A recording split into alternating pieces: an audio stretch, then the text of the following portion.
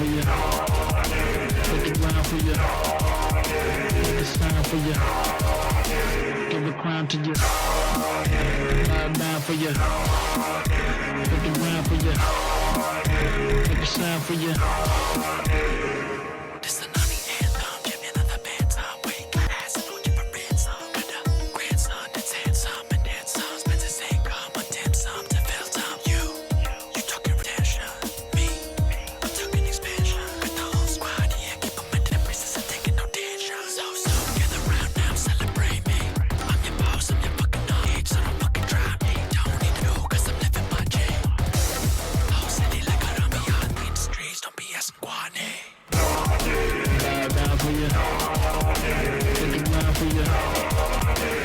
What's going on, everybody? I hope everyone's having a fantastic evening, afternoon, pre-noon, no matter where you are in the world. I'm Hassan Parker in the Dolphin. Our broadcast coming to you live from gloomy ass, but kind of warm California, Los Angeles, folks. We're live and alive, and I hope all the boys, girls, and MBs are having a fantastic one because today's a beautiful day. Today's a wonderful day. Even though we're on stolen land, it's the last day of 2025. We're finally getting the fuck out of this year. That's right, ladies and gentlemen. Also, as of tomorrow, we will have a socialist Muslim 34-year-old mayor in New York City. So that's something to look forward to in 2026, and that's obviously what we're going to be doing a lot. But before we get into that, because it's the last day of the year, this is part of the broadcast where I tell you about my personal news about what's going on in the world of HasanAbi Piker in between the time period where I press the stop streaming button and press the start streaming button. So help me God, and that's precisely what I'm gonna do. It's my birthday. Can you give me a shout out? Can you give a shout out to my friends Mystic, Emily, please? Okay, shout out Jay Bateman. Happy birthday, and shout out to your friends Mystic and Emily. That's a terrible birthday, dude. I'm sorry. Being born like literally as the year ends, that's gotta suck. It's Hunter Schaefer's birthday too. Oh my God, friend of the show Hunter's birthday is today. I should hit her up. Anyway, Unknown or Bubba got to bust out the clippers. What's going on with the hair, Unk? Good question, actually. That's a personal news related answer that I have for you, as a matter of fact. What are you doing? Oh, no. Oh, no. Oh, no. Oh, no. Anyway, personal news wise, this is part of the broadcast where I tell you about my personal news about what's going on in the world of HasanAbi Piker. And one of the things, I'm in a great mood. I'm in a great mood today. It feels like a Friday. It's not actually a Friday. Oh, come, Kaya, you can't lay that. Kaya, place. That's crazy. Get out of here. She literally sat right next to the chair. She's like, please, I need you to scrunch my tail. I need you to drive over my tail with your 200+ pound body. I need it. Okay. She wants donut. There's no more donut left. So unfortunately for her, sucks to suck. Anyway, personal news wise, this is part of the broadcast where I tell you that, right? Last night I ended the broadcast and I had some time to myself, and I started watching Cover Up, the Cy Hirsch story. Seymour Hirsch, for those of you who don't know, the GOAT, the man, the myth, the legend Cy. Shouts out to Noah Cullen, of course, who often works with the GOAT. And in any case, he is. I started watching his documentary. And he's so awesome. I mean, I love him. I have so much respect for him. He is one of the legends. He's one of the greats. He's one of the GOATs. And I highly recommend you guys watch that as well. As Lauren Poitras made that documentary called Cover Up. It's on Netflix. And this is a testament to how little Netflix knows me, I think, because that shit wasn't even on my main page. Like, it blows my mind that this Seymour Hirsch documentary came out. I knew that it was supposed to come out because Noah was telling me about how he could possibly get Cy on the broadcast. This implies that Cy Hirsch knows who I am, by the way, which is pretty fucking cool. All anyway, right. Showtime. But like, the fact that Netflix didn't even promote this to me is crazy.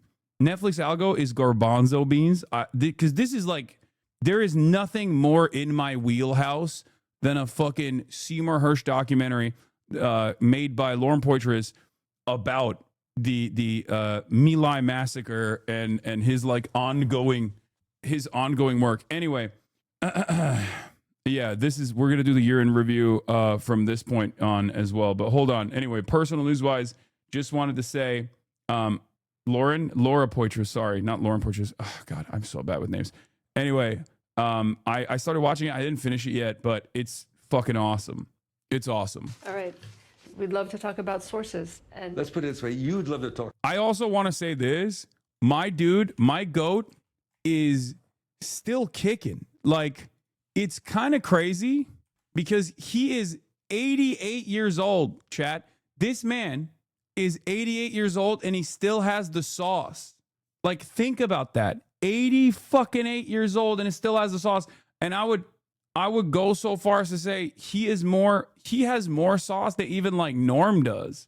And Norm's got a lot of sauce too. And Norm is, I think Norm's a little bit younger than he is, but let me see. Norm Finkelstein, Faze Finkelstein age.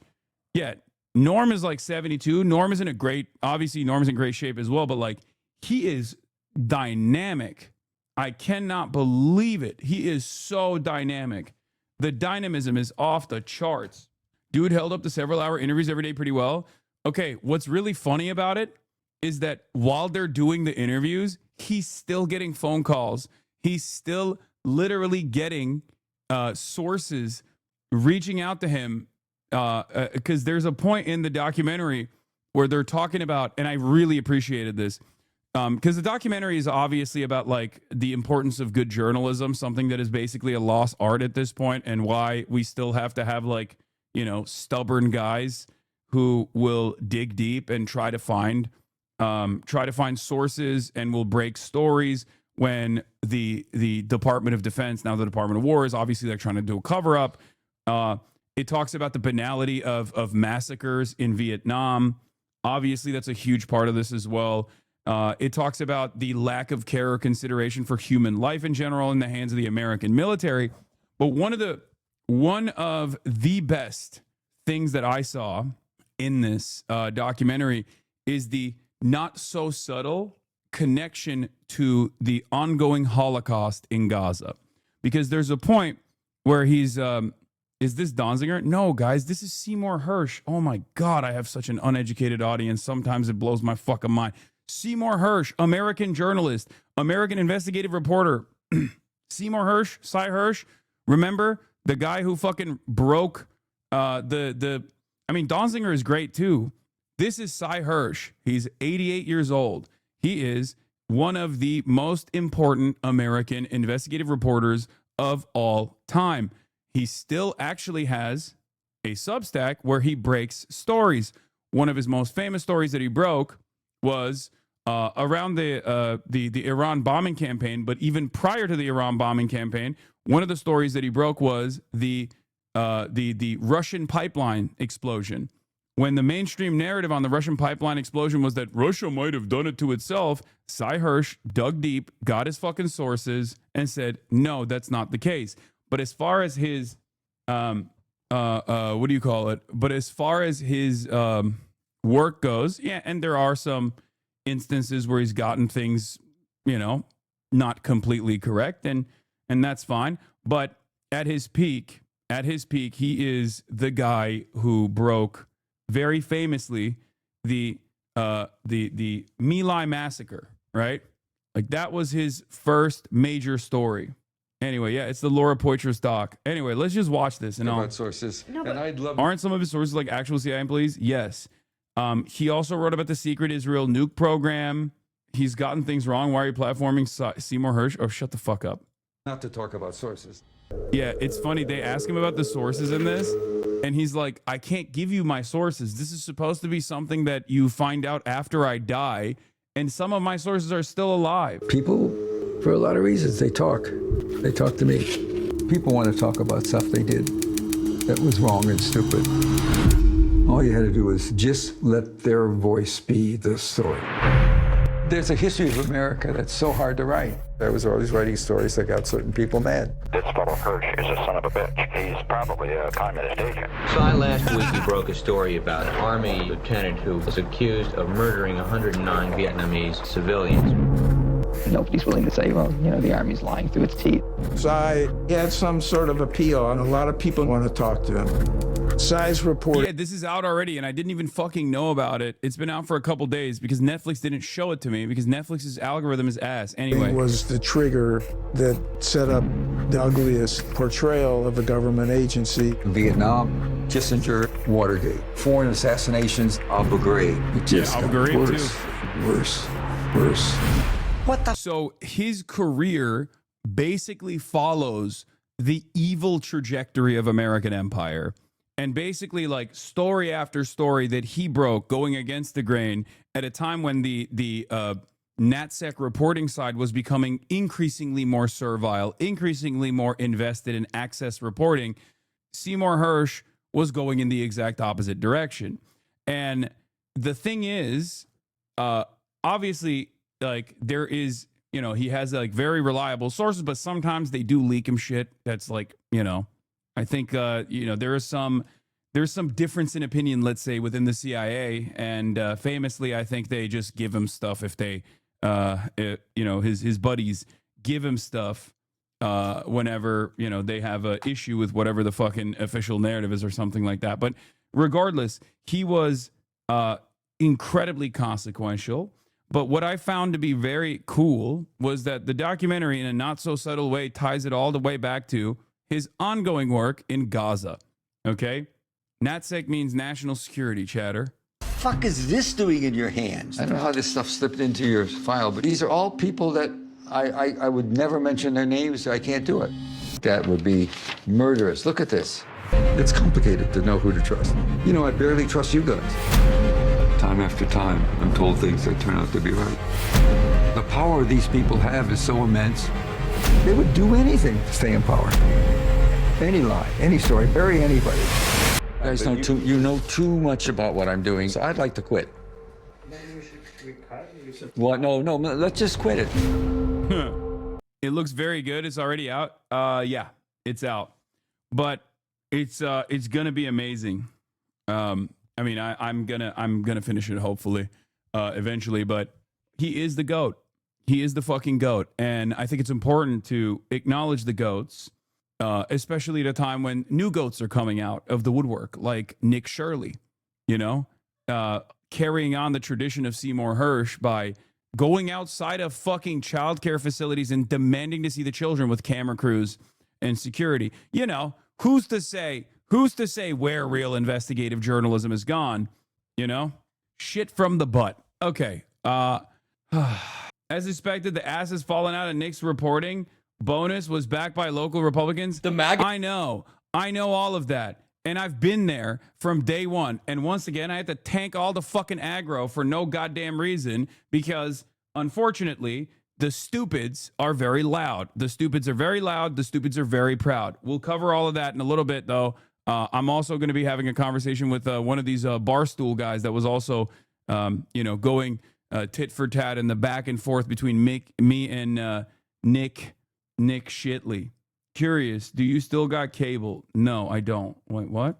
Yeah, this is 2025 has been obviously the year of vindication, and we'll still talk about that. We'll talk about that in a little bit as it pertains to today's events, considering it's the last day. Yeah, Jack Mack, that's who I'm going to have on the stream.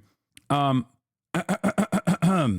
any case, where was I? What the fuck was I talking about? Yeah, Zohran Mamdani is going to...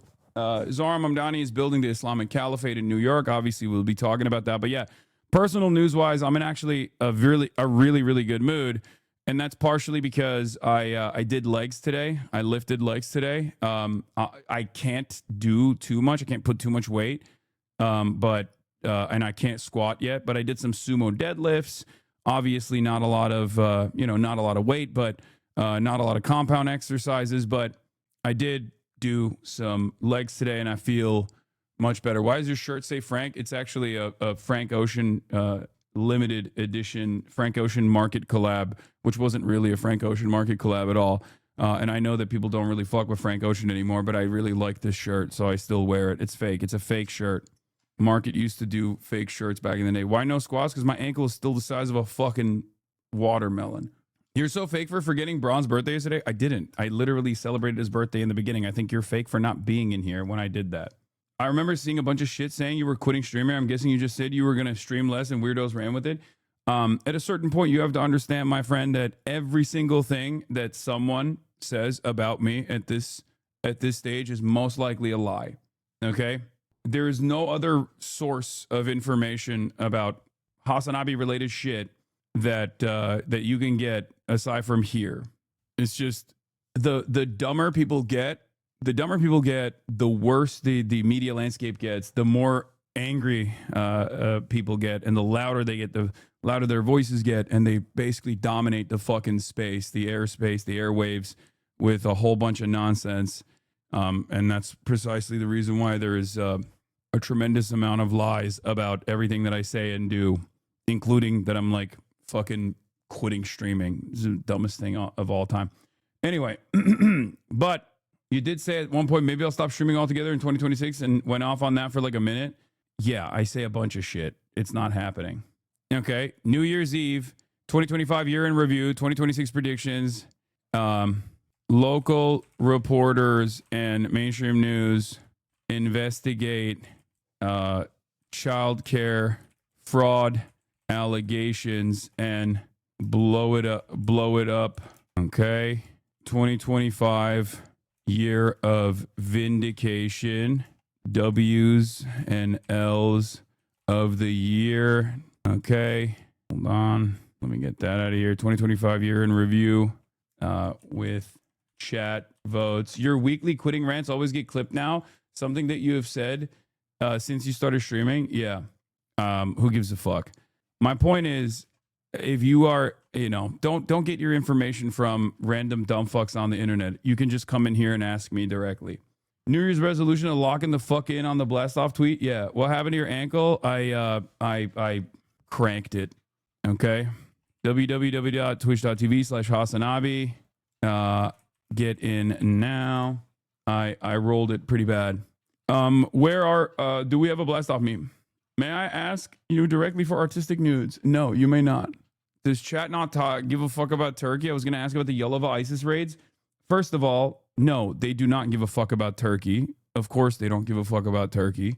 What are you talking about? And secondly, very interesting that at a time when Israel and Turkey are beefing, they figure out that there's a ISIS cell, and then they raid it. Good. Erdogan said, not on my watch. Did you flash hog in 2025? And if not, will you flash hog in 2026? Yes. Totally.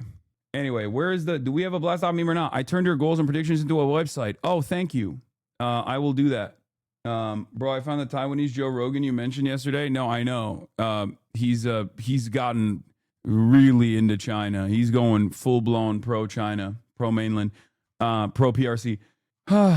Do we have a blast off meme? Is one of your goals being more parasocial? Yes, it is. Yes, my goal is to be more parasocial this year. I need to lock in. I wasn't parasocial enough. Okay.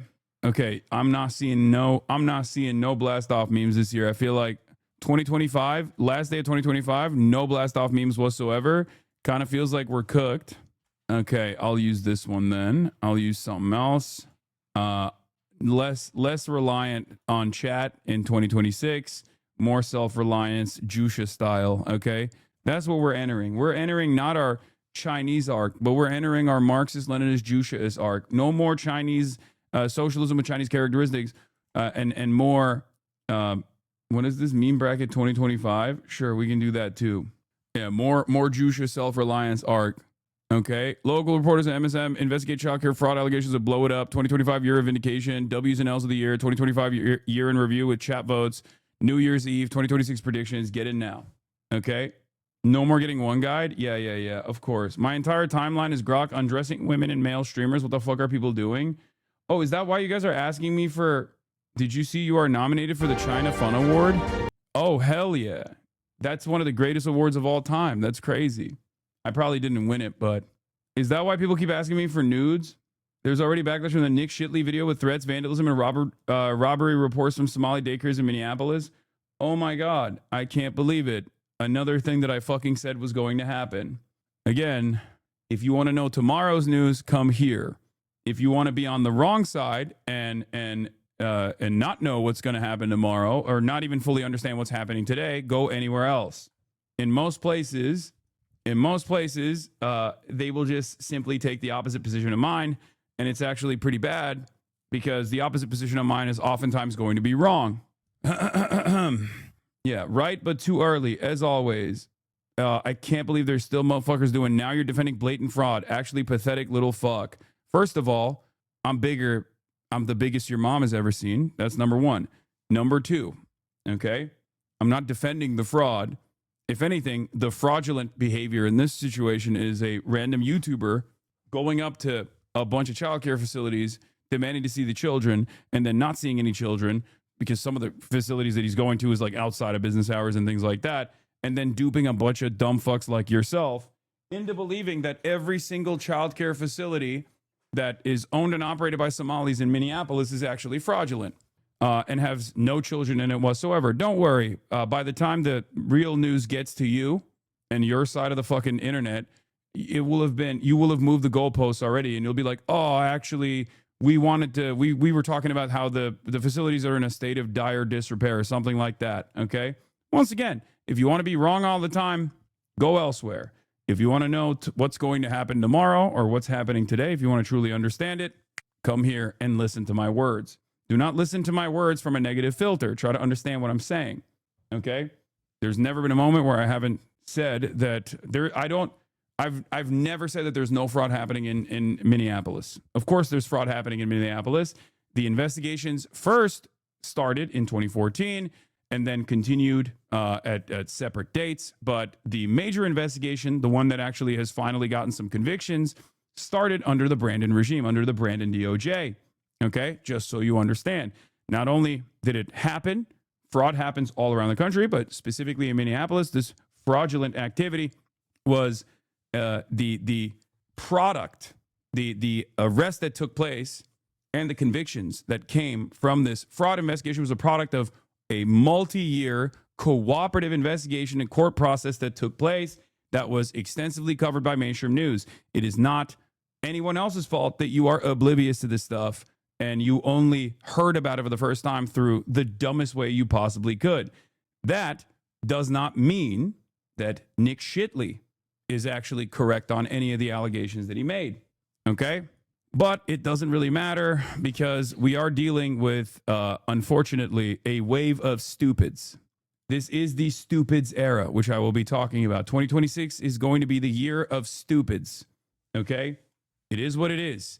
And we have to really reconsider how we will navigate this landscape full of stupids because this landscape is filled to the brim with stupids. Okay? Unfortunately, it is what it is. This is the reality. This is the makeup of the media landscape. And I will readjust my commentary in an effort to dial in and educate the stupids to the best of my ability. Hey, show me the kids. Show me your kids. Hey, open up and let me and this elderly man look at all the kids in there. Well, they won't open up and let me see the kids, so they must be committing fraud. That is pretty much this very viral video. And everybody that watched it, for some weird reason, including people who are like somewhat educated, saw that and went, that's good for me. I believe it. That's great journalism. Such fantastic journalism. How incredible. Now, of course, one of my biggest issues, as always, is that I am the number one tank for all this aggro. Because as soon as I saw this video, I was in a state of disbelief. I could not believe that there were so many fucking people that were looking at basically like a QAnon-style investigation that's not a real investigation at all and going, well, this is brilliant work. I can't believe how smart this guy is. I can't believe how smart this investigation is. And it blew my fucking mind. And people kept defending it over and over again. I mean, I'll even show you the Jack Mack TikTok that I saw. And I will be talking to Jack Mack in a little bit about that TikTok. But he basically put the timeline battle that took place when the day after Hassan the Sin Eater Piker. Yeah, no, it's fucking insane. Vaguely reminds me of Pizzagate. Yeah. Congratulations. You made the list of 7 most annoying people on 2025 on Fox. Unfortunately, you have to share your spot with Nick Fuentes. I can't post a link, but search for 7 most annoying people of 2025 Fox. Wait, really? I mean, the fact that I have to share it with Nick Fuentes is gross, but if they put me up there, God, who's number 1? That's pretty awesome. I mean, I love that Fox News hates me.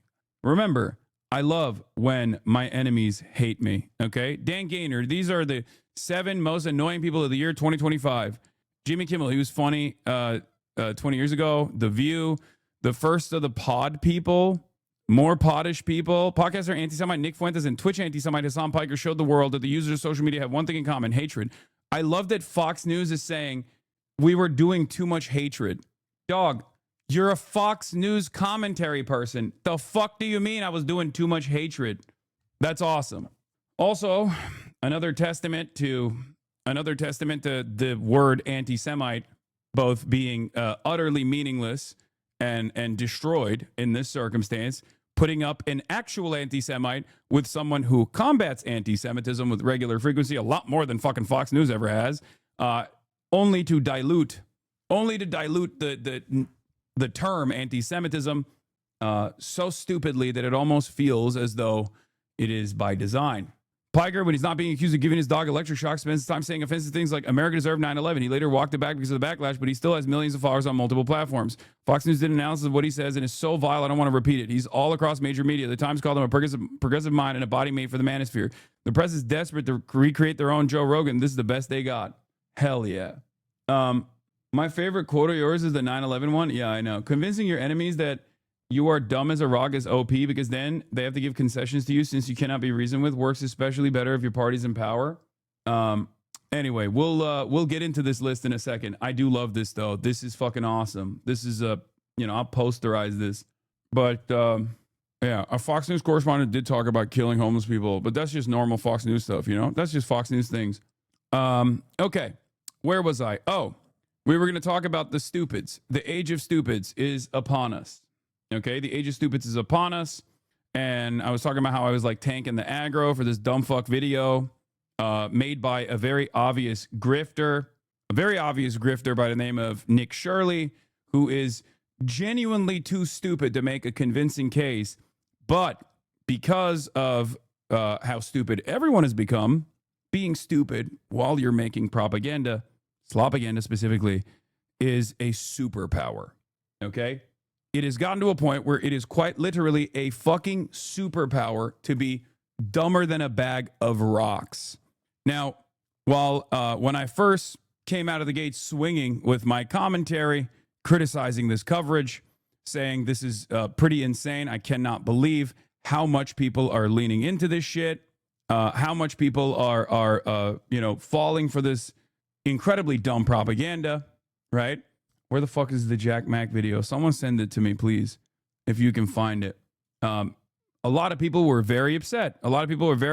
And immediately said, oh my God, it's clear that you are defending Somalis doing fraud. You love when Somalis do fraud, blah, blah, blah. Okay? That wasn't the case at all. That's never something that I said. It's never something that I not something that I believe. Doesn't really fucking matter, right? Unfortunately. It doesn't really matter. I'm going to have to be explaining that this was fake to my extended family for years. No, the worst part, the other part about it is that it's not entirely fucking fake. Takeaways from Nick Shirley uncovering the alleged fraud. No, this isn't even his video. The video, I wasn't even talking about this. I was talking about the other video that he made where he was, he posted a TikTok of like me and Nick Shirley going back and forth. I'm suspicious it's entirely organic, but partially because social media companies have gotten insane at manipulating their users. I think this was a testing ground. Okay? This was a test. How fast can we whip up people into a frenzy, into a panic? How fast can we get them to pay attention to something that has elements of truth in it, right? Has elements of truth because there is real fraud that has taken place. It's just how can we extend it to an entire racialized minority? One that actually suits the purpose, like maybe geopolitical interests of a foreign country that we are in line with, in this case, Israel, with Somalia, right? With Somaliland. Israel's the first country that recognized Somaliland. Day after that comes out, all of these influencers that have gone to Israel, all of these pro-Israel, pro-MAGA influencers that were, not really talking about the Epstein cover-up at all, for the last week, even though it was the biggest fucking news story of the day, turn around and start investigating the fraud that all Somalis are conducting in Minneapolis. This has been an ongoing investigation for the past fucking, 3 years now? It's ridiculous. Where the fuck did this come from? Where did it come from? Okay? And my take on it was very cool that every pro-Israel MAGA content creator is rushing to see children at daycares around the country after a week of Trump's DOJ playing defense for Epstein's co-conspirators. Normal country. Okay? Now, obviously, the main goal here, this is a convergence of a lot of different interests. Okay? This is a convergence of a lot of different interests. Obviously, finding a new racial minority to fucking dunk on from the perspective of like fomenting anti-immigrant sentiment is fantastic for Donald Trump. He did it during the election cycle against the Haitians when he said that what do you call it? Haitians were eating cats and dogs, obviously, you know. So that's always going to work. Obviously, this has also been a story that the Republicans have been using pretty aggressively. Republicans have been using this pretty aggressively against. Oh, yeah, here it is. This is what I wanted to show you guys. Republicans have been using this story already against the Democrat Farmer Labor Party in Minnesota, in Minneapolis, Minnesota, for quite a while now. They are using this against Tim Walz.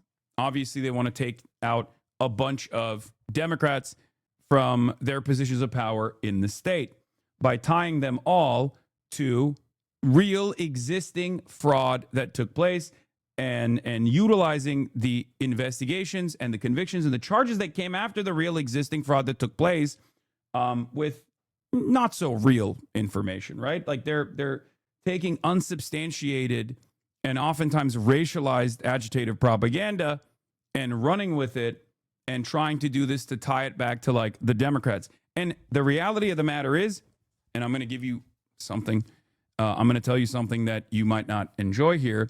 There might be ties to some Democrats in the fucking state. That's the craziest part about this story. There's truth to some of these.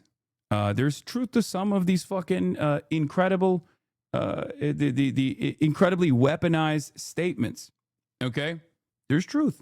It's just not where you think it is. And we'll talk about that in a little bit. But I will say this much. It's not a person that I particularly appreciate or enjoy. Former mayor, now current mayor as well, Jacob Fry, was in some ways tied back to, in some ways, ironically enough, tied back to the lady, the white lady who was responsible for the initial Feeding Our Children charity fraud. And he was protected. He was protected by Tim Walz. So even Tim Walz might have some kind of connection to it, potentially. We don't know. In any case, although there are suspicions of this sort, none of those things are being thoroughly investigated by the likes of Nick Shirley. And now we have even more information. Okay? Now we have even more information on it. Minnesota Public Radio reports that the Republican caucus was behind steering Nick Shirley to the daycares and shaping the narrative, and local outlets had reported about more than 62 investigations of the child care centers and covered it for years. Okay? The YouTuber claims he's uncovering new fraud. There are ongoing investigations, and by the way, some of these investigations are simply licensing investigations and investigations into whether or not these daycare facilities are like up to date, up to standard. Clearly, many of them weren't, as we saw. Not because of Nick Shirley's video, of course, but because we actually looked at the Department of Human Services in the state and their actual investigations into renewing or potentially revoking the license of some of these facilities. Okay. Now, of course, the licensing thing happens every year at a random time. That's normal. So that's not really a gotcha. But in any case, the reality of the matter is the story was completely the story was completely propagandized from the start, and it featured no real information. And yet, for some reason, when I brought that up, everybody fucking yelled at me, and everybody did victory laps about it, saying, oh, Hasan is like defending Somali fraud or some shit. No, I'm defending investigative reporting. I'm not defending fraud at all.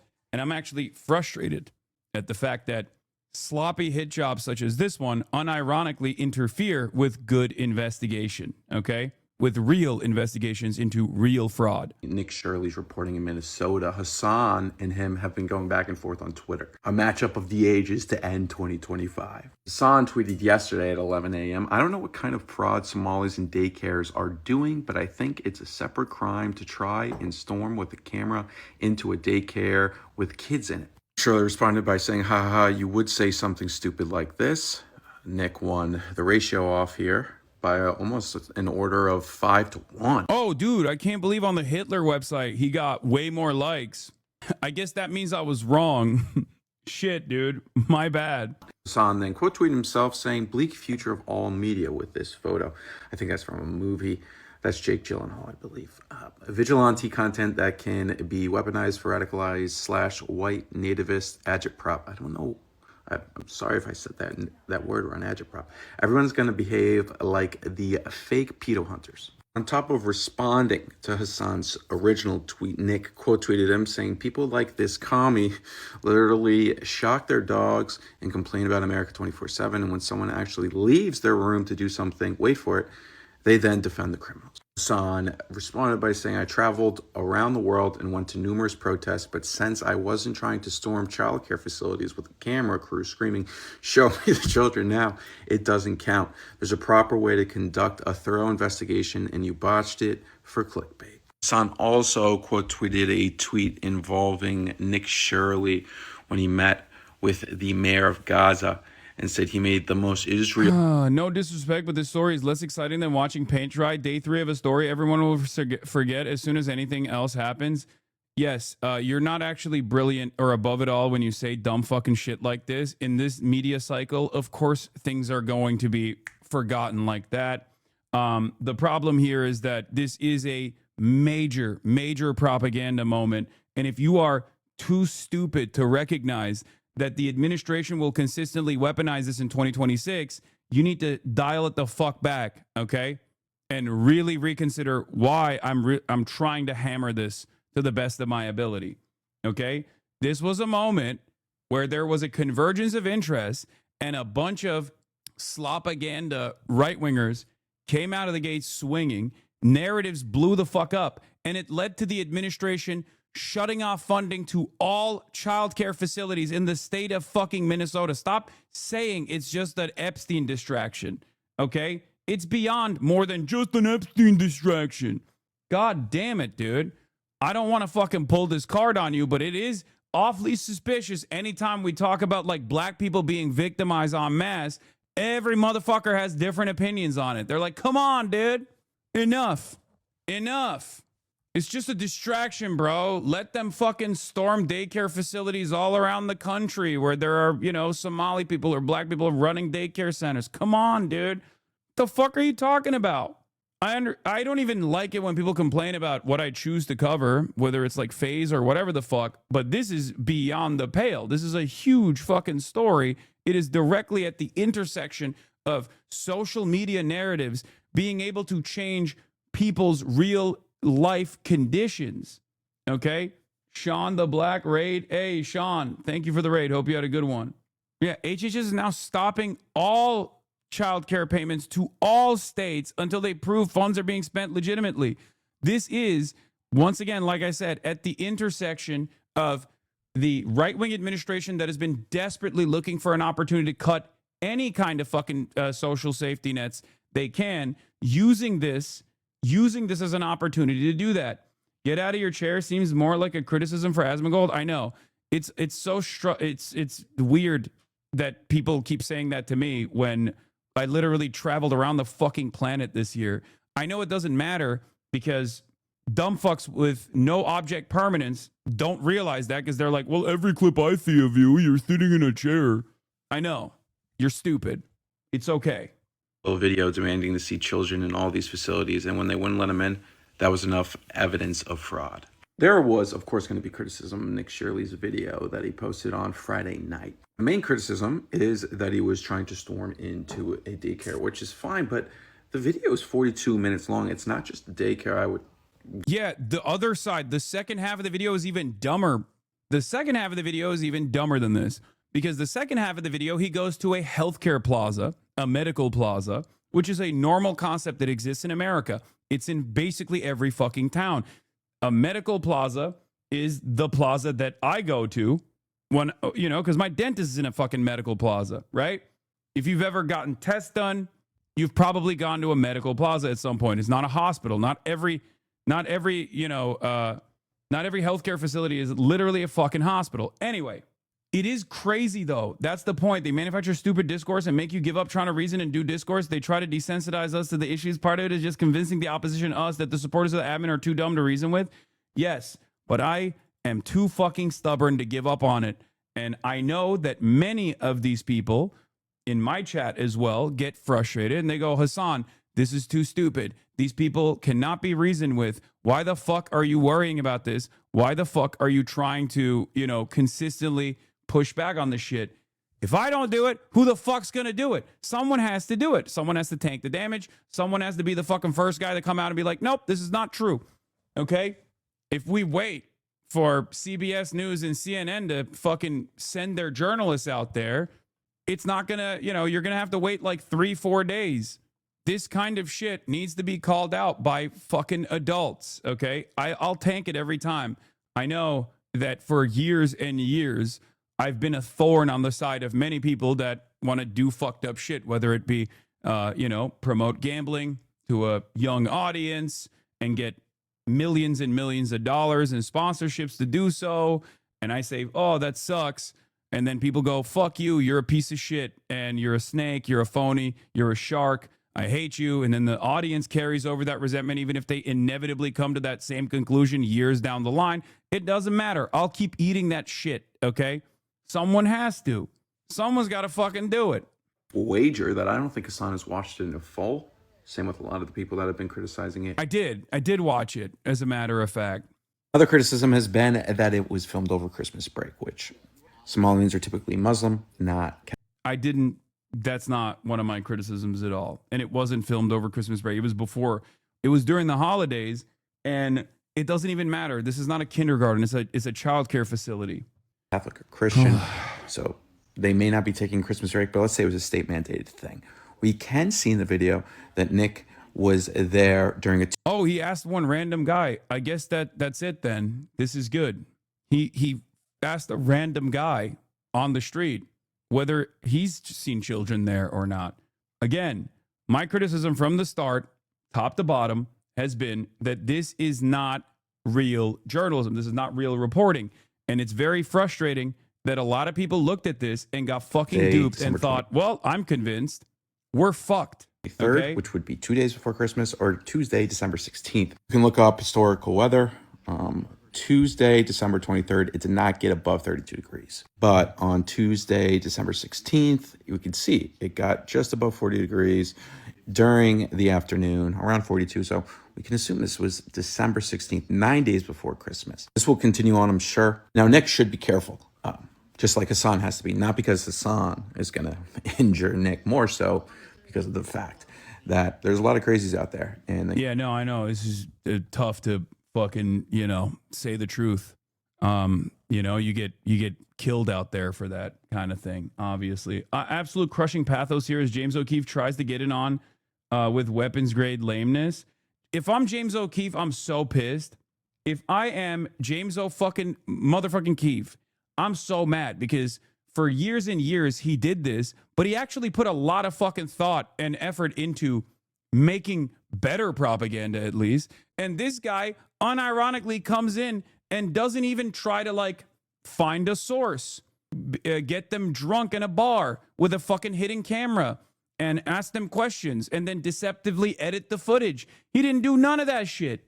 No hidden cameras, no fucking op, no inside guy, nothing. James O'Keefe was doing this and had standardized the Project Veritas concept for years and years, only for a much dumber version of that to come in and totally sweep away the market. This is even worse than Tyler Oliveira's commentary on shit. That's how bad it is. Tyler Oliveira will go and he'll also work with like a right-wing local dipshit, right? But even Tyler Oliveira works to make a more convincing right-wing slop. And it turns out the dumber your fucking argument is, the more people believe it. It turns out the dumber the argument is, the more effective it is. I cannot believe it. If we're ranking different versions of right-wing propaganda, okay? Here, I'll pull up Paint for this one, okay? Just, you know, every now and then we got to use the fucking Paint application here, okay? If we're doing right-wing slopaganda, okay? You got up here, you have like Fox News digital team, right? Like they have the most Fox News D. They have more interest in like you know, making it seem like they're a reliable news outlet, making it seem as though they have an interest in you know, at least accurate reporting, even though it is heavily biased. Okay, it's biased, but it at the very least, regardless of being biased, will still have like real evidence. Okay, biased but real evidence. They'll omit certain things, but they'll at least have like real evidence in it. Then a step below that is Project Veritas with James O'Keefe. They have done a bunch of work. You guys have seen around the Epstein stuff. Project Veritas is one step below. Incredibly biased. Doesn't have real evidence in it.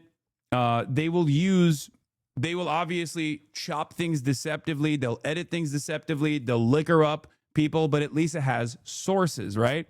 So they'll find people who they claim are sources, insiders, right? They have sources.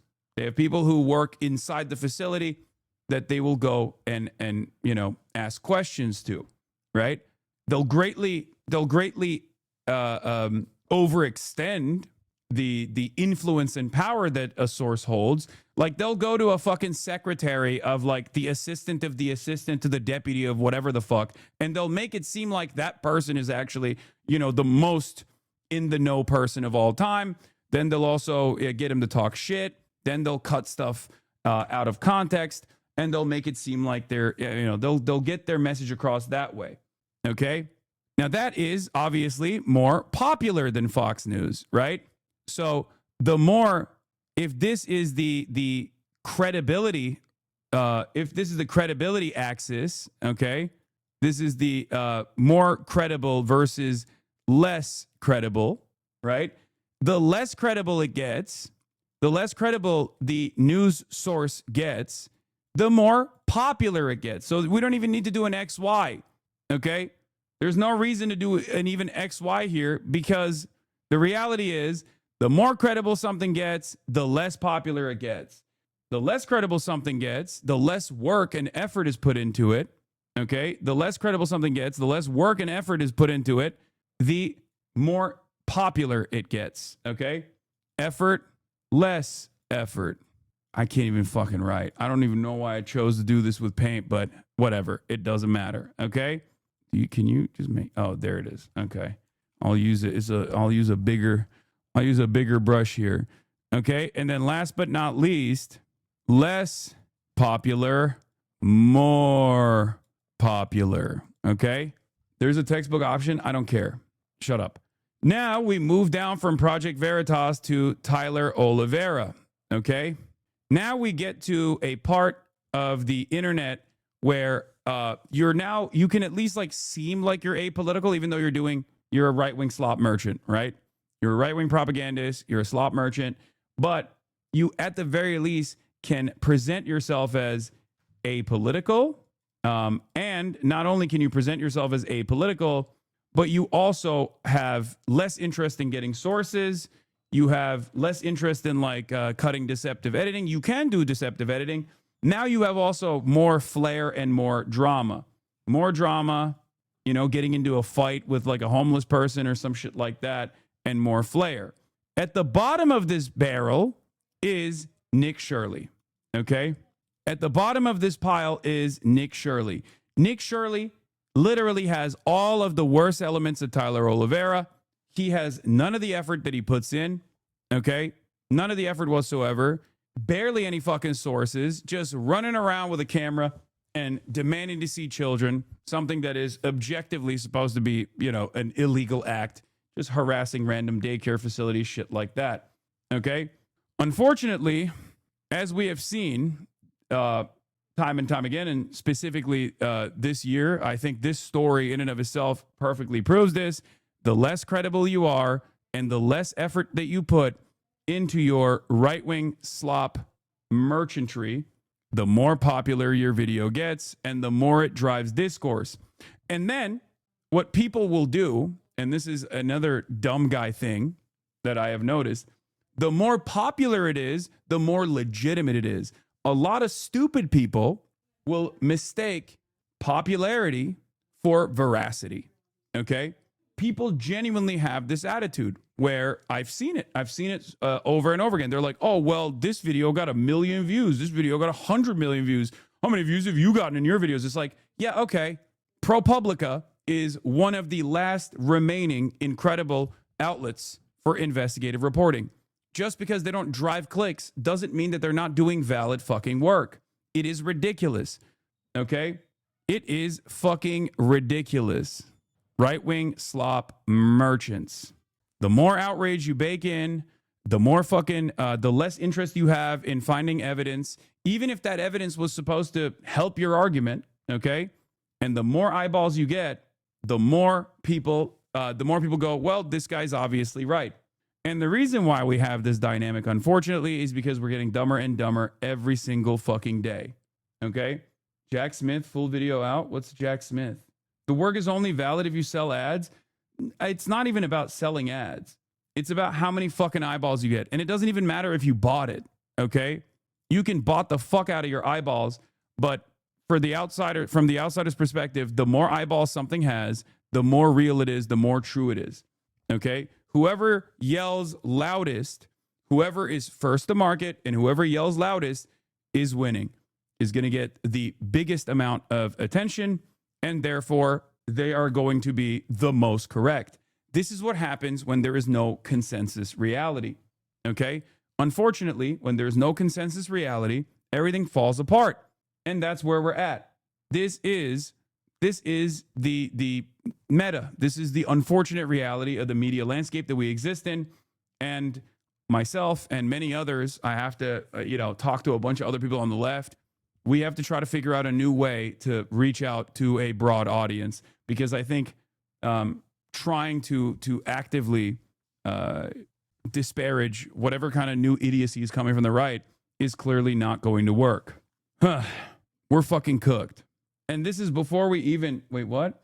Special counsel full testimony for Jack Smith. Brother, I cannot begin to explain to you how little I care about this right now. Oh my God. The reason why I'm talking about this is not because of this specific instance, okay? The reason why I'm talking about this story in general is because you will see this dynamic play itself out over and over again, especially leading up to the midterms. Anytime Donald Trump is underwater on a certain issue, anytime people start going, hey, what about that affordability you were promising us that didn't fucking work? He's going to throw another grenade similar to this one. And then the right-wing slop merchants will storm whichever area of interest exists, like a bunch of fucking piranhas, and the story will be whatever the fuck they want you to pay attention to. Okay, this is it. Yeah, lowest tier slopaganda gets the goods. It has the most effective results. The Trump admin cutting off all childcare funding during cost of living crisis because the January 6th insurrectionist cameraman made a completely fake, debunked YouTube video of himself going to daycares outside of their business hours. And there are still people going, when was it debunked and by whom? Got receipts over and over and over again. And that's what's so crazy about it, because unfortunately, this kind of dumb propaganda does work on a lot of people. Okay? That's what it is. And that's where we're at. How do you combat it? It seems practically impossible. The confirmation bias of the average American seems to be that black and brown people are evil. No, I don't even think that this is just because there's like, black and brown people. That plays a role in it for sure. White supremacy plays a major role in it. Absolutely. Okay. It's much easier to craft a narrative such as this one against like a minority group for sure. It's a big factor, because if this was a bunch of like white liberals in a blue city or something, that would still bang. Like that video would still do numbers, especially if it ties back to a real instance of fraud. Okay? This has many different factors at play. There were so many different convergence of factors here that made this story as explosive as it is. And it's not just like Elon Musk base boosting this shit on the platform Twitter and then you know, making it virtually impossible not to discuss this and driving discourse for the last couple of days. Okay? That is one factor, however. But there are multiple reasons as to why this was so explosive. But if you think that those with genuine power in this administration are not taking notice of this, you are delusional. This is going to happen over and over again. I don't know what the next thing will be. Okay? I don't know what the next thing will be, but it's coming. Going forward, you'll see it a lot more frequently. Whenever you know there's something going on that looks bad for Donald Trump, they will foment hatred towards one group and they will storm it. Like they'll send their fucking nuisance streamers and all these other fucking freaks and losers to do bottom of the barrel slopaganda. And a lot of people are so primed to believe that shit that they will be endlessly distracted by this stuff. People who are talking about the Epstein files not only a day prior to this have now locked in and laser focused on this and are talking about how all Somalis are running fraudulent daycares all around the country. This is a mass epidemic. They all, boom, you know, inserted the new chip, you included. If you cannot comprehend the broader point that I'm making here, that isn't just about this story, I don't know what to tell you. Okay? This is now media analysis over effective propaganda. Do you understand? Effective propaganda that is going to come back and be a problem over and over and over again. Things are getting dumber and dumber. Yeah, here's a flashback from the background of Nick Shirley and other nuisance streamers such as this one. Per Reuters, Nick Shirley, the guy behind the Minnesota daycare fraud video, once paid Hispanic day laborers he recruited at Home Depot $20 to hold pro-Biden signs in front of the White House to gin up fears of an invasion, right? Half a dozen Hispanic day laborers were paid $20 each to parade in front of the White House on camera holding signs with slogans like, "I love Biden. I need a work permit for my family." The stunt was orchestrated by Nick Shirley, a pro-Trump online influencer who often asks migrants on camera if they support the Democratic President Joe Biden or think he made it easier for them to come to the U.S. "We want to take you to the White House," Shirley told men he recruited at a Home Depot parking lot where day laborers typically wait for jobs. In a video later posted to YouTube, "What Biden did for migrants is very kind, right? Letting everyone come in. So we are going to show him and say thank you." Shirley, a 22-year-old with more than 318,000 followers on social media, is among the new class of influencers supportive of the Republican presidential candidate Donald Trump, who are helping shape the immigration debate as the U.S. election campaign heats up. This guy is a Mormon whose mom drives him around still to this fucking day. Okay, was at January 6th, and he's been at the scene of every single right wing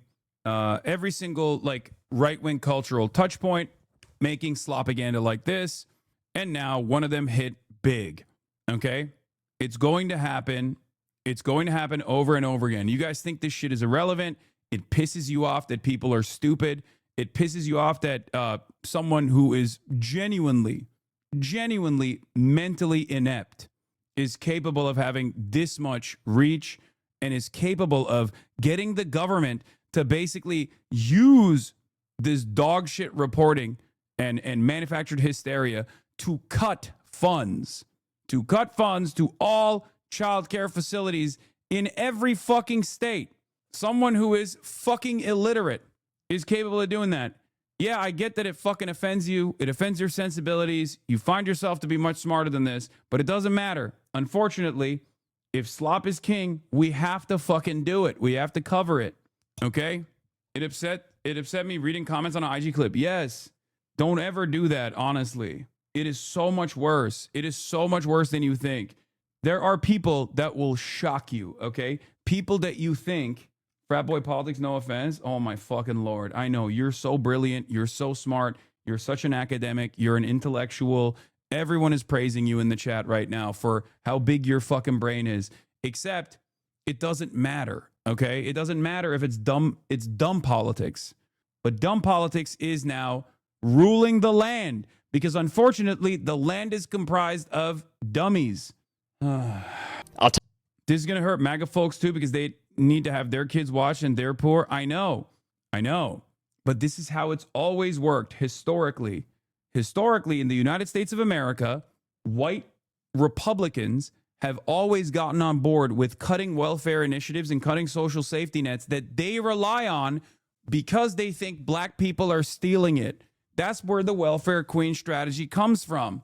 They're gutting entitlements programs. They're gutting welfare because, and you know, people who rely on this stuff, disability and the like, are championing the gutting of welfare because in their minds, they're perceiving people who are not worthy, people who are not deserving of this social safety nets, taking advantage of it, okay? Or even engaging in fraud. You cannot think you're above this. You cannot just simply say these guys are stupid and fucking move on, okay? You cannot just say, oh, I don't want to touch this. This is too dumb. You have to pull people out of this stupor, okay? You have to, or else we're fucked. It took, in this media environment where things move rapidly, things go viral instantly, mainstream reporters move far too slow, okay? And especially when there's not a lot of interest in stories like this, because they're like, who gives a fuck about this shit, man? I don't understand. Why are you even covering this? If that's your attitude, you're going to lose. If that's your attitude, you're going to let the dummies dominate discourse, dominate the narrative, okay? Donald Trump is president for a reason. We have to fight back. Anyway, here is one example of the stupidity of Nick Shirley's video. Check of your top stories this morning. We're following major developments in Minnesota's fraud crisis, specifically related to childcare. Here's the latest. We believe the state of Minnesota has allowed scammers and fake daycares to siphon millions of taxpayer dollars over the past decade. The U.S. Department of Health and Human Services says it's freezing. If you want this YouTube quality, it's the second video on the playlist. Okay, sure, I'll go into it. Yeah, Check here. of your top stories this morning. We're following major developments in Minnesota's fraud crisis, specifically related to childcare. Here's the latest. We believe the state of Minnesota has allowed scammers and fake daycares to siphon millions of taxpayer dollars over the past decade. The U.S. Department of Health and Human Services says it's freezing. The next meta in this, for the record, is going to be finding any sort of issues with any number of different daycares, as long as it's like operated by a Somali person, and then hammering that on as though that was the major point, as though that was the real argument that they were conducting. So get ready for that as well. They're too stupid to recognize that there was already one daycare facility that was operated by one of the fucking one of the defendants in the previous investigation that had taken place. They're too stupid to know that one daycare facility was actually closed. Once they figure that out, they're going to be like, well, see, there's the proof. Again, their lack of interest or their lack of knowledge, but the overarching lack of knowledge on this stuff, the overarching lack of interest and lack of knowledge on pre-existing investigations that have been conducted into it is how these guys get to make this seem like it's a totally new story and also simultaneously expand on the targets. Childcare funds for Minnesota after a YouTuber claimed to uncover fraudulent centers in a viral video. The state gets about $185 million in federal funds each year. The HHS deputy secretary says he's demanded Minnesota Governor Tim Walz audit the centers featured in that video. The governor responded on X saying, quote, "This is Trump's long game. We've spent years cracking down on fraudsters. It's a serious issue, but this has been his plan all along. He's politicizing the issue to defund programs that help Minnesotans." Some of the featured child care centers are now firing back. This one says footage from their security cameras proves kids were... Why is the daycare not open on a Sunday? Streams seem strange. You don't find that suspicious? Wait, what? You're joking, right? Present when I know it's already happening. I saw. I have the Cam Higby link. I know. That's another pro-Israel. That's another fucking Israel op. Ready for kindergarten. This is ABC Learning Center in Minneapolis. They have to learn ABC and numbers. Director Ahmed Hassan gave WCCO a tour after finding his daycare in the national spotlight. All right, we've arrived to ABC Learning. Yeah, they also show security cam footage. Hold on. Here, this look. has been his plan all along. Sorry. Child care centers are now firing back. This one says footage from their security cameras proves kids were present when the YouTuber stopped by. Like, can you imagine? Like, I cannot believe that this is what it's gotten down to, where they have to be like, see, there's children. The fuck are you talking about? Here's our security footage. That's insane. That is insane. Again, because they don't have fucking object permanence, because people don't have object permanence, this is not going to be enough because they're going to be like, oh, sure, bud. Well, I didn't see the entire security footage. I need to see the faces of every child that has walked in. I need to know what kind of finger painting initiatives they engaged with. I need to know what kind of chicken nuggets they had. Was the middle of the chicken nugget cold? Was it too hot? I need to know all of it. Otherwise, I will not believe you. And it goes back to the dumbest guy you know saying, well, did you see it literally with your own two eyes? How can you believe anything if you don't personally experience it? That is where we're at. It's not even about going back to the drawing board and explaining to people like how investigations are conducted and how court proceedings take place, how people get charged with a crime, people get arrested in the process. Like, it's beyond that. You need to explain to people, like, you need to start explaining to people, unfortunately, that sometimes you can rely on information from trusted sources, right? Like a book, for example. You can read something. You don't have to like directly observe everything to believe that it actually happened, okay? That's not how information works. That's not how learning works. If we didn't do this, right? If the only stuff that we could believe was things that we observed with our own two eyes, then there would be no thousands of years of knowledge that we're relying on in order to expand on pre-existing technological improvements, for example. That's just not how this would work. Connor White went there to take a closer look. You want to make ready for kindergarten. This is ABC Learning Center in Minneapolis. They have to learn ABC and numbers. Director Ahmed Hassan gave WCCO a tour after finding his daycare in the national spotlight. All right, we've arrived to ABC Learning Center. In a now viral video, right-wing YouTuber Nick Shirley claims nearly a dozen daycare centers in Minnesota are taking public funds but not providing a service. He says ABC Learning Center is one of them, knocking on the door in mid-December. I would like to check a child in the daycare. Hassan says his employee didn't respond because Shirley was in a group of about 8 people, and his staff were concerned about recent ICE activity. Is this daycare committing fraud? No, we're not committing fraud. Hassan showed us security footage from the same day Shirley was here. According to the timestamp, oh, wow. Just as I fucking called. And I'm not a particularly brilliant person, okay? I'm not. I just have common fucking sense. And unfortunately, it's not so fucking common anymore. This is what I said.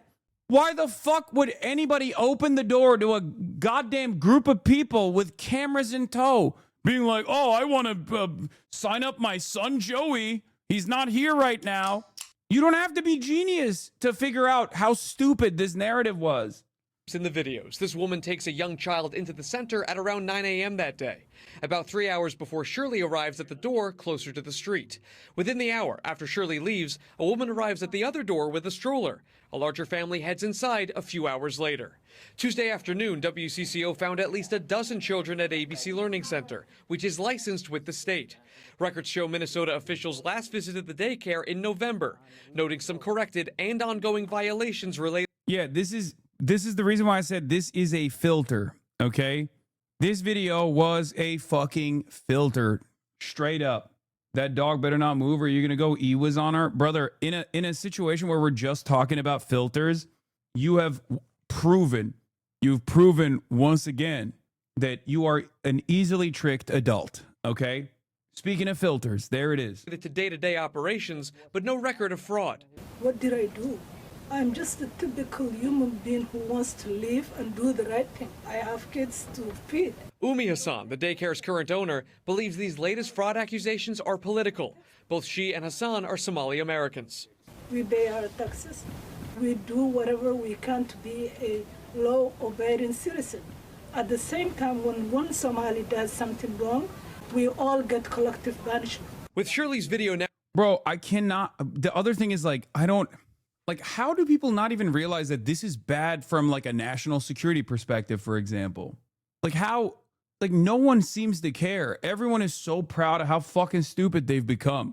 There's this, like, shared comfort with the collective knowledge that, like, the guy next to you is just as dumb as you are, so it doesn't really matter. There's no There's no reason to apply any sort of skepticism, any sort of fucking scrutiny, you know? How the fuck are there so many people consistently up your ass over that dog shit? I see it in a completely unrelated post. Brother, it's because my haters aren't fucking normal. They lose their minds. They literally carry that over to every fucking platform. You need to understand. It's like it's unlike anything I've ever seen.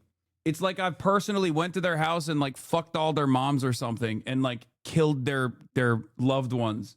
When someone decides they despise me, they don't just go, yeah, I don't like this guy, I don't fuck with him, and move on with their life. They literally go, anywhere I see this person, even in unrelated places, even in areas where it's not even relevant to the conversation, I will constantly carry this resentment. Some of these people have more of a derangement syndrome than even like liberals do with Donald Trump. It's one of the more intense, it's one of the more insane things I've ever encountered. It is not something I can do. We got to stay on subject. Let's just continue. Now approaching 2.3 million views on YouTube alone, they say they are getting nonstop phone calls harassing them. I was looking for a place for my granddaughter. With many of those calls attached to out-of-state phone numbers. They normally say, knock, knock, we're going to come. You're going to arrest, something like that. Connor White, WCCO News. Hasan there says they turned over attendance records to comply with the Department of Homeland Security request, and they're now waiting to hear back. CBS News is reviewing records related to the same daycares. All but 2 have active licenses. And while the active places have violations related to safety or staff training, there is no recorded evidence of fraud. Another facility highlighted in the YouTube video was Quality Learning Center. The people operating it would not speak with us, but we did talk to a mother dropping off her kids. I take my kids here, 2 o'clock. I'll say it like this. Out of all the facilities they went to, the only one that I'm a little bit sus on is this one, the Quality Learning Center. People say staged. I don't think it is, but there are inconsistencies with the Quality Learning Center. No disrespect if they're running a clean operation. I apologize, and it's not because of the name of the fucking signage. I don't care about that. But there is something that doesn't add up with that because of the inconsistencies with what the state has said about that place being not an operation. It's about the place not being in operation, but the place is, as a matter of fact, very clearly in operation. So that was the one. That was the thing that I didn't understand, especially because like it received the most citations as well. It received the most citations out of all of the other daycare facilities. I'm not validating the conspiracy theories. I'm just exercising healthy skepticism, okay? Exercising healthy skepticism and healthy scrutiny, okay? That's it. I don't have any evidence that this place is actually fraudulent, and it's certainly not fraudulent in the way that Nick Shitley was claiming it was. To 10. Yeah, there's a lot of kids inside. We spoke with another woman who says she owns the building that houses the daycare. She says they've been operating there since 2017. And these allegations of fraud are having real-life consequences. Take a look. This child care facility says it's dealing with the fallout of fraud allegations. The Nokomis Daycare Center in Minneapolis says vandals did extensive damage there overnight yesterday. They believe divisive and hateful rhetoric toward the Somali community is to blame. We're expecting to learn more details later today. Federal agents are conducting a, quote, massive operation in Minneapolis right now. The Department of Homeland Security has posted these videos of agents going door to door at suspected fraud sites. The daycare investigation represents a new front in Minnesota's fraud fight. More than 50 people have been convicted so far in the $250 million COVID-era scheme involving Feeding Our Future. Prosecutors believe fraud in 14 state Medicaid service programs. I think the other side of the story, once again, that is perfectly valid to address is that this is not a Somali-only issue, obviously. Even this, the initial fraud investigation that was conducted was run by a white woman. Nobody ever talks about her, ironically enough. Like, the person who cooked up the scheme is literally a white lady, okay? The one who's going to prison, like the top dog, is a white lady. Odd. That rarely ever gets mentioned in the coverage, okay? Her name is Amy Bach, and not only is she the white lady who cooked up the scheme, she's also connected to the current mayor, Jacob Fry. So there is actually a connection. There is actually a connection with the existing Democrats in charge, but a lot of people are too fucking racist and too predisposed with talking about how this is a Somali scheme that they haven't even done the proper research connecting people to one another. Also, none of it is recent. Yeah, Barry CBS 2. Amy Bach, founder and executive director of the Minnesota nonprofit Feeding Our Future, was identified by federal prosecutors as a central organizer of a massive COVID-era fraud involving approximately $250 million in federal child nutrition fund. No mention of the ringleader in this article. I wonder why, Barry Weiss. Isn't that crazy? Yeah, Amy Bach and Salim Saeed took advantage of the COVID-19 pandemic to carry out a massive fraud scheme that stole money meant to feed children. This is disgusting, and I'm glad that these people got their day in court, and I'm glad that they're going to prison, okay? Make no fucking mistake. It don't matter to me whether they're Somali or white. Fraud is fucking fraud. You understand? Especially when it comes to welfare fraud such as this one, which is the most disgusting because these are funds that are supposed to feed children. You're using money that is allocated to feed children to buy yourself nice cars. You're a fucking asshole. One of the reasons why I, say we got to become more Chinese right now, because I think we all know how this would have been conducted and concluded in China, okay? And yes, it would have extended to members of the party if there was enough evidence of their involvement as well. Do you understand? The defendants falsely claim that they have served 91 million meals for which they fraudulently received nearly $250 million in federal funds. That money did not go to feed the kids. Instead, it was used to fund their lavish lifestyle. Today's verdict sends a message to the community that fraud against the government will not be tolerated. That's the lady. Isn't that fucking nuts?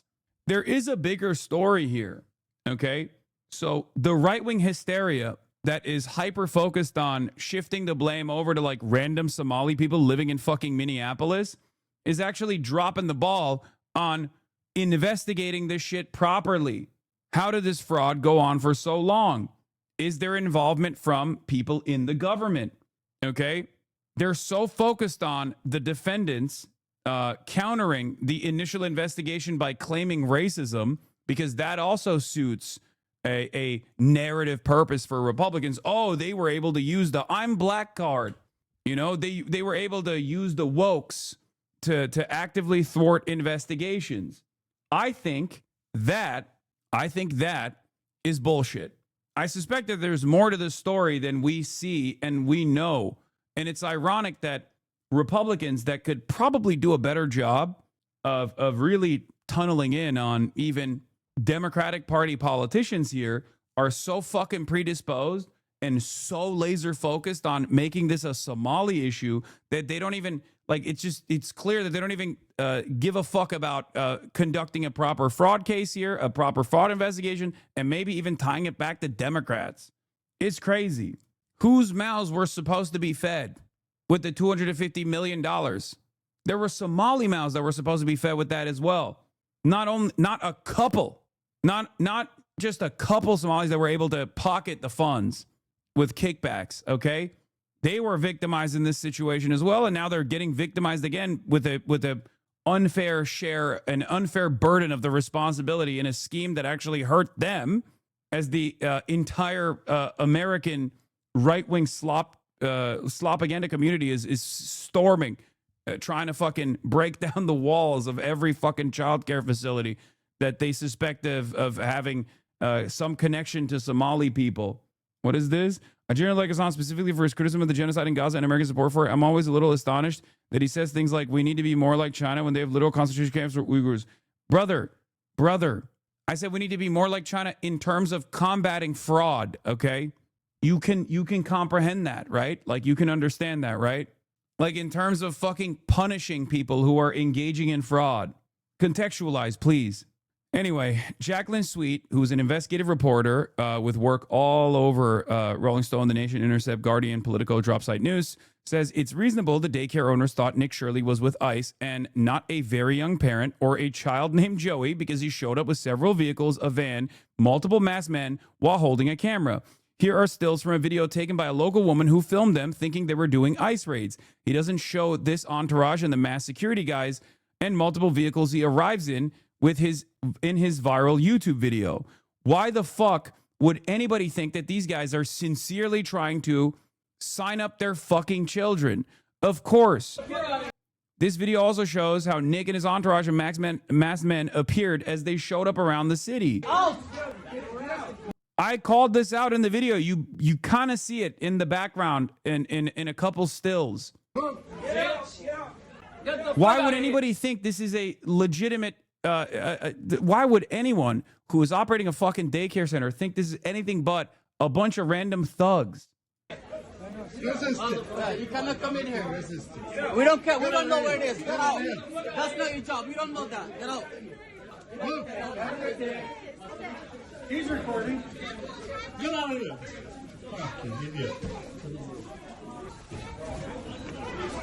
It just blew my mind, though, that like people lack the imagination or lack the capacity to comprehend what it would look like from the perspective of a parent of a child in that child care facility, or the perspective of someone who is a staff member working at a child care facility, right?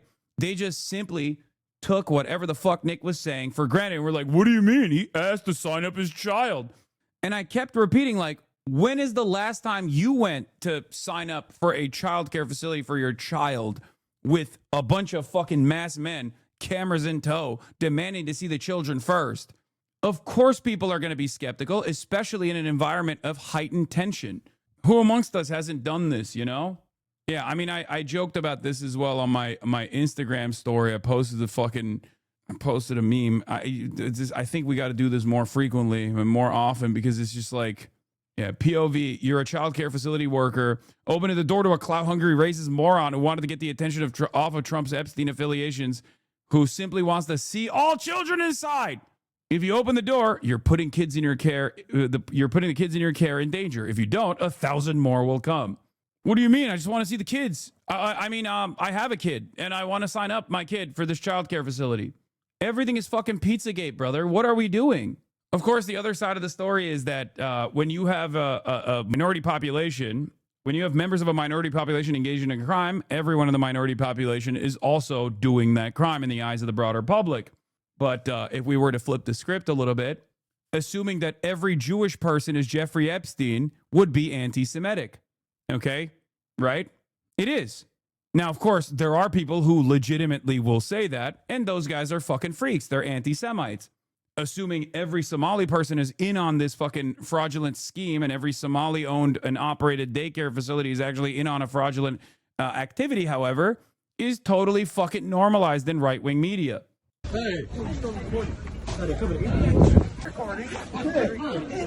Anyway, yeah, he just rolled around like this. Of course, people are going to be like, doesn't change the other man's reporting, Dave, of no kids there ever, but your point is valid. The fraud is bad. It's a shame certain group is getting labeled, but that's life. The real problem is definitely Tim Walz and other politicians, many most likely Republicans. No, dude, you're still believing in it. Programs could total up to $9 billion. And new this morning, the ringleader of the Feeding Our Future scheme is being ordered to pay up for the crimes. Amy Bach, the founder of Feeding Our Future, was found guilty of taking tens of millions of dollars meant to feed hungry children during the pandemic. Just yesterday, a judge ordered Bach to pay $5.2 million in restitution.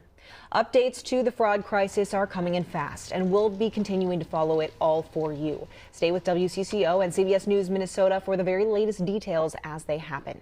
Now, this all comes in the wake of a viral video on daycare centers in Minnesota. And tonight we're learning that the Minnesota... Yeah, well, the thing is, there's also, luckily now, there are real fucking adults that are, talking about this issue and covering it, and actually getting additional information from these facilities. And weirdly enough, none of them actually stormed the facilities, either when they were closed or when they were open, demanding to see the children. That's one of the craziest parts about this. It's very strange. It almost feels like when you're an actual journalist, you call ahead of time, you say, hey, I'm with CNN, I'm with this channel, I'm with that channel, I'm actually working on a report.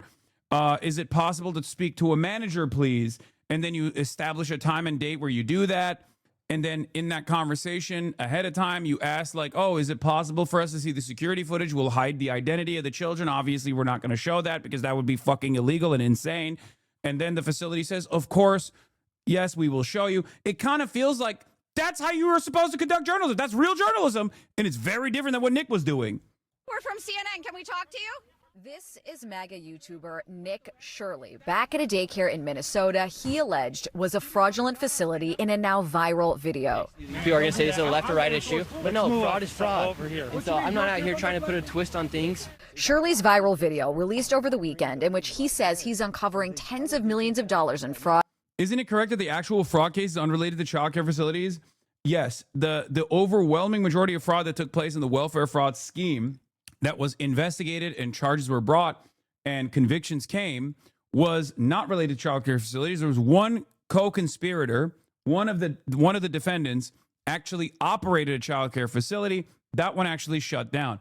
This fraud was cooked up by a white woman by the name of Amy Bach, and it was almost entirely like the other people that were brought in with kickbacks were Somali, okay? Most of the co-conspirators are Somali. That's the reason why they're saying this is a Somali, crime or whatever, okay?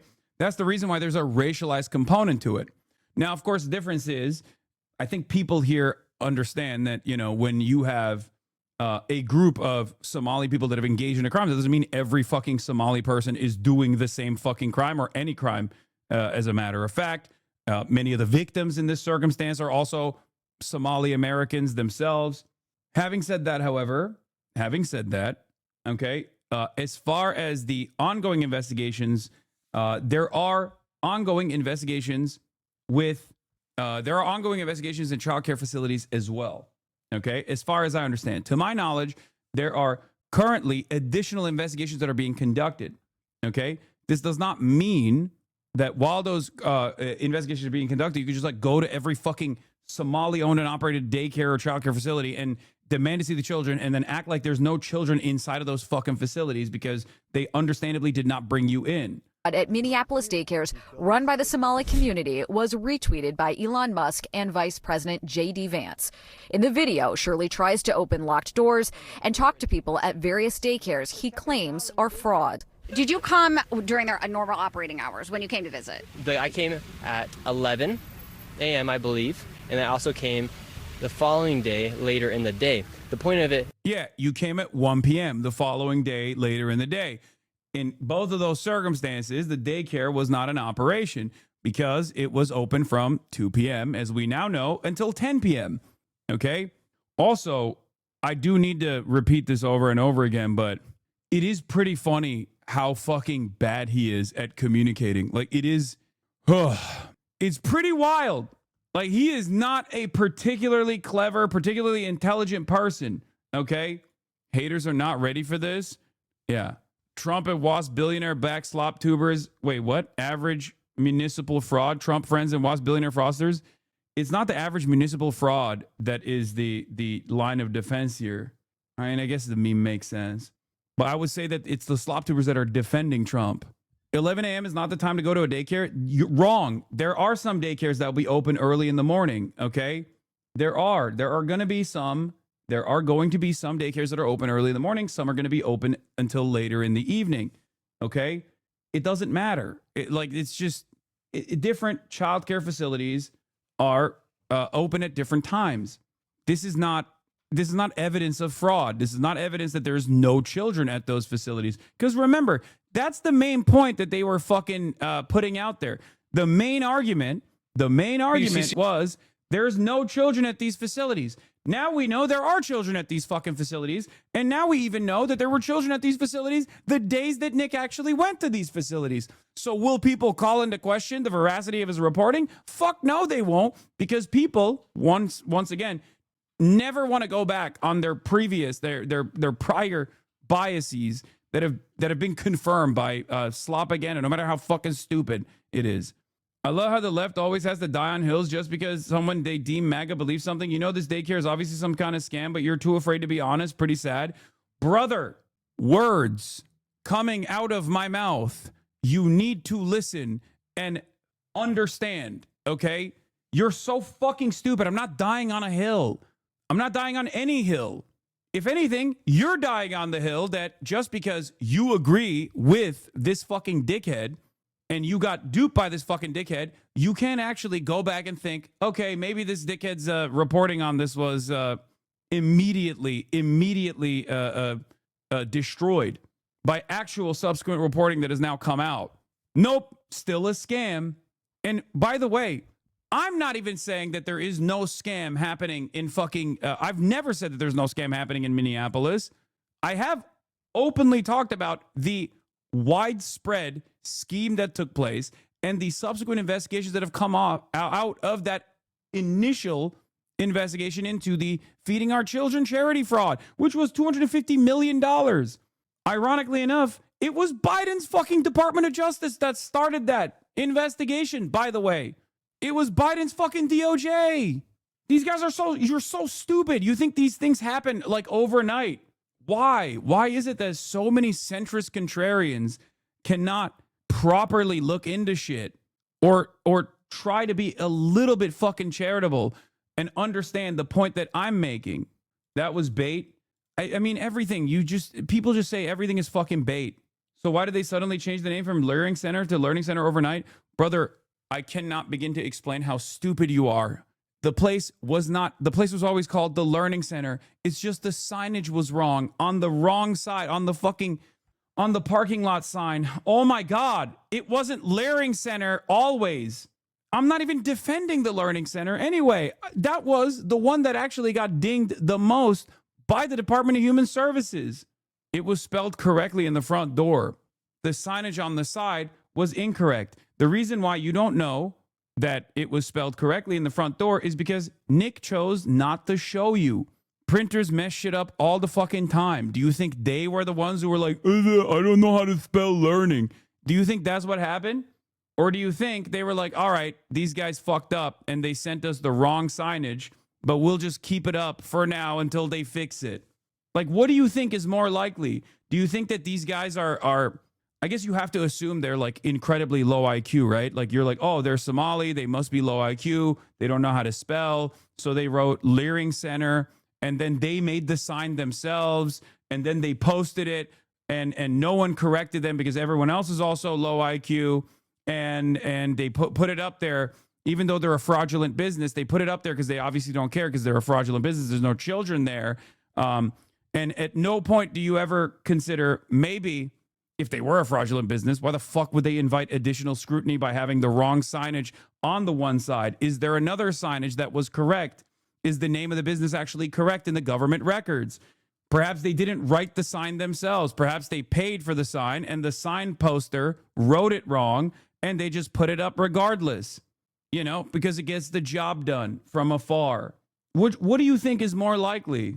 I can't believe this is what we're arguing over too.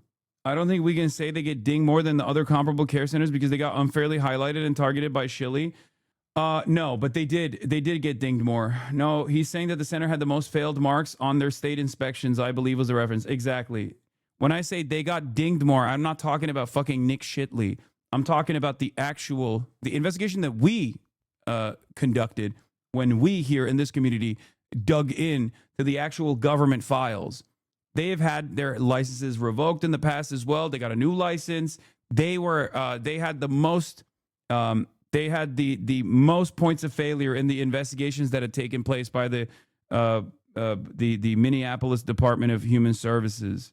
A tour after the footage from the SAFs. We saw this already. We covered this already. Yeah.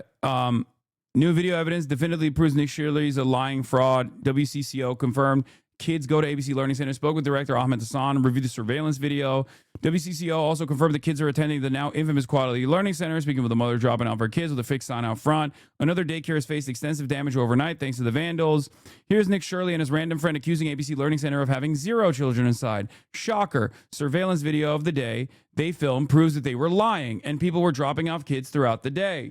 The other side of this that's awfully suspicious is the fact that David got to be on Fox News anonymous. He's a primary researcher on this major piece of news. Why the fuck is that? Since Nick Shirley wants us all to believe that only Somalis commit fraud, below are the relevant documents in the fraud case involving Nick's family, in which they were alleged to have defrauded a company of over $1 million. They settled the case for 20 grand. Wait, what the fuck? What is this? I don't know. I'll look into this. It just came out. I'll look into it.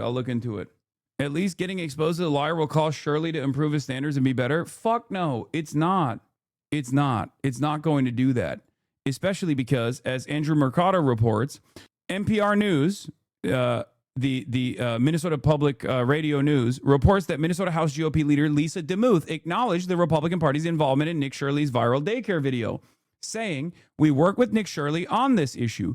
That matters because the video has been widely framed as independent citizen journalism." Minnesota officials have said fraud investigations were already underway long before the video, and inspections have not backed up many of the claims being made about the specific daycare centers shown. Still, the video fueled widespread outrage and targeted scrutiny of Somali-owned childcare providers, with the top Republican now on record confirming coordination. This reframes the entire narrative. This wasn't just a lone YouTuber uncovering something new. A political party acknowledges involvement in producing or shaping media that went viral, not organically, and helped drive public backlash. It's fucking insane.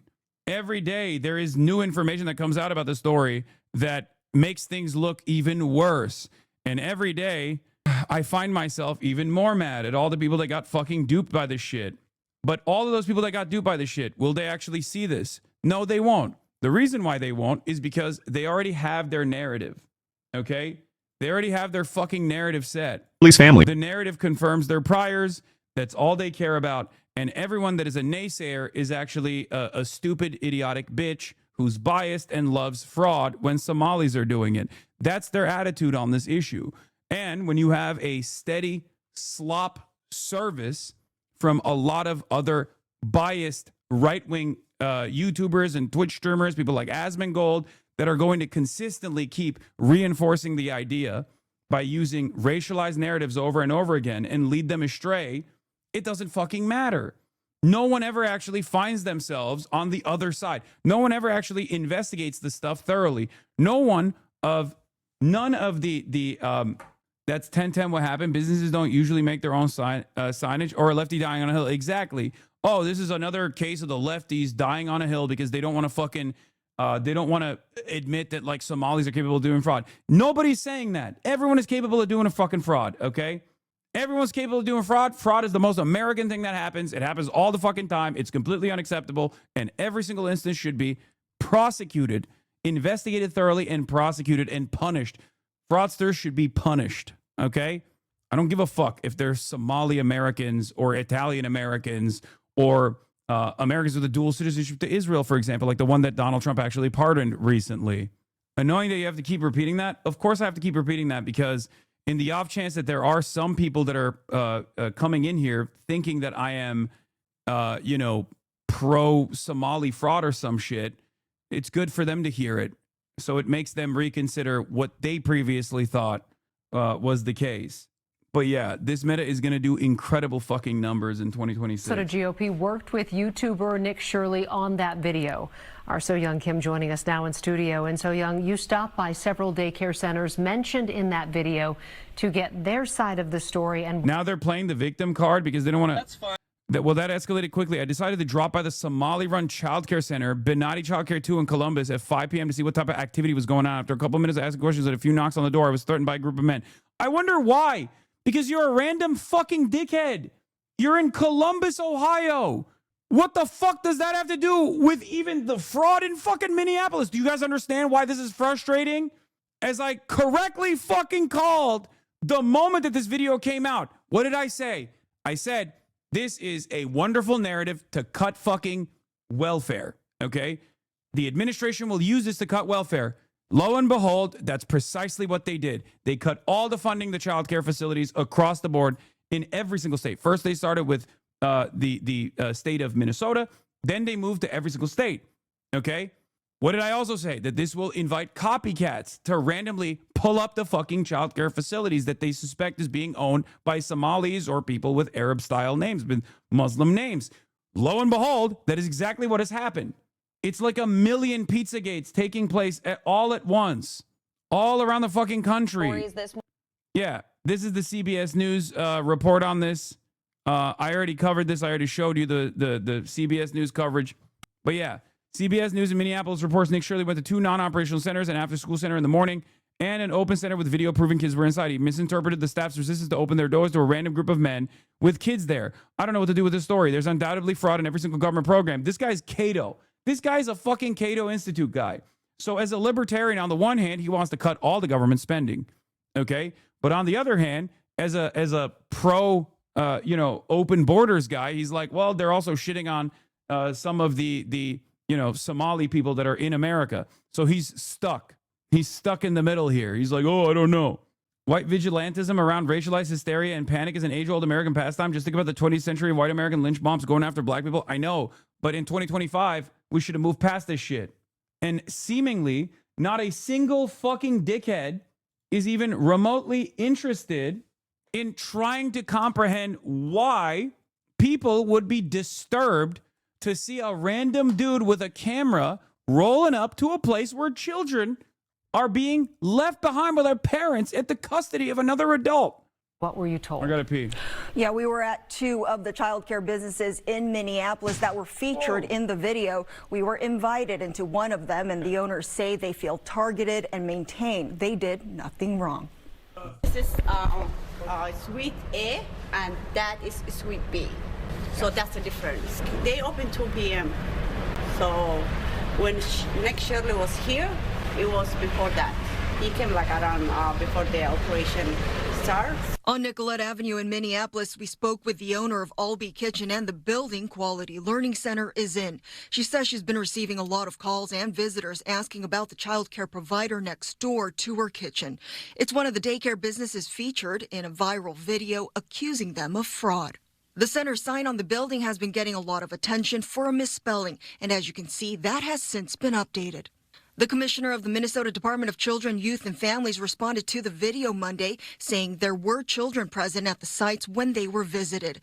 State officials say the center had reported they would be closing last week, but officials learned Monday they have decided to remain open. We looked up their licensing status with the state, and it's listed as being active. Our crews did see children going in and out of the building Tuesday. A parent says she's been a customer for several months. There's a lot of daycare, but this is the closest one that we know. It's good as the way they take care of the kids. I like it. Over on 24th Avenue South, ABC Learning was another provider featured in the video. It was filled with children Tuesday. The owner got emotional while defending her business. If I do something wrong, hold me accountable. I'm a human being, I can take my problem. But don't blame me something I have nothing to do with. This center was open 5.5 years. This center never had problem. And people at Quality Learning Center didn't want to provide a comment on camera, and the state says they currently have 55 open investigations related to the Child Care Assistance Program. In the studio, So Young Kim, Fox 9. The Trump administration says it is now withholding all federal child care funding to the entire state. The agency says the state receives $185 million for 19,000 children, and now that money will be gone. And the agency did not specify any alternate plans for families who will be affected.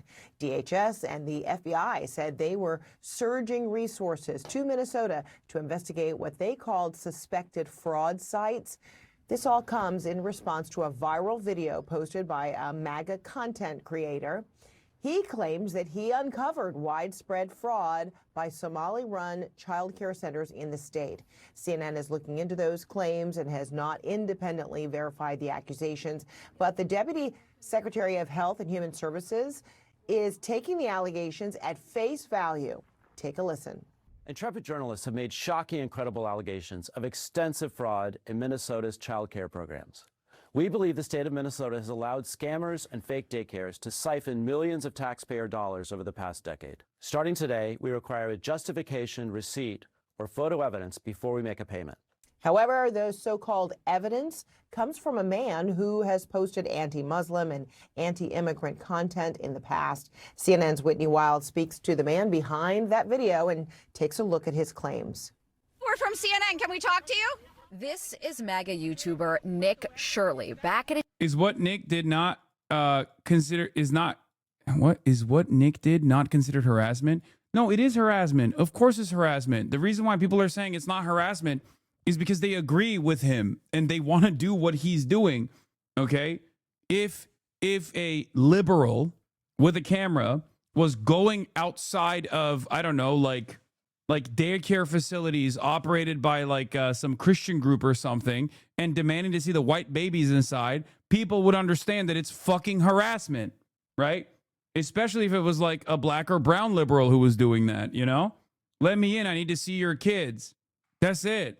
Of course it's fucking harassment. Daycare in Minnesota, he alleged, was a fraudulent facility in a now viral video. People are going to say this is a left or right issue, but no, fraud is fraud. And so I'm not out here trying to put a twist on things. Shirley's viral video, released over the weekend, in which he says he's uncovering tens of millions of dollars in fraud at Minneapolis daycares run by the Somali community, was retweeted by Elon Musk and Vice President J.D. Vance.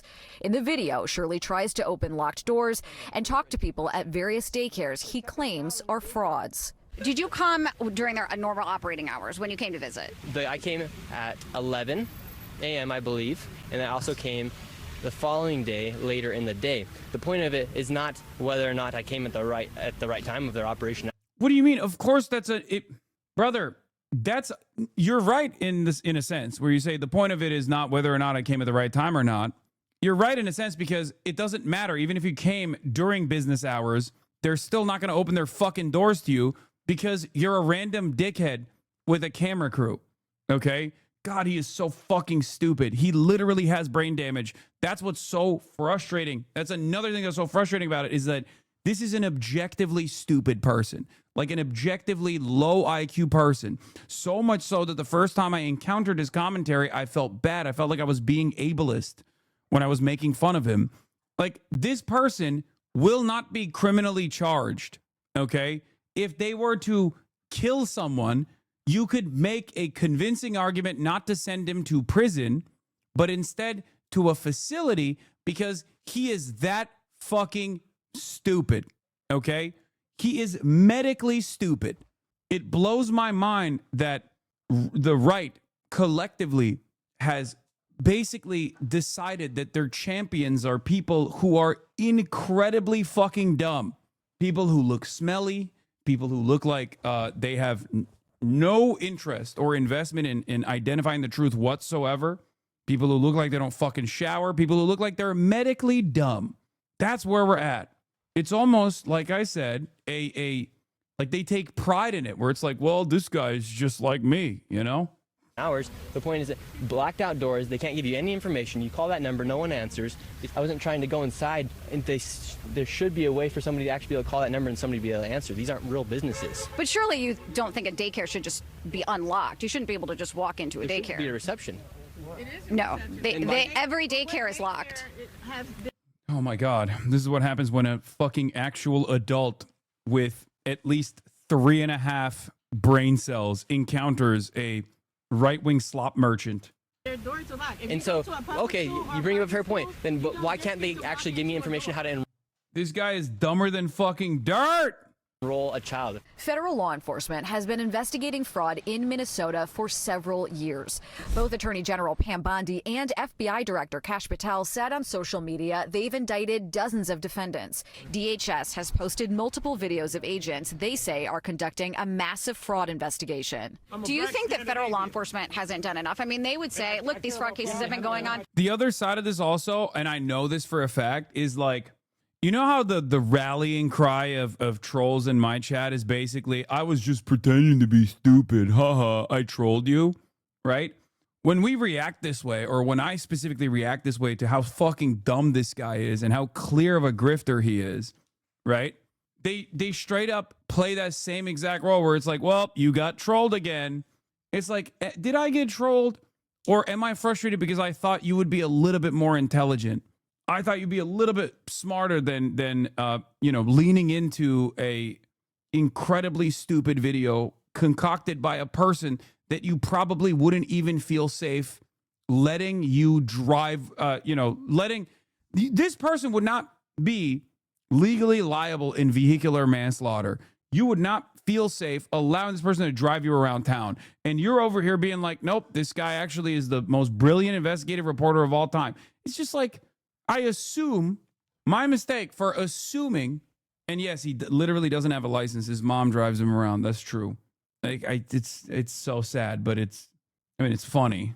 Bro, playing dumb is a central part of right-wing propaganda. It makes you come off as a regular guy when you're a part of an organized agitprop effort and also helps you get away with harassment. Playing dumb is just OP. Brother, I don't think this person is playing dumb. Come on. There are some who do that. There are certainly people who actually genuinely dial back and play dumb. He's not one of those motherfuckers. That's a natural. That boy is a natural Dumbo, okay? But they've already done like 80 indictments. The cases have been going on, for years. And why did I show up one day in Minnesota and go to all these daycares, no children? They're receiving millions of dollars. We uncovered nearly $110 million in fraud in one day. How do you know that all the allegations that you're making are true? How do I know that they're true? Well, we showed you guys what was happening, and then you guys can go ahead and make your own analysis. We're coming so we can make our own analysis. Are you 100% sure you're true? Yeah, I am 100% sure I'm true. CNN is looking. She's baiting him for defamation. This guy also, I think, has no care or consideration for his own well-being. Like, he just doesn't even understand what the fuck's going on here. I don't know. Maybe it's through. Like, I can't believe that this is it. This is peak. This is peak right-wing the propaganda merchant. Looking into Shirley's claims. Hi, my name's Whitney Wild. I'm a correspondent for CNN. We reached out to several of the daycares featured in the now viral video. Only one daycare facility answered and said they are a legitimate business. Have you seen the videos, purporting that some of these daycares don't have kids inside? Minnesota Republicans say despite the new focus from the Trump administration, they have been sounding the alarm on fraud for years. We have talked about fraud. We have gotten stories. We've tried to push this forward every way that we can. At the daycare where Shirley showed back up, a stream of children walk inside. You're saying that this is a fraudulent daycare. There's kids being dropped off right now. Yes, the Commissioner of Children literally said a week ago this place was closed. Did you know They're showing face right now. A viral video, disputed claims, and their full fallout remains to be seen. Dozens of fraud cases that DOJ is touting began during the Biden administration. Back in 2022, the U.S. Attorney's Office for Minnesota announced 47 indictments for this massive fraud scheme. Since then, they've indicted more than 30 more people, and in total, they have secured at least 56 convictions. Whitney Wild, CNN, Minneapolis. This video is up, Group just so you know. is I know, back I to don't talk care. about all of this right now. And Sarah, I want to go to you first. What do we know based on evidence about the alleged fraud in Minnesota and how legitimate and widespread it may be? Well, I think a lot of people were very apt to believe Shirley's videos because we had indictments in 2022 when reporting first came out about this issue. It was David Farenthold, then at the Washington Post. Yes, his mom went with him to prom. Farmington Sr. asked mom to home throne prom. Yes, it's true. Yes, he took his mom to prom. Look at this. He hit one subscriber. He was a Mormon average white boy. He went on a mission to Chile and wanted to be a YouTube star posting stupid ass pranks. He went to Minneapolis and did nothing. They already knew about the fraud. Mediocre white Mormon boys are so damn pathetic and whiny. Here, yes, he did. Nick Shirley, senior at Farmington High School, said he and his classmates were sad and they learned prom would be canceled, but decided he'd do his best to make the most out of the unique situation. His mom is also a wannabe MAGA influencer. It's not even a joke. And not only that, but his mom is the one who drives him around. Yeah, she's on Newsmax. Also, here is a blast from the past. Walter Masterson. Nick Shirley tried to troll me back in August 2024, and it didn't go well for him. On social media, and he mocks Republicans. Really, you think he knows me? He probably does. Yeah, we got to talk. This is him and his mom. Hey, your job, go get him lined up to talk to us. We're going to keep talking to some of the people. You got the Antifa shirt on. Yeah. What does Antifa stand for? It's anti-fascism. And what do you think about this Project 2025 stand right here? Project 2025, I mean, have you read it? I have read a little bit of it. What do you think about it? He doesn't know how to read, so we know that's a lie. Well, I've just known that Donald Trump has said he's not part of it. Well, Project 2025, you want to talk about it? Bots, bro, bots! Everyone's a fucking bot! I can't stand it. Previous things that would read as gross or dumb or not people to look up to are now seen as like there's no control. There's no mechanism that looks at a guy like this. There's no like consensus that looks at a guy like this and goes, maybe this guy's not the best person for this subject. There like the enshittification has hit every fucking aspect, even the right-wing slopaganda. Everything's a fucking race to the bottom now, dude. Jesus fucking Christ. He's like, oh, what do you know about Project 2025? I just know that Trump said he's not involved in it. Yeah, let's talk about Absolutely. So Trump said he never heard of it. He also doesn't like it. Project 2025, all the co-authors are former members of the Trump administration. They've all worked for him. They stayed loyal to him. One of the most loyal people ever. Stayed loyal to him through everything. The election fraud, January 6th, probably the most loyal people ever. And Project 2025 wants to use Schedule F to fire federal workers and replace them with Trump loyalists. And he did this in his first term. He was great at it. John McKinney was a great if Donald person. Trump if he publicly came out multiple times saying he does not endorse or he's not a part of Well, he'd be lying. Yeah, he is lying, and he was lying. We're now in the end of 2025, and we know he was lying. He's been flexing about how he's doing Project 2025. An extension of that was also, cutting off a water project for the state of Colorado, for example. He's just doing that. He's just punishing blue states. That was another Project 2025 moment. 25. He'd be lying. Why do they keep endorsing it? He'd be always lying. I mean, Why would why would Trump lie? You know what, you dude, the left owns. You got me, bro. I don't know why Trump would have any reason to lie whatsoever, other than that there's been massive public pushback. What's the thing that scares you most about Project 2025? The thing that scares me most about Project 2025. Okay, Schedule F. It's going to replace all the government workers with Trump loyalists. One in there, it's amazing. It's about Mexico's sovereignty. And it's saying it's going to use America's military to go in and invade Mexico to get rid of the cartels. You know, the cartels are a problem, but should we invade? But the cartels are already here in America. Well, should we invade Mexico and invade their sovereignty with the United States military? That is in Project 2025. I've read Project 2025, so I'm very versed in it. So you can have 300 new aircraft carriers is in there. Let me see. It wants to build more nukes, and anything that we've done to get rid of nukes. That could be good. That could be good protection for the more US. Nukes. For the more US? nukes. We need more nukes. For the U.S.? We got to protect ourselves. We don't have enough nuclear bombs. Is that a joke? That's a joke. What? And a lot of the money. Well, what do you... Brooke. His mom gets involved because it's not going Brooke, well. you can help. What's your question? My mom's got a question. Okay. What's your question for him? Save me, mommy.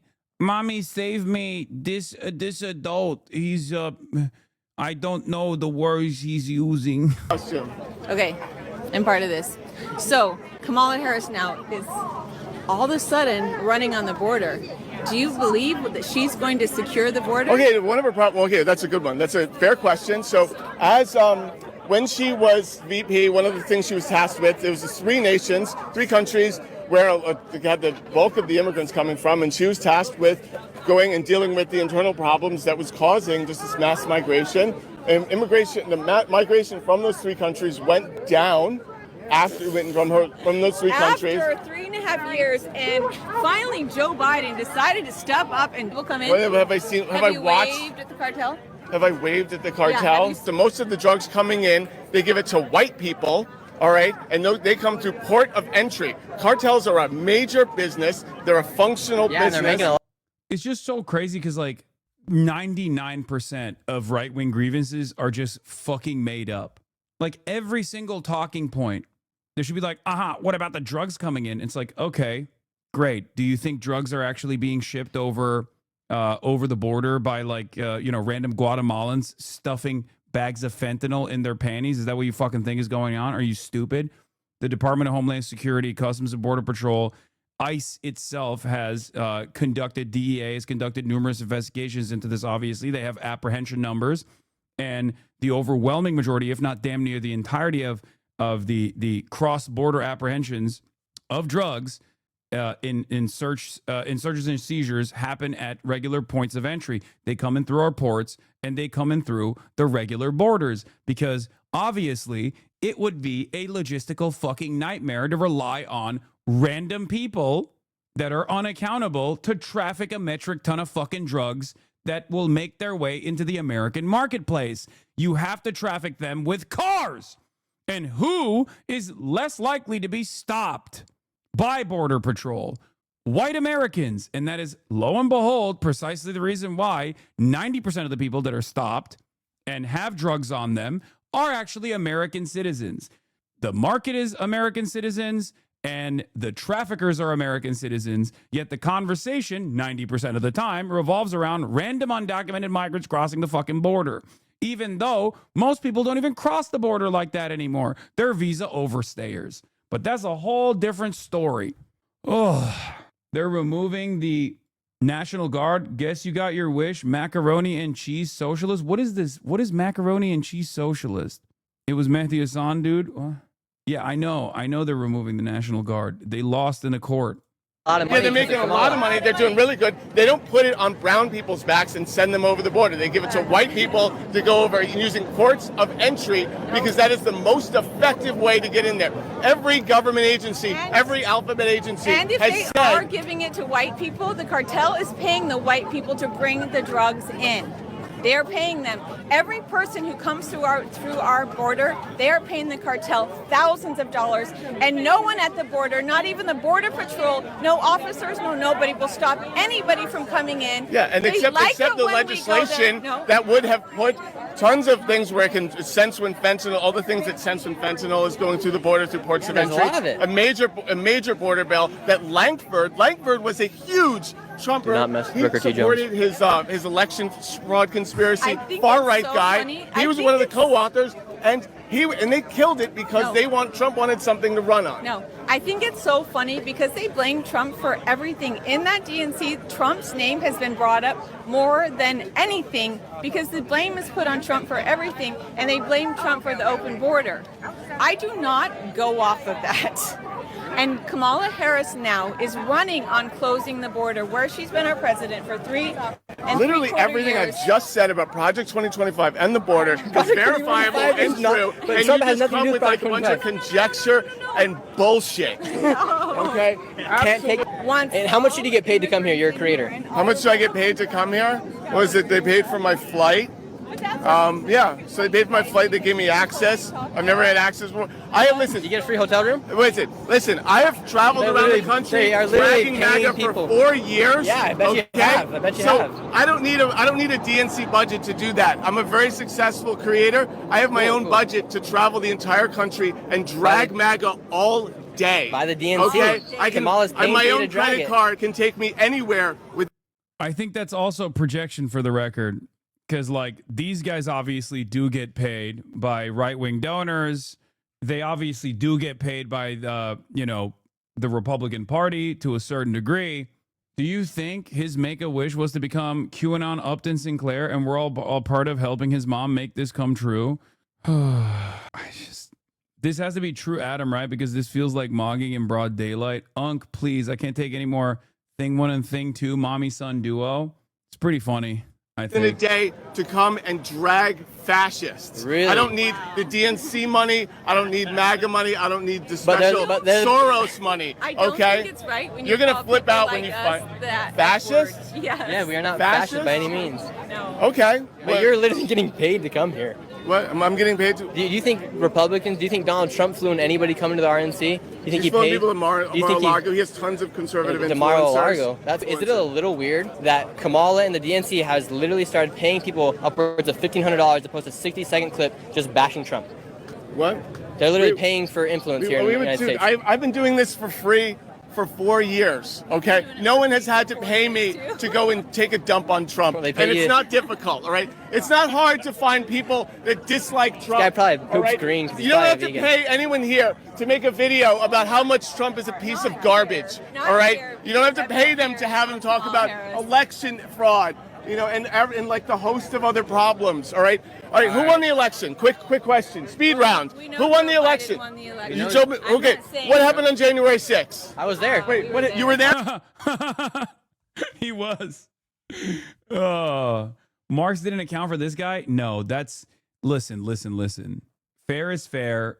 I don't think anyone foresaw how unimaginably stupid America would become in an effort to have the most servile, the most malleable population, while simultaneously creating a massive division, a massive class division in education, where the children of the wealthy get the top fucking education and the children of the working poor get dumber and fucking dumber in crippled institutions, many of which don't even actually go to school anymore. They fucking homeschool themselves, which is one of the most insane concepts. For the Europeans in this chat, for the Europeans in this chat.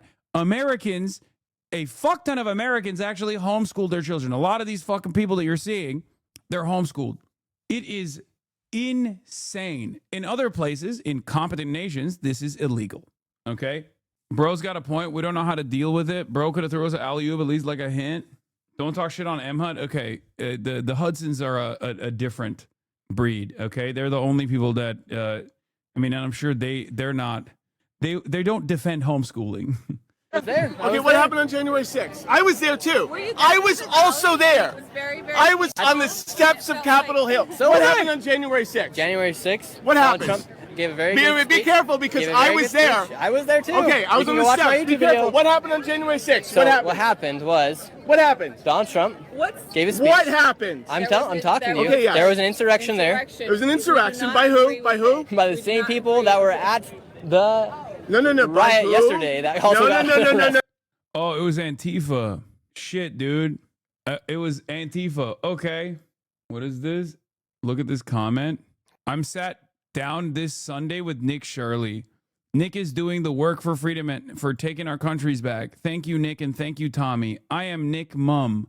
Oh, you found Nick Shirley's mom, Brooke Shirley, Brooker T. Jones. And then motherfuckers say that this isn't like an op. Tommy Robinson straight up is an agent for Mossad. Okay? Straight up. Straight the fuck up. His entire purpose is to constantly, whenever people are like, yo, this Israel stuff sucks, his entire goal is to be like, remember the Muslims. Remember the Muslims. Yo, don't talk about Israel. Israel's good, actually. Israel's an important ally. Remember the Muslims.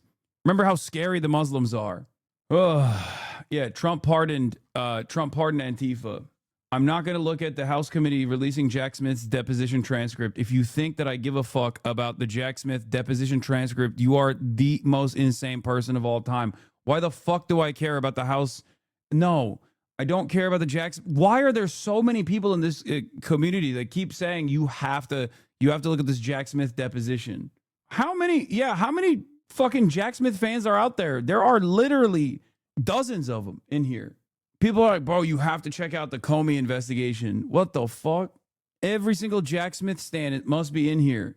Yeah, now random MAGA grifters are showing up to daycares across the country, banging on the door saying, where are the children? Coalition is a nonprofit that got $23 million from the government to run daycares like this. So, by the way, the goalpost will inevitably shift to, well, we're giving too much money to these daycare facilities anyway, for the record.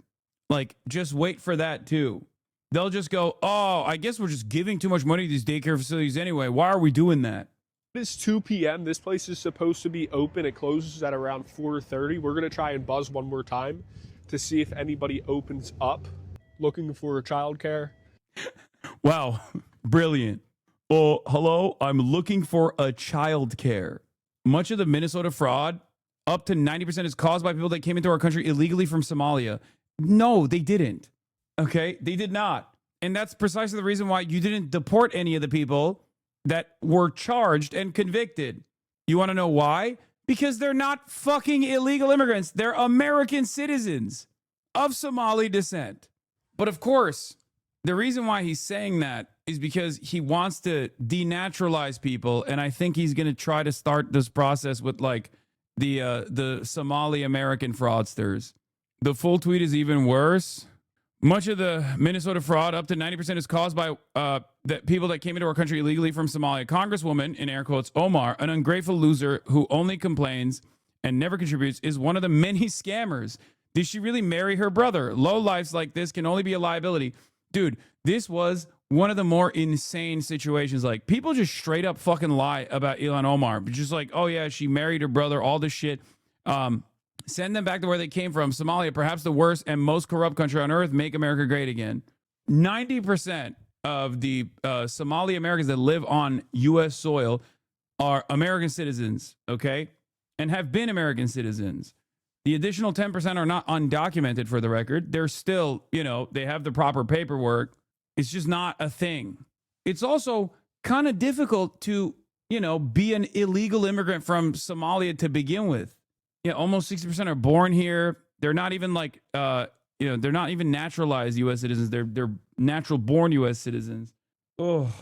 Okay, so nobody's going to open. Okay, another entrance. Gonna knock again. Again, it's 2 p.m., so within operating hours, this place should be open. Little Frank needs childcare. Wow, Hello? this is great. What a fantastic investigation you've conducted, sir. Childcare. Okay, so they didn't answer, so we're going to call the number on their website, and let's see if they answer. Thank you for calling Maternity Care Coalition. We're closed for the Independence Day holiday. Case closed. I don't know why it says Independence Day holiday before people go, Independence Day? It's clearly just now. It's not actually Independence Day. It could have been a fucking automatic message that they recorded back then, but it's very clear that they're fucking closed due to the holidays. Okay? Before you go, oh, wait a minute. Clearly this wasn't on Independence Day. Just remember that. Okay? Or it's not even real. There's also the other side of this story that this might be just totally fucking fake and totally made up. 215 is a Philly area code. It's a little bit cold for Independence Day. Okay, this isn't real. This is completely fake. There's no shot. Where is this? Where is this even? Early Head Start Child Care Center. This one feels like a bit. Oh, the unemployment must be going real up the way these people have so much time on their hands for this thing. Is the video of you pouring eggnog on the Charlie Kirk Memorial AI? What? This is the same guy that's saying macaroni and cheese socialism, right? Okay, I'm going to time you out because you're being increasingly strange in the chat. And I feel like you might be going through some stuff right now. And it's, it's weirding me out. I'm timing you out for your own good because it's freaking me out a little bit, the things you're saying. Anyway, here's another guy. Here's another freak that fucking rolled up to a random childcare facility. I decided to drop by the Somali-run childcare center, Banati Childcare 2 in Columbus at 5 p.m. to see what activity was going on, and they wouldn't let me see the children. And then they yelled at me. Post who started to unravel all of these claims. The reason why I think Shirley's post has gone viral amongst some of the conservative community is because Minnesota is a politically convenient target, not just for the president, but for the party. Obviously, the governor there, Tim Walz, was the running mate to Kamala Harris in the 2024 election. Ilhan Omar has long been a foe of the president's. And you noted up top that the ICE immigration raids on Somalis has been a priority for the president. So all of this collectively has made this story something that people want to gravitate to. And in addition to that, previous reporting that uncovered widespread fraud in Minnesota from years ago also makes people more apt to believe this, where I think a lot of folks in the media, including you mentioned CNN, which is looking to verify this video, are showing pause and trepidation around Shirley's reporting is just that making sure that it's actually verified that it's showing fraud in a similar way that we all evaluated the initial reporting that came out in 2022. And Antoine, what does it say about the media landscape at this point when a YouTuber with an anti-immigrant past can post a video with scant evidence, we can say, that launches a federal surge into a state? I think there are different types of media, and I think Sarah's right. Truth be told, there's been local reporting on this matter for years. In fact, there were 59 convictions under the Biden-Harris administration, as I understand it. And quite frankly, while there's a lot of attention on the Somalian community, there's a white woman by the name of Amy Locke who was convicted, I think, on several different charges, who was considered the ringleader of this. And many of these daycares have been shut down for other reasons, like their ability not to be able to operate properly in the state. And I think the YouTuber video points to one of those who had already been shut down in the past. And quite frankly, I think that the governor has been hamstringed by the legislature for political reasons in order to do more. He was able to shut down the Housing Stabilization Fund, another accusation. So this has become politically convenient, and there's currency in this by this administration to make this a right-wing, red meat, racial talking point about the Somalians, and of course picking on Tim Walz. At the end of the day, I don't think anyone wants to run away from accountability, particularly Tim Walz, who's up for re-election in the state next year. And also, we know, as we mentioned earlier, VP Vance, he retweeted Nick Shirley's video, and President Trump has also been stoking anti-Somali sentiment for a while. Let's listen to some of that. Look at Minnesota, where Somalians have taken over the economics of the state and have stolen billions and billions of dollars. And what's happening in Minnesota with Somalia, with Maya Star FH, thank you for the 100 bones. Sorry. Billions of dollars is being stolen, right? Like candy from a baby. So, Terry, I'll ask you, where is all this headed, do you think, now that we have this kind of like resurgence in reporting of the situation and as well as the attention from the highest office in the land? Well, I think it's a refreshing change from the Biden administration that was infiltrating Catholic organizations like the Knights of Columbus and classifying parents who spoke up at school board meetings as... CNN, by the way. Yo, it's Stiff Son. Yo, it's If Son. I don't know how to say it. Yo, it's Stiff Son. Thank you for the 25 bones. This whole panel is goddamn insane. Potential domestic terrorists. CNN, baby. Look, this is old. This is, as I think I saw news stories and videos as far back as 2014, definitely 2018.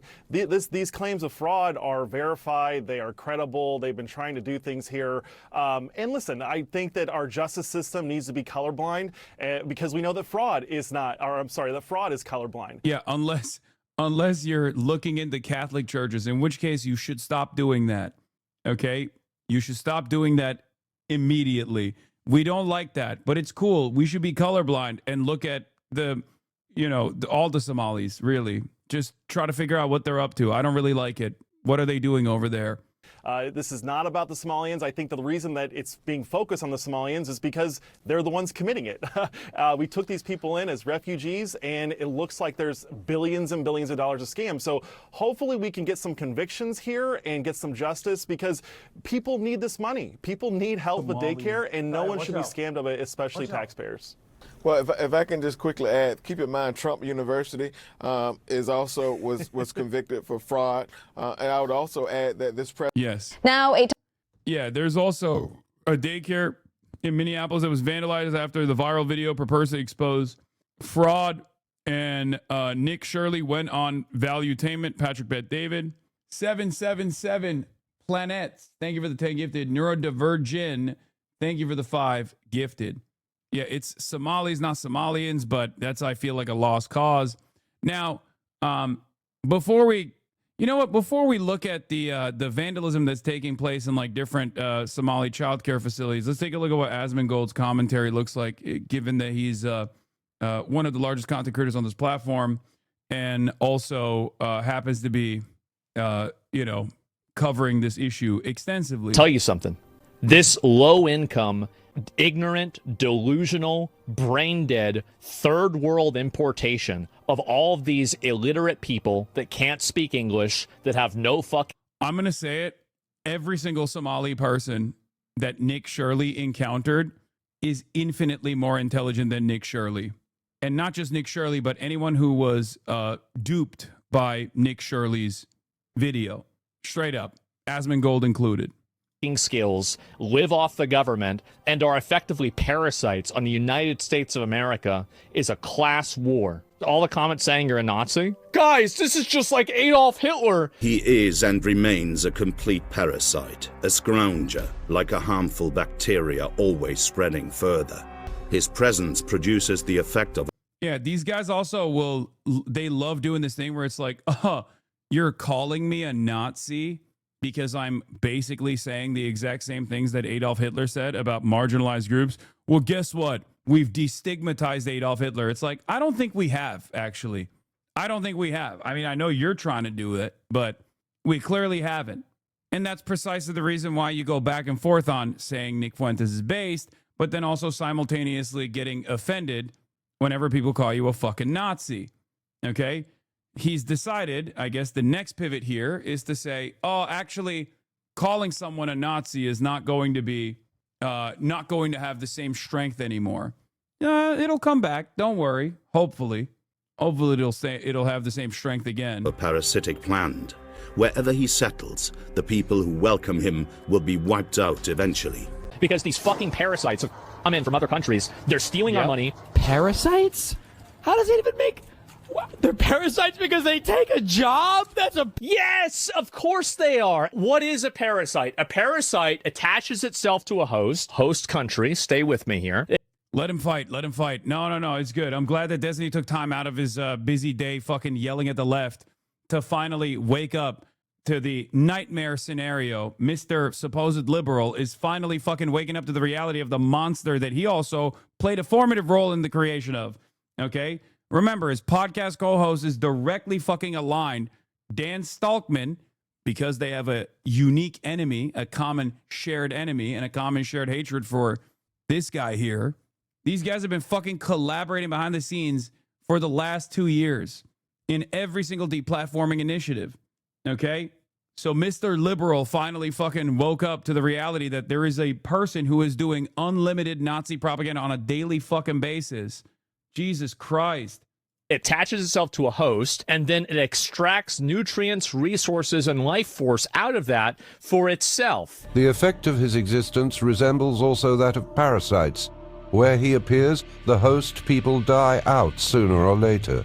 Oh, it is fucking insane that a guy who lives in filth and contributes nothing but hatred to American society gets to call random low-wage workers, random fucking low-wage workers, parasites, dude. Their contributions are endless in comparison to you, my man. Jesus Christ, what the fuck have you contributed? You don't do anything. If there's anyone that could be adequately considered a parasite, it would be the guy who just fucking sits around and just goes, yeah, based over Donald Trump videos. It's mind-boggling to me. And there's an even newer clip. All the comments saying you're a Nazi. Now, is Twitch okay with this? Is this his final solution? This is low-key some Adolf. This is just like, guys, this is just like Adolf Hitler. This is, listen, maybe this works on Reddit, but it doesn't work anywhere else. Why don't we have a state? 100% does. In the fucking real world, which Asmongold will never actually go out and encounter other human beings, for the most part, because he never leaves his filthy-ass home, okay? But in the real world, of course, someone would absolutely turn around and go, what do you mean being called a Nazi for saying Adolf Hitler-style shit is like, what are you doing here? You can't be defending your fucking statements like this. Go ahead, dude. Go to any fucking community. Run around talking about like these guys are parasitic. The Klan rally that you might attend would be the only appropriate place where you can say shit like this. Sure, the average American is certainly can be very racist, okay? Especially towards migrants, especially towards black and Muslim migrants. Certainly. Having said that, the moment that you start talking about how Hitler is based, I don't think most Americans are going to be on board with that, okay? Look at Hassan, meat riding Asmongold for the 300th day in a row. Does it feel like the walls are closing in a little bit on your daddy?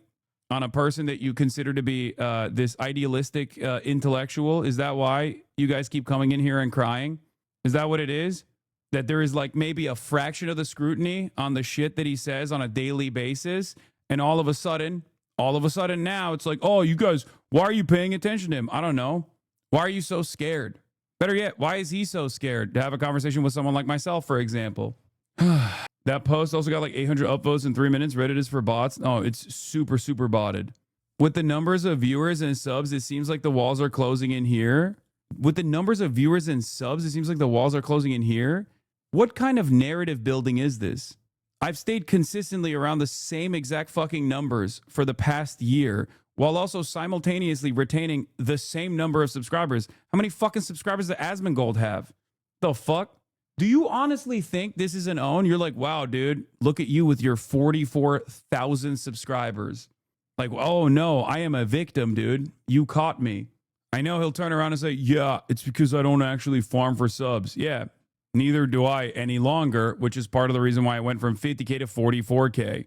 But once again, why the fuck does it matter to you? You're just a random dude. Why are you fucking riding? Why are you dick riding for another dude? Used to be a fan of Asman back when he made gaming content. Nowadays, 100% of his content is politically biased and caters to white nationalists. He loves to fan the flames of anything conservative because he knows that is where his money comes from. At the end of the day, I doubt most of the things he says he even really stands behind. It's all about how much of that specific audience he can make like-minded content for. No, 100%. I've been saying that. It's not like he's shy about admitting it either. He just openly will say he's only self-interested and he will say whatever is actually beneficial for him. That's precisely the reason why he's changed his mind about a lot of the stuff that, you know, public consciousness is shifted on. The only reason why he keeps leaning into the fucking racism stuff is because he sees that the most commonly in his own subreddit and on Twitter. And he actually has a false assessment here. He genuinely thinks that because this kind of narrative is actually a lot more popular and overemphasized on the internet, that it's actually a narrative that is gaining momentum or popularity still, the anti-immigrant stuff that he's doing. It's not. Yeah, flexing another man's accomplishments remains the lamest shit. These guys have no shame. Dude, they are fucking K-pop stans. That's what's so crazy. Imagine being a K-pop stan for a fucking Asmongold. At least K-pop artists are hot. You know, at least like you can listen to their music. You're over here standing for this fucking creature, brother. Holy fuck. Jesus. Yeah, you're also like a grown-ass man too. God damn. Where we bring in 50 million illegal immigrants. We will send every illegal immigrant to one state, and we'll see what it's like after 10 years. That's right. Buddy, that state is called California, and it's got the 5th highest GDP in the fucking world. That's a great point. The reason why California's GDP is so high is because of illegal aliens. It's not because of all the businesses that are trillion-dollar businesses. Okay, I don't understand. The California argument is actually not wrong. And who the fuck do you think works in the businesses? Like, do you think the entire businesses that exist in this country are comprised? Like, every single business in California is just, there's no migrants working there, undocumented or documented alike. It's not because of Silicon Valley. Oh, no, of course not. It's actually because of the illegal aliens. So fucking stupid. You don't know a single fact about literally anything. That's right. Of course. As opposed to... I think we need to shut off agriculture in its entirety. California doesn't just have Silicon Valley, even though Silicon Valley heavily relies on H-1B visas, but that's not even what we're going to be talking about here. We're talking about agriculture. California has a robust agricultural output.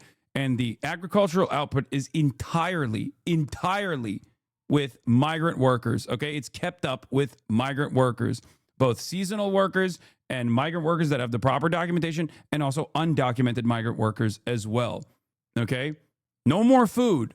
Now, of course, yeah, the agriculture is a $60 billion business a year in California.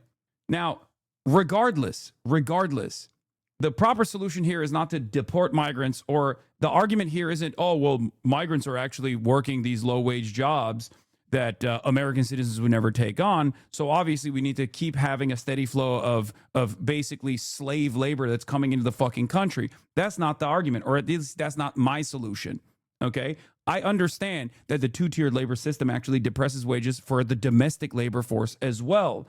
And the adequate solution here is to create wage parity and the proper documentation given to every single migrant worker. That's how you're supposed to do it. That's the only effective solution. But of course, all these guys want to do is the final solution. Why? Because they're fucking coping, okay? Asmongold has experienced tremendous success for a incompetent shithead who doesn't really know too much, okay? He is the success story. There's a reason why a lot of people love him and praise him like he is their god, because they're also the sweaty, unwashed losers who still sit at home in their parents' house and just spend most of their time after sucking the man's dick on a daily basis. They come home, they crack open a can of fucking Budweiser beer, and they watch Asmongold talk shit about migrants. It is coming from a place of unimaginable insecurity. The notion that your life is fucking dog shit and you have nothing to look forward to, but at least there's a guy out there who resembles your most awful qualities who's actually succeeding, right? And that's the reason why they fucking celebrate this man like he's the second coming of Jesus Christ. That's it. And one of the main points of propaganda here is, of course, to say, hey, you know what? My life is shit, but it's probably because there's brown people out there who are actually ruining this country. My life is shit because of random Guatemalans. My life is shit because random Somali people live on U.S. soil. It's not. It's not. Your life is shit because of capitalism. You won't recognize it. You will never recognize it. And you've been duped. You've been duped from the start, and you refuse to understand the system. So you just keep looking for a group of people that are more vulnerable that you can bully. That's what playground bullies do. And that's what a big driver for right-wing sentiment is. It's the same exact childlike attitude. Kid gets bullied at home, has a fucking shitty home life, Father is beating the fuck out of him. He goes to the playground and he tries to beat on all the little kids that are smaller than he is. Why is that kid doing that at the playground?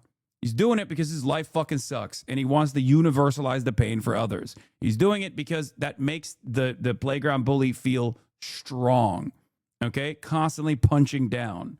And that's what it is. It's most like when it's reduced to its bare bones, the major driver for this kind of like white nationalist sentiment is the fucking insecurity that comes from having a pathetic life that does not match the dreams that you set out for yourself when you were 12 years old.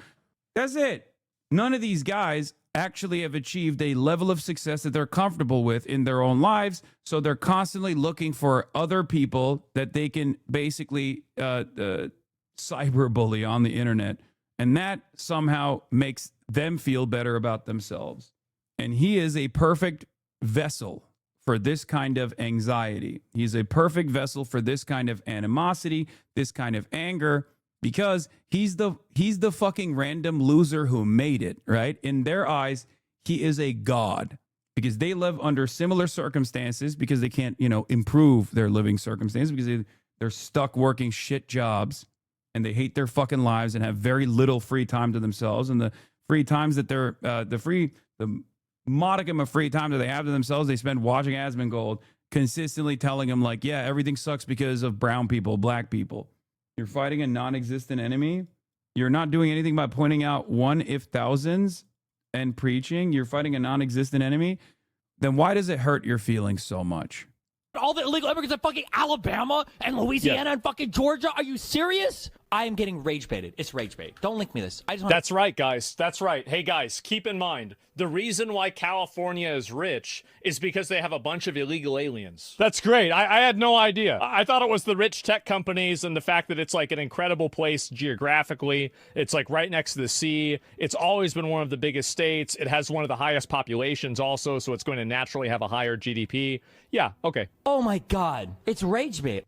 Also, this is not an effective counter to Destiny's argument. I can't believe I'm defending Destiny here now. What the fuck is happening? Destiny's argument is, if undocumented migrants destroy entire economies, why the fuck is California so successful? That's it.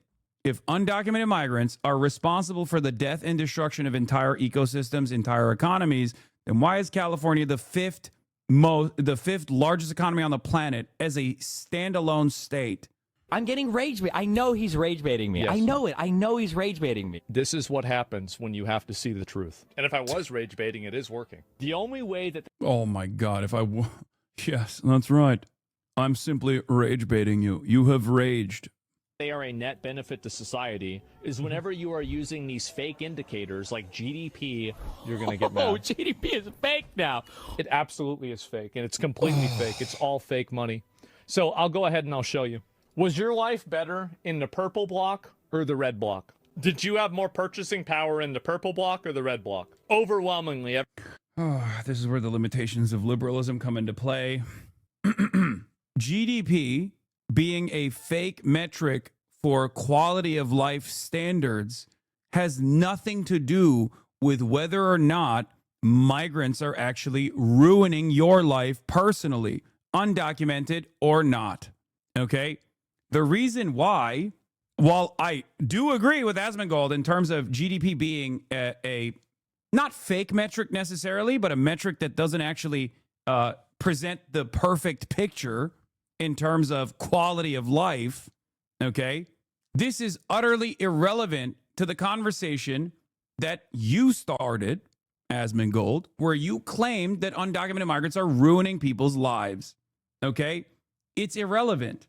It's completely irrelevant. GDP is only a worthless indicator until it suits him, let's be clear.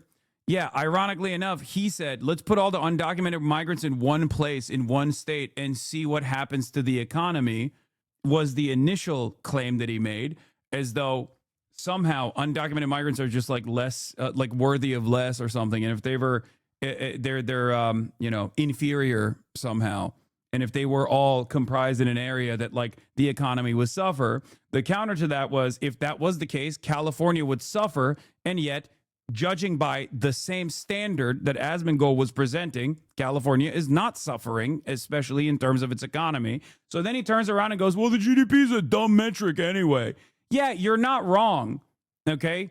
You're not wrong in terms of analyzing whether or not people's material conditions are actually up to par, or if the quality of life is for the average person is good. GDP is not a very reliable metric. This is true. That's precisely the reason why you go to like average European cities and whatnot, and average European towns where the GDP is significantly lower than the United States of America's poorest states or poorest neighborhoods, and yet the quality of life is significantly better there.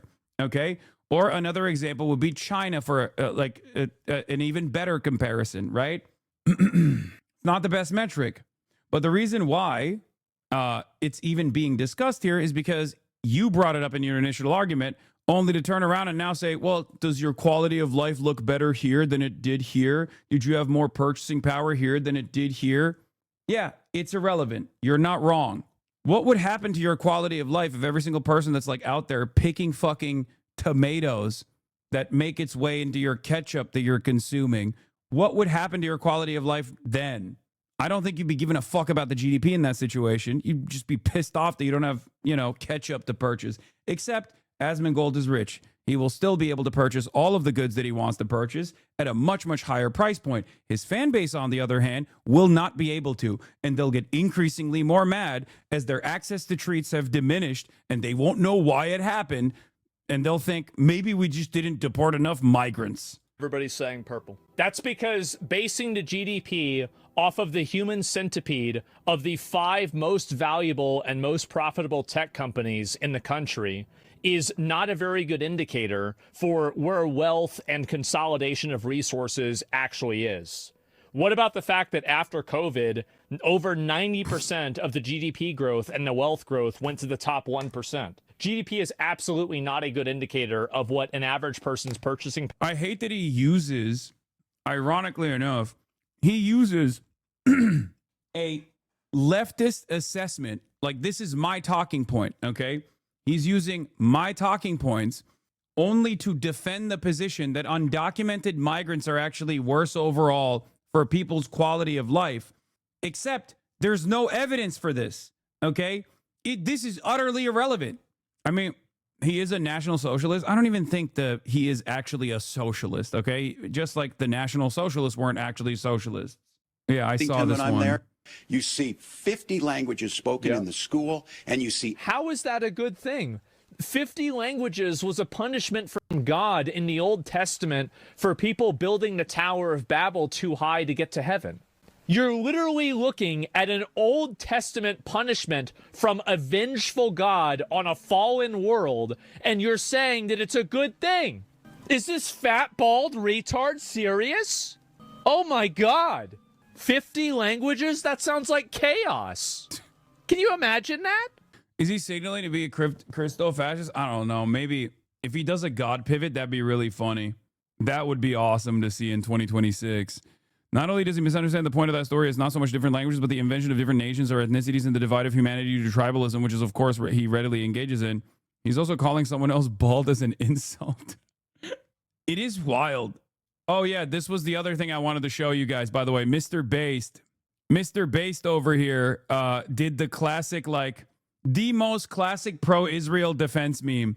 Wild how all the Israel influencers have the same interest in Somali daycare centers in the same week, says Andrew Mercado, because it's correct. It is very strange that all of these guys that went to Israel, all of a sudden, in the wake of Israel becoming the first country to recognize Somaliland for their own personal ambitions in the Red Sea to counter the Ansar Allah movement that is successfully, or was able to successfully shut off the logistical supply chain going from the Red Sea to Israeli ports.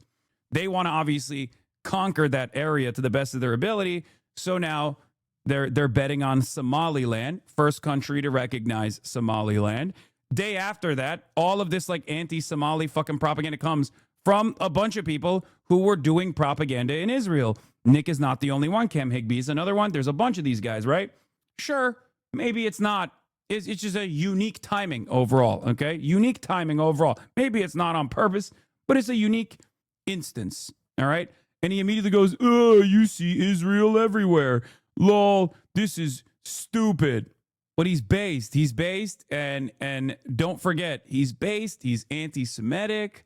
He loves when Nick Fuentes says Hitler is based. But then also, when someone actually correctly points to how strange it is that all of these fucking pro-Israel influencers are now talking about, Somali interventions on the American welfare state and the American welfare apparatus in unison, all of a sudden it's like, you think everything's Israel, bro. I'm based, though. Yeah. No, it's normal. Last mayor of Gaza, Cam Hagby, all these fucking guys. Losing my mind watching all these people ignore the entire Somaliland subject this past week. What is this? It has 6K likes, but I like the analysis. Israel's Red Sea miscalculation with respect to Somalia's sovereignty and territorial integrity is already being discussed among regional leaders. Core geopolitical threat. It legitimizes and entrenches alternative governance structures in the Horn of Africa. Yeah, the number one thing is that every single African country is terrified of breakaway states. And that's precisely the reason why. This has 6 likes, not 6,000 likes. Look, every single African country is terrified of breakaway states. That's literally the reason why they've been fine with previous colonial boundaries that were set for them. This will cause a lot of instability across the continent. Somalia views Israel's misadventures as existential threat. As a result, a new front of diplomatic warfare and potential proxy conflict, destabilizing the already fragile Somali state. Turkey, with its massive investments, that's the other reason. I've talked about this already, but another reason as to why Israel was doing the Somaliland recognition is because Turkey has a lot of investments in Somalia, and Israel's number one op is aside from Palestinians in the region now, and aside from Iran, of course, is now Turkey. They put the crosshairs on Turkey. That's why you hear a lot of Turkey is our number one enemy now type shit coming from Israel. So you get to undermine a strategic partnership that already exists against another regional actor, and you get to lay ownership over the other side of the fucking Red Sea in an effort to combat any sort of Yemeni intervention. Yeah, they also want to gain a foothold in the Horn to further destabilize or attack Yemen. Yes, 100%. Hasan, Trump attacked Somalia the most this year. Somalia on of the 6 countries of the USA generally received memo to destroy. Israel wants a base for Yemen. 2 only country left is Iran, and the 7 countries dehumanizing Somali serves manufacturing cruelty on the country. USA attacked land of Somalia.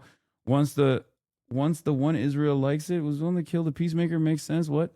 Anyway, I'm not going to get too far into the Somaliland discourse. I'm just simply stating that they have their own personal desires in this recognition, and the timing of the anti-Somali sentiment that's been brewing, is interesting.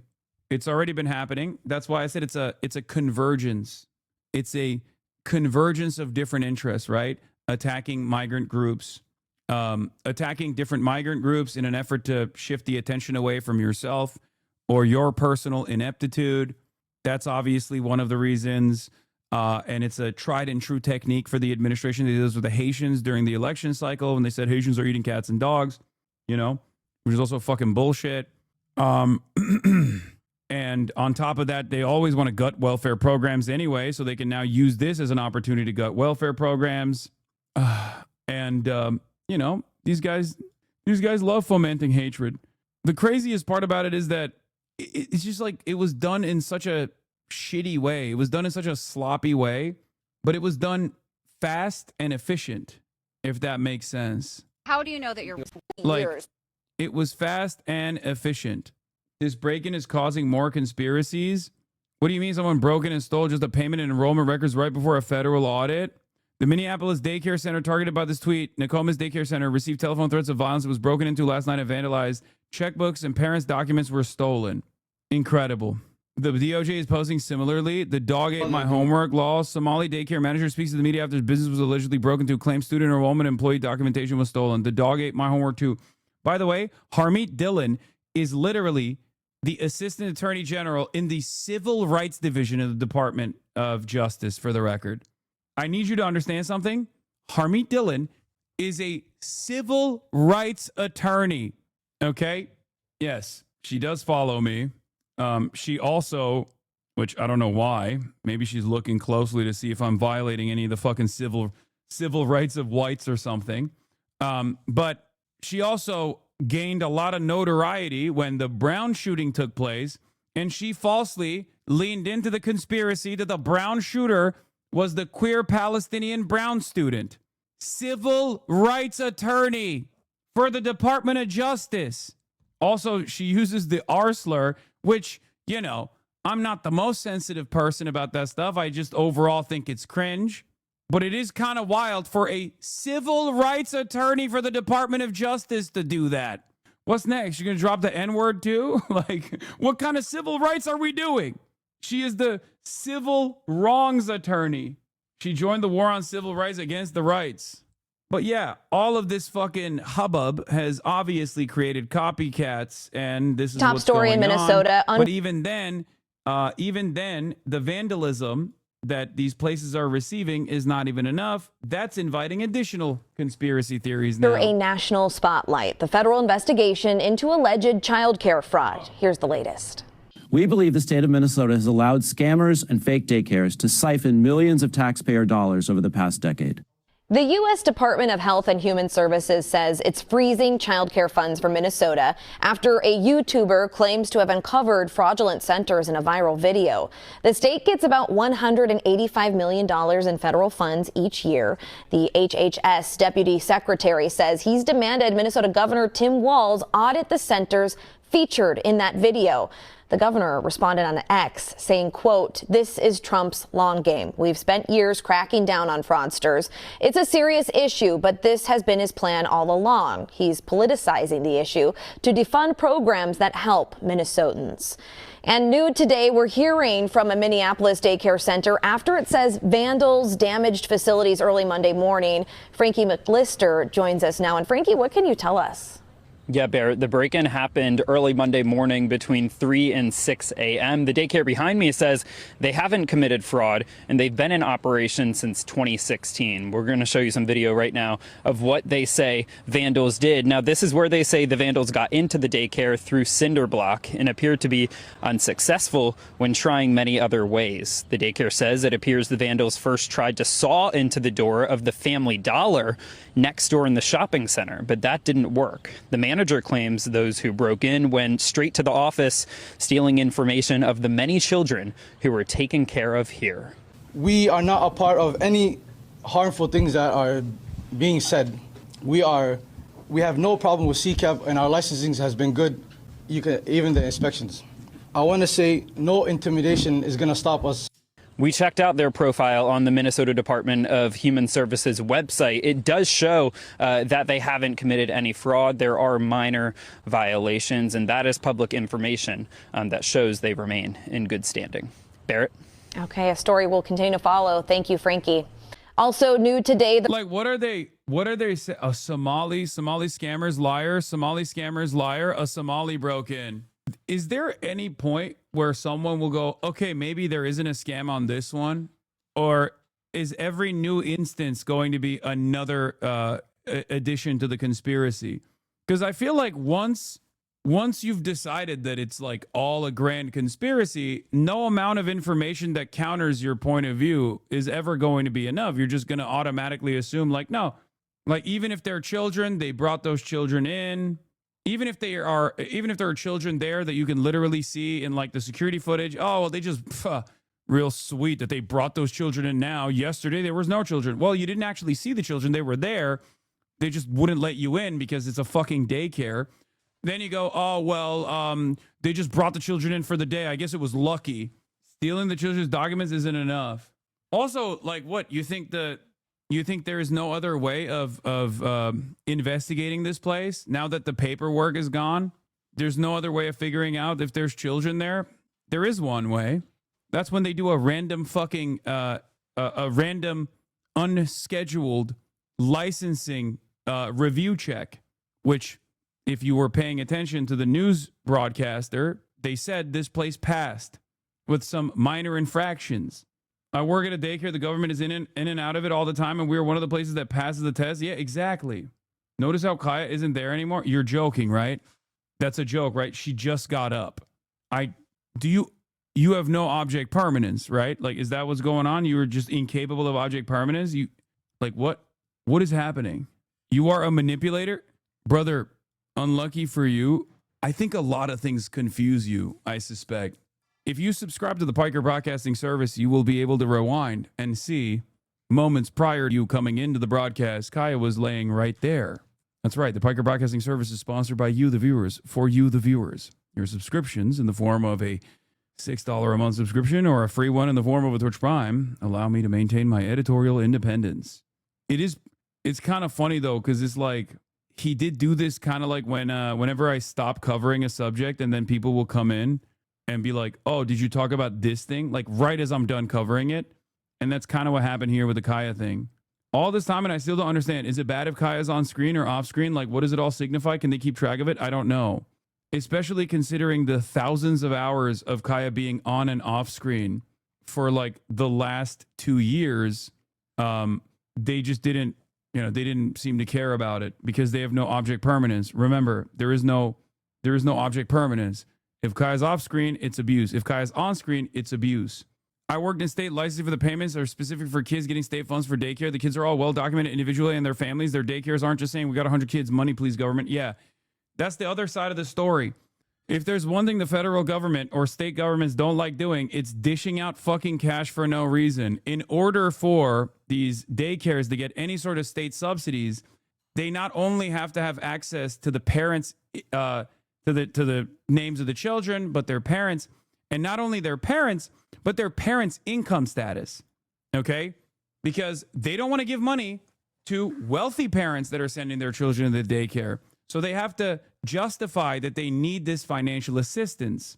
So simply breaking into this place and stealing the documentation is not going to allow them to continue this fraudulent conspiracy because the government already has access to that fucking information. And there are also different means of procuring that information regardless of the paperwork that existed in the place. It sounds more to me like a random dumbass that went in to try and cross-reference this data somehow in their minds to uncover the fraud investigation. The ringleader of the Feeding Our Future scheme is being ordered to pay up for the crime. Amy Bach, the founder of Feeding Our Future. It is also pretty funny that these guys are the ones who are like Somalis are low IQ, but they're also, I guess, like smart enough to concoct this massive grand conspiracy.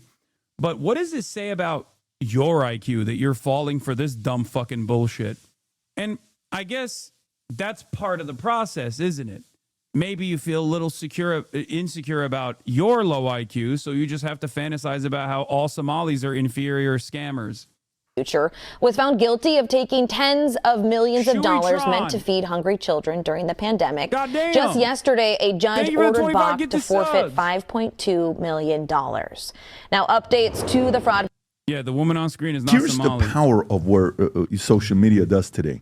23 years old, you go and find out for yourself. You're not waiting on ABC, CNN, CBS, any of these guys. You go ask questions. After asking questions yesterday, I believe was it HHS, Rob, that came out yesterday? If I'm not mistaken, they came out yesterday and they stopped $185 million of funding to Minneapolis. Yeah, big W's all around, dude. Big W's all around. Also, it's pretty funny that this guy is talking about fraud. I mean, his entire operation, his entire business is comprised around conducting a multi-level marketing operation. So, because of the video you posted. So watch this, folks. This is a byproduct of what Nick Shirley did on December 26th. Go ahead, Rob. Hello, I'm HHS Deputy Secretary Jim O'Neill. I'm here with Assistant Secretary Alex Adams. Alex oversees the Administration for Children and Families. Intrepid journalists have made shocking and credible allegations of extensive fraud in Minnesota's child care programs. We believe the state of Minnesota has allowed scammers and fake daycares to siphon millions of taxpayer dollars over the past decade. My office, ACF, provides Minnesota $185 million in child care funds each year.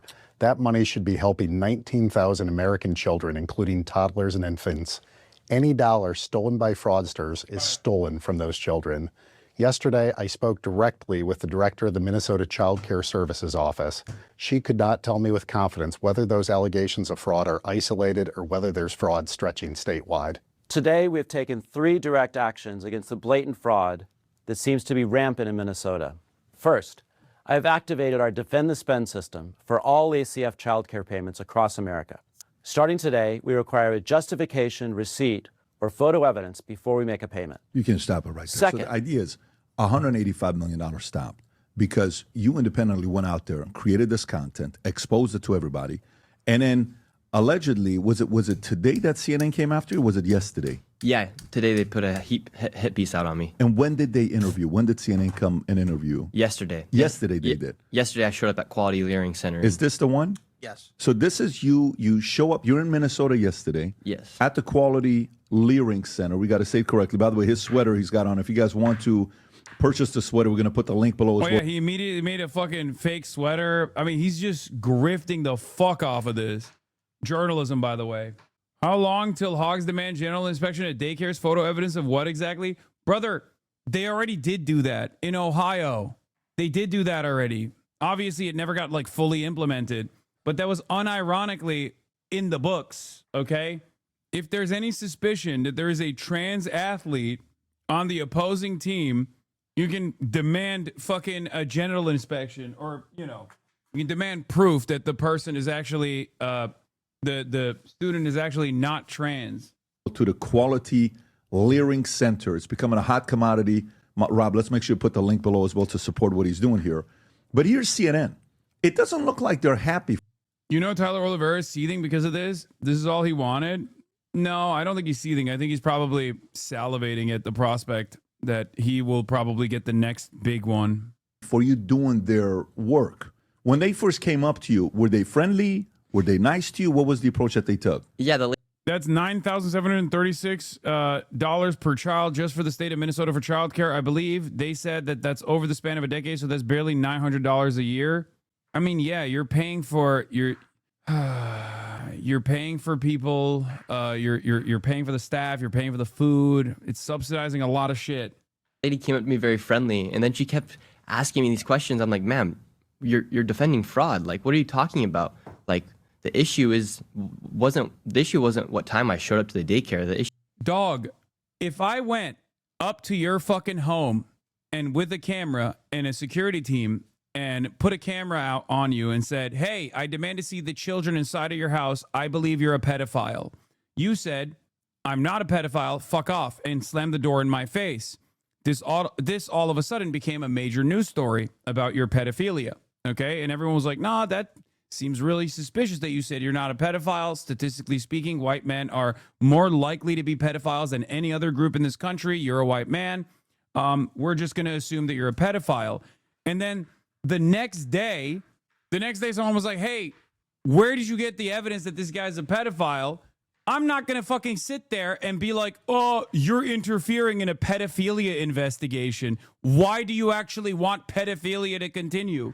Obviously, the story is now about your inconsistent standards of reporting. The fuck? The way the reaction would be the complete opposite? Of course it would be, obviously. But, like, you can't do the, oh, I guess you love fraud then, counter narrative here. You know, you can't just be like, oh, you're questioning my reporting, my quote-unquote reporting on this? Well, I guess you love fraud then. Because all I was doing is trying to uncover fraud. Okay, no, you weren't doing that, though. She was at this building right here. That's kind of the whole point of contention here. Saving $1.9 million, and it's not even operating. And they're showing face right now while they're literally shuffling in kids, while the Commissioner of Children is saying the daycare was closed last week. That's pretty wild. Okay, so play this clip, Rob. Go ahead. This is MAGA YouTuber. Why are we giving millions to schools? I've been outside one all day, Hassy. Let's stop giving them our taxpayer money. Yeah, what the hell? I went outside to this public school, and there were no children there. I kept demanding to see the children at this public school.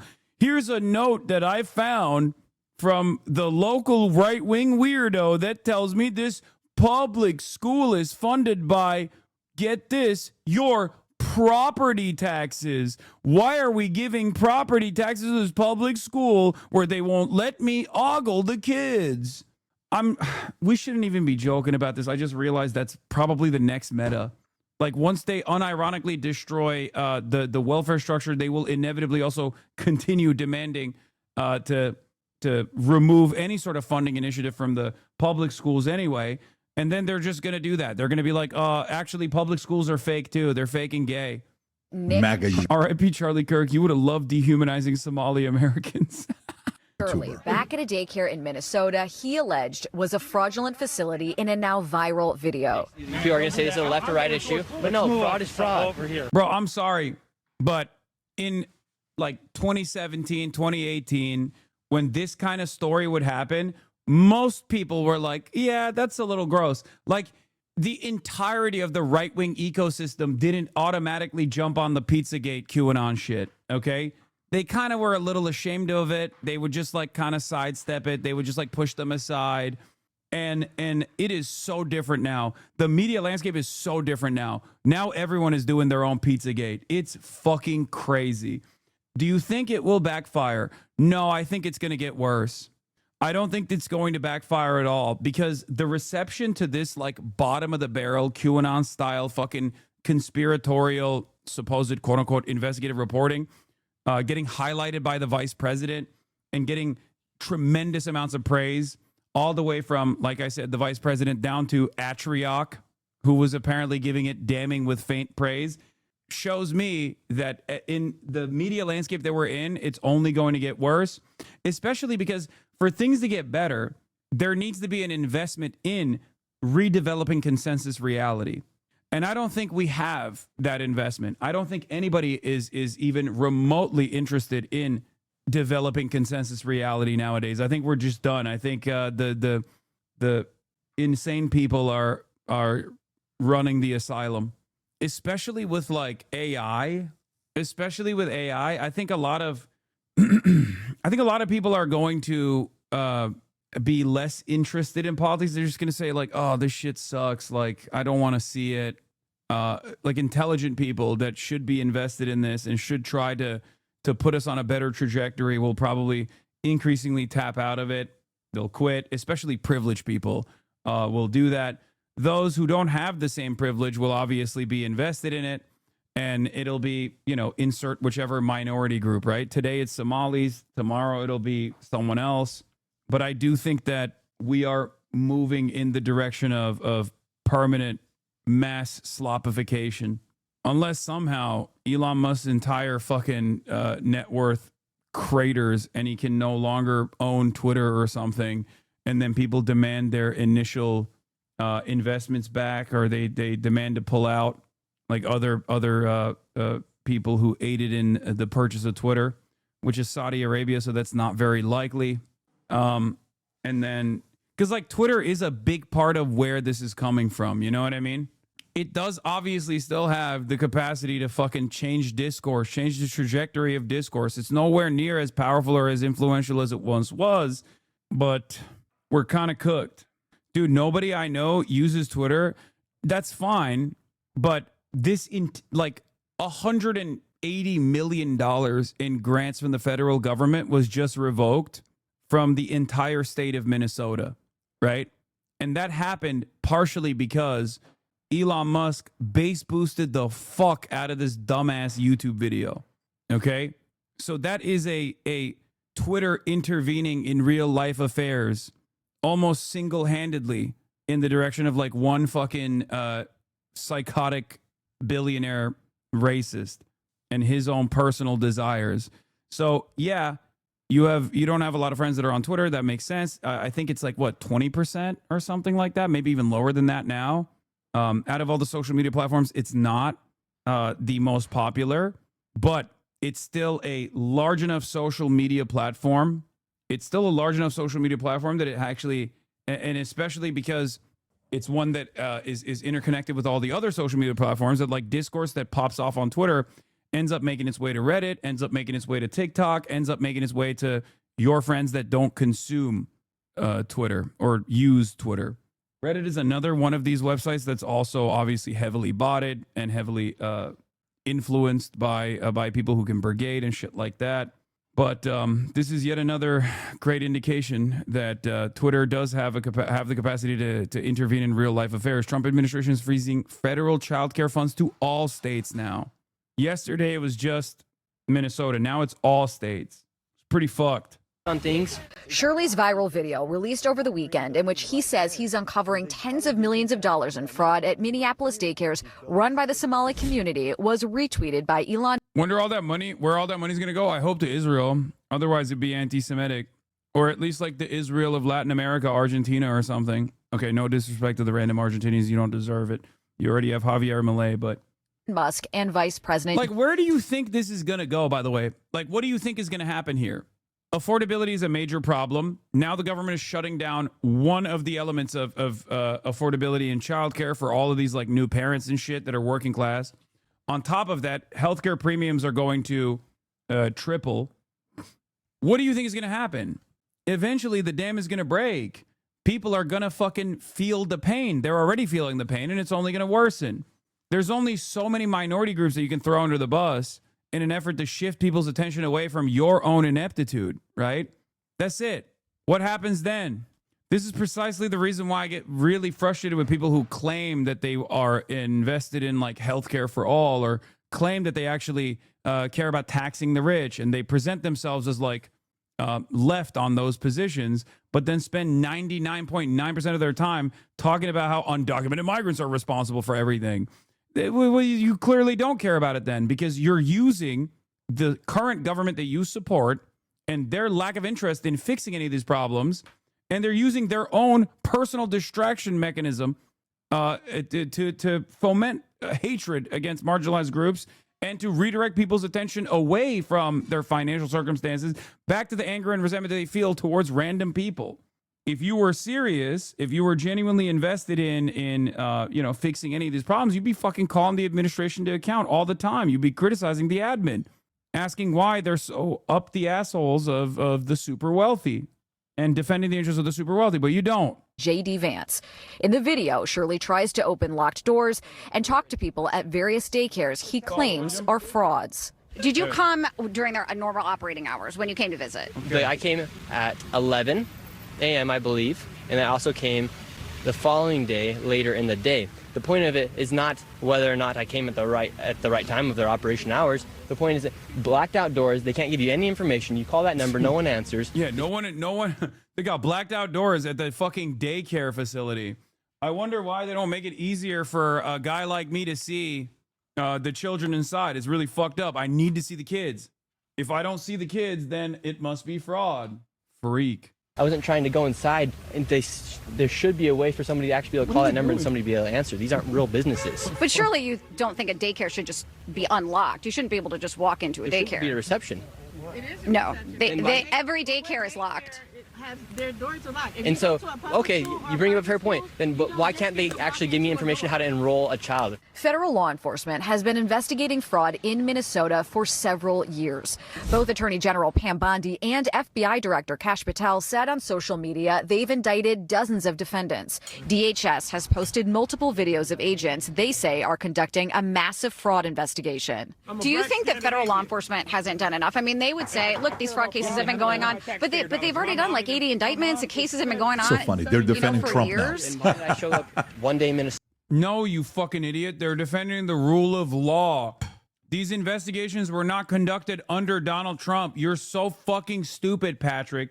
At least the guy in front of you genuinely does have like I'm trying so hard to just like use a fancy term for saying he's like he's intellectually stunted or has like a intellectual disability, but like he does, right? You, on the other hand, Patrick, are a fucking adult. You know, you've done your own schemes growing up. Yeah, medically stupid. That's what I'm going to keep saying. And go to all these daycares, no children. They're receiving millions of dollars. We uncovered nearly $110 million in fraud in one day. How do you know that all the allegations that you're making are true? How do I know that they're true? Well, we showed you guys what was happening, and then you guys can go ahead and make your own analysis. We're coming so we can make our own Very analysis. fair. Are you 100% sure you're true? Yeah, I am 100% sure I'm true. CNN is looking into Shirley's claims. Hi, Hi, my name's Whitney Wild. I'm a correspondent for CNN. We reached out to several of the daycares featured in the now viral video. Only one daycare facility answered and said they are She's a validating legitimate your business. Have you seen the videos, purporting that some of these daycares don't have kids inside? Minnesota Republicans say despite the new focus from the Trump administration, they have been sounding the alarm on fraud for years. We have talked about fraud. We have gotten stories. We've tried to push this forward every way that we can. You can pause it right there. So this is yesterday in Minnesota. Yeah, yesterday in Minnesota. Wow. And you went back to Minnesota because you just told me that you're working on a part 2 yourself. Yeah, because there's a lot more fraud. How much more did you find? Oh, we found a lot more businesses that don't exist.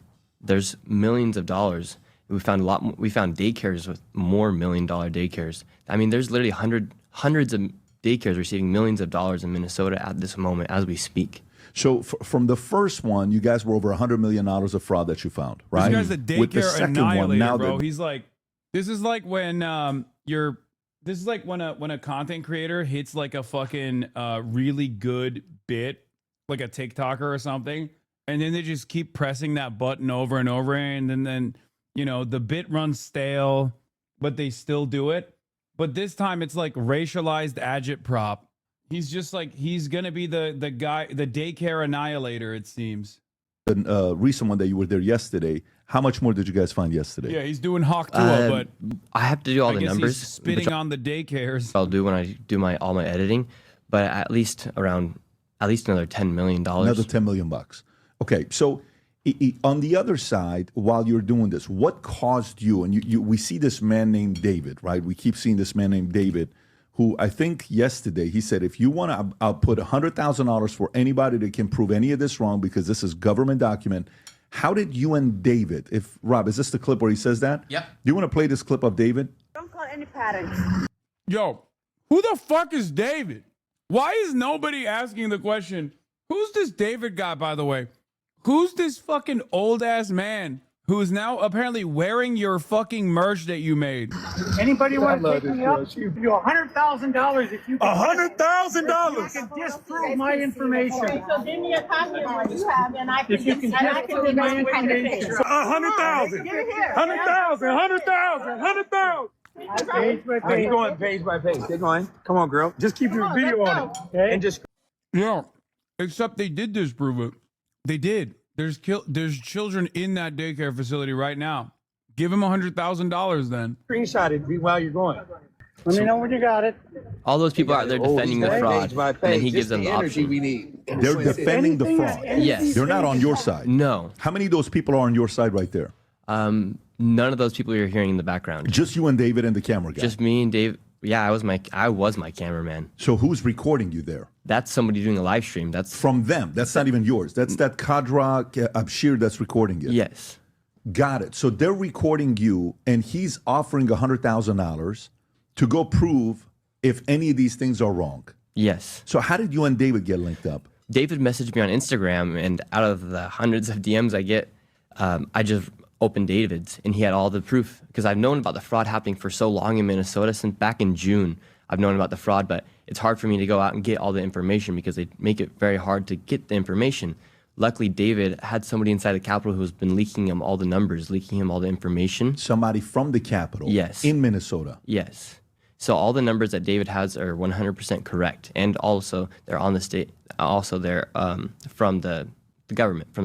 Brother, that's just the total amount of subsidies that they've gotten from the state. That's not evidence that there's no recipients of said subsidies at these fucking daycares. What is going on? The argument isn't that these places are getting fucking state subsidies. The argument is these state subsidies are not being used on helping parents, low-income parents, put their kids in childcare facilities. That there are no children at all at these facilities is all fucking fake. That's the argument that you made. How are you forgetting your own argument? In the state. But David told me he knew the numbers, and I said, okay, I'm coming to Minnesota. Let's do this video.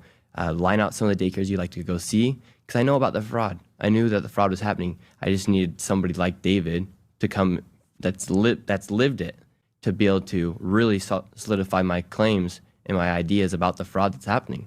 And you saw the video. Everything we said was true. And this is David explaining the fraud, right, Rob? This is in front of Minnesota. Go for it. Going on here in the state of Minnesota, especially in Minneapolis. Explain to me what's going on with the daycares. So one of the things that I've noticed is there's an exceptional number of child care centers that are set up mostly in Minneapolis, but also in St. Paul. And I said, wow, how many kids are there in the Twin Cities? Some of them are by my office, and I would watch, and I said, well, there aren't any kids there. And I go to another one, there aren't any kids there, and I'd see just some Somali guys outside smoking cigarettes. So I stopped at one of them, and I said, hey, I'm just wondering, I've got a grandson who's looking for childcare, and I wonder if this might be a good facility. And they said, no, we're all full. And they had the door open, and I looked, and there were no kids. There was like a couch and a table with a couple chairs, and I said, well, are the kids out back playing, or what kind of place is this? And the guy said, you go, and he almost pushed me out the door, and then he followed me down the street to my car. This entire incident, or David was like, I must see the kids. I must see Somali children. I need to see it. And then that's it. That's what sparked his interest, his curiosity. He's like, where are the children? Why can't I see any children? This is the guy. That's when I said, wait a minute, there's some going on here, and that's got to be maybe 5 years ago. This fraud is so massive. When the dust settles on this, it's going to be found to be the largest fraud in the history of the country and probably the world. It's that big. You can pause. The ones that is that true? The genetics is that's genetics right there. Is that mom? Yes, that's my good. mom. So now, good for you. You got great genes. You know, she's very comfortable doing this as well. Very cool. So the largest fraud in the world, in America, on what he's talking about. I hope we get to the. Patrick's gonna fuck your mom, Nick. Watch out, Nick. He said, unbelievable.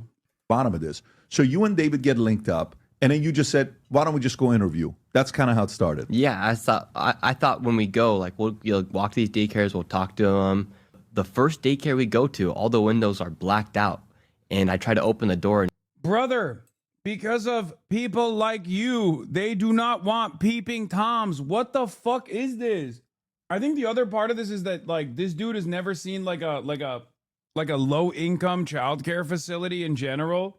A childcare facility in like a low income neighborhood, like, it's not gonna look great. I'm gonna be honest. Like, it's just, they don't get a lot of funds. Well, they're getting no funds now. Shouts out your bitch ass for that. Like, that shit don't look like the Four Seasons, okay? Nobody answered. I ring the doorbell. Nobody answered. And that daycare, they had two daycares running out of that same building, and they had two different contracts of more than $1 million for these daycares. And I was very shocked to see that. The response from the public after that was, oh, why is he going and knocking on these doors?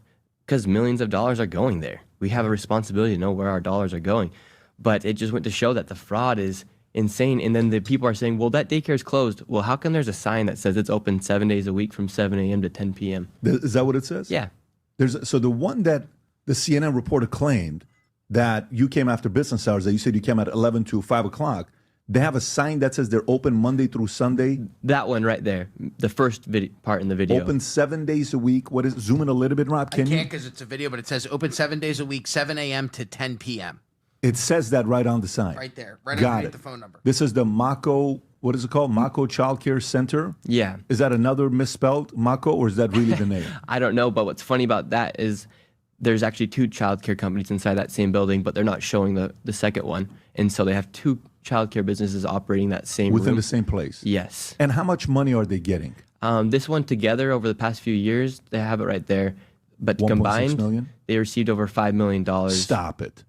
Just that one building alone. And so what is the business model? Somebody just stays there all day, no kids, and they just take the cash? Yeah, that's why all the windows are all boarded up, or why they're all blacked out. Now, let me ask you, Nick, there was a Why are you asking this fucking idiot? He doesn't know anything. He didn't even... This guy's making money from destroying childcare for the entire country. How does this not result in a pogrom of content creators? Because everyone's fucking stupid. And it's much easier for them to hate on random Somali people than it is to be like, that's crazy that this insane bottom of the barrel slop propaganda and the mass hysteria that it caused allowed the government to do something that they've always wanted to do without any sort of scrutiny whatsoever, which is to fucking eradicate payments for childcare Child care subsidies. Video from 2019. Is it 2019, 2020? You know the video where parents would come, drop off the kids, and then take the kids out a minute later, not even drop them off. Come in, register, then they leave. You know which video I'm talking about, Rob? Yep. And allegedly, they were getting paid. That's the one right there. What year is that video from? It says 2015, March 31st of 2015. This is from 15 yes. that they've been doing this. So this is a surveillance. Maybe you can narrate to the audience what's going on here. Yeah, so basically what they're doing inside these daycares, I don't doubt that there's one or two or a few children inside these daycares. It'd be very stupid to be receiving millions of dollars and not bring at least a few kids to daycare every day, right? But what they're doing here is they're bringing in children, and then they're then just leaving after a few minutes of being inside the daycare. And I don't know if this is the same video where it shows the guy giving the cash to the ladies working. Do you have the audio on there? So there is one that says they're showing that. Oh, there it is. That same case, he's handing shows the cash. A man handing out envelopes of what are believed to be kickback payments to parents who are in on the fraud. Where was the money going? I don't know exactly where it went, but I'm so confused. Okay. Notice how they have surveillance footage for this? I suspect it came in the aftermath of a concluded fraud investigation. I don't know the details of this, but I'm not gonna fucking sit here and act like fraud never happens. But how is that in any way, shape, or form related to the current thing that's going on? It doesn't make any sense. Yeah, this is evidence from a 2015 incident that that I guess finalized, like the court ended up convicting and charging people in 2019, maybe? I don't know. If it even is a real instance. Like, I don't even understand. Order for the scheme to work, the daycare center. You got to be kidding me. So I'll come in, I register my kids, you're able to write them off to make money off them. You send that to the Minnesota government. Hey, I have this many kids. Then they get paid. Then they come and give a kickback to the parents. Yes. So the problem with this is these parents are no longer going to get payments, and someone's going to call somebody out. And this has been happening for over a decade. It's not like this is a new thing that's happening. How many whistleblowers have been emailing you, DMing you, texting you, getting a hold of you? How many more whistleblowers have gotten a hold of you and David? Yes, so many people have been reaching out. It's been almost like overwhelming to go through all the messages. But the people in Minnesota are so fed up with this fraud because now finally somebody's actually getting it out to the national level, because local journalists have been talking about it for years, but they've never been able to get it out to a national level like I was able to do. And so just the millions of dollars. And if you talk about why they're just giving them cash, it's because the money they receive is tax exempt, CCAP funding. Mm-hmm. And then these women that are working inside these daycares, Mm-hmm. they're not, my assumption is that they're not actually on payroll. And that's why 81% of the Somali population is on welfare inside the state of Minnesota, is because they don't actually receive a W-2 or 10. Where? Oh my God. This is, bro, he's just, like, he's not even hiding that he's just making shit up as he's going along. And I suspect he didn't come up with this on the spot. Let's be real. He's too stupid. He's half remembering something that someone told him to say. But it is wild. That's great. I guess, we have to operate off of the whims of Nick Shirley and what he can and can't remember about what, like, David told him. 99, whatever it would be, to claim that they're actually receiving an income. Because if you're running a daycare of $1 million, you should be able to pay your person a salary of at least $50,000. You know what I mean? But none of that is documented. No, not that I know of. Because it doesn't make sense why there's so many people on welfare if they're making millions of dollars. If you have any questions and you want to... Does this guy think every single person, does this guy think all the funds that are coming to the daycare are going directly to staffing? And does he think that every single Somali person just works in a fucking daycare? What the fuck is this argument? Also, if every Somali is staying at home and is on welfare, why the fuck do they need to put their children in the daycare? Oh, wait, they're not, because it's fake. Misophonia chatter here just reminding you we exist. You think you're the only misophonia chatter? That's all they do. That's all misophonia chatters love doing, is reminding me that they exist. Because you have to realize, yesterday Eric Trump tweeted, I don't know if you saw this tweet. The best part about this tweet is the comments below. And Eric Trump, we're friends with Eric, but Eric tweets something and says, I don't know if you saw this, Rob. He says, man, people better start getting right there. He said, people better start going to jail in Minnesota And the most common retweet was, dude, your dad's the president. Like, meaning, you give him a call and do something. But the reality of it is, if an Eric Trump is saying, people better start going to jail. Don Jr. had you on, I think, last night. You were on a show last night with him. People simply want to see if anyone's going to be held accountable or not going into 2026. Do you think with the work you're doing, you're almost forcing them to have to make a decision of people getting arrested? And if that, have you started seeing people getting arrested? Like when you went to Minnesota, did you see the government there as well? Yes. Going knocking on doors? Yeah, and that was directly because of my YouTube video and because of the video that went viral on X. So when have you ever seen a piece from a journalist, from a YouTuber, that's created such a change where literally within hours... I want to fucking die, bro. Once again, there is an active investigation for the last 3 years. There is an active investigation. I work in public service in Minneapolis, and we've been getting some interesting calls as of late. Let me tell you. What do I have to do to get some of those fraud dollars Somalians are going to grape your wives, you maggots, but with an F? So we can just start claiming credit for every criminal investigation? Yes. They launch a full-fledged investigation to go and crack down on the fraud. Is this one of them? Yeah. Yes. Okay, Rob, can you play this? What did they... Dude, I love the federal government.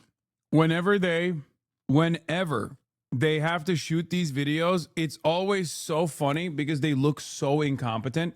Everything reminds me of them kicking the snow, looking for the Brown University shooter. This video is hilarious. They're just like walking into random business and being like, are you guys doing fraud here? And the guy's like, no. And they're like, okay, have a nice day. Find you. What's this one? They're just going door to door, just looking for people, asking people about fraud. So I guarantee inside of this business, there's probably a transportation company that's also labeled there. There could be a home health care business there. There could be an adult daycare, and it's a grocery store. So that's how these companies are operating. I went to so many places where they don't even have the real business. Wow. So this could be 3 or 4 businesses. Oh, yeah. What else did you find, Rob? Have they made any major arrests? Have you seen people walking out getting arrested? I haven't seen any of that yet. I haven't seen any of that yet. Yeah, I wonder why. Place. I haven't seen the full-on, like the way 1980s when Rudy Giuliani went out there and a bunch of mobsters were getting arrested, 240-something of them getting arrested, coming out with handcuffs. We haven't seen that yet. I think that's what the American people want to see. They want to see some accountability taking place. By the way, you know that other video that we played where the guy said, Rob, can you go to the video of the guy claiming that Nick Shirley came at a time that nobody was here, and that's not fair because the time is this, and I'm here. There's kids here every day. I've been here for 8 years. There's always kids here. There's kids here. There's a video right there, that guy right there. So watch this. Watch this video. Go ahead. What would you say to Nick Shirley, the YouTuber, if he was standing in front of you I have right nothing now? against him himself, but I do have something against the rhetoric. If you're going to be a journalist, just have a moral compass. Like, do what you do correctly. If you catch business that are fraud, no one here is with that, or we don't support that as a community. I don't support that myself. I was born and raised here. I'm not for fraud. Like the notion that, hey, a certain batch of somebody got caught, so all of them support it. It's like, no one. If in any community, any mishaps that happen, the rest of the community obviously doesn't want that to happen. It's a stain on all of our names, as you guys can see. We don't want that to happen. We don't take part in that. We don't like that. We don't want that in our communities. But just to say, hey, a certain company got caught, so they must all do it, and I feel like that's what he's doing. 89%, buddy. I'm not a fan. 2 to 10 p.m. may not be your typical daycare. What do you mean 89%? What is he saying? Is he saying 89% of Somalis are doing fraud? They're 1350ing Somalians? Brother, they're not. They're 1389ing Somalis. 89% of Somalis are on welfare? Wait. I don't even know if that number is correct, if that percentage is correct. But what doesn't make any sense here is that even if it was, which I don't think it is, what the fuck does that have to do with fraud? Yeah, 89% of Somalis are on welfare, and the remaining 11% are running fraudulent child care centers. Hours, so can you explain why it is that you operate during these hours? The reason for that is we're after school hours.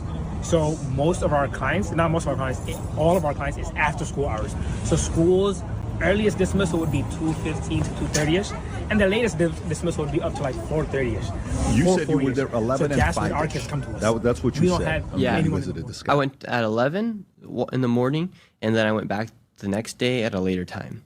And the later time was 1 p.m., by the way. But he knows it was at 1 p.m., which was before they started their business. And that's precisely the reason why he doesn't want to say it. So, yeah, even though he is a fucking idiot, at least he's smart enough to not say the fucking time. But Patrick Bet-David probably won't ask him what time it was the next day. what's interesting is when he's out talking and doing this, simultaneously at the exact same time, the Commissioner of Children is saying that that daycare was closed a week ago. I filmed my video, the first one, on December 16th, when it was still operating. Your first video was shot December 16th. That December was 16th. released December 26th. Yes. Okay. So it wasn't filmed over winter break. It was filmed 10 days before Christmas, 9 days yes, before. and so it was still operating as a business according to the Commissioner of Children. Got it. And by the way, isn't this the same location that in the first 42-minute show that you did, a neighbor is like, I've never seen kids here. Yes, a man who's been living there for 8 years. Can you find that clip? It's very important because, and you can tell that guy is just being...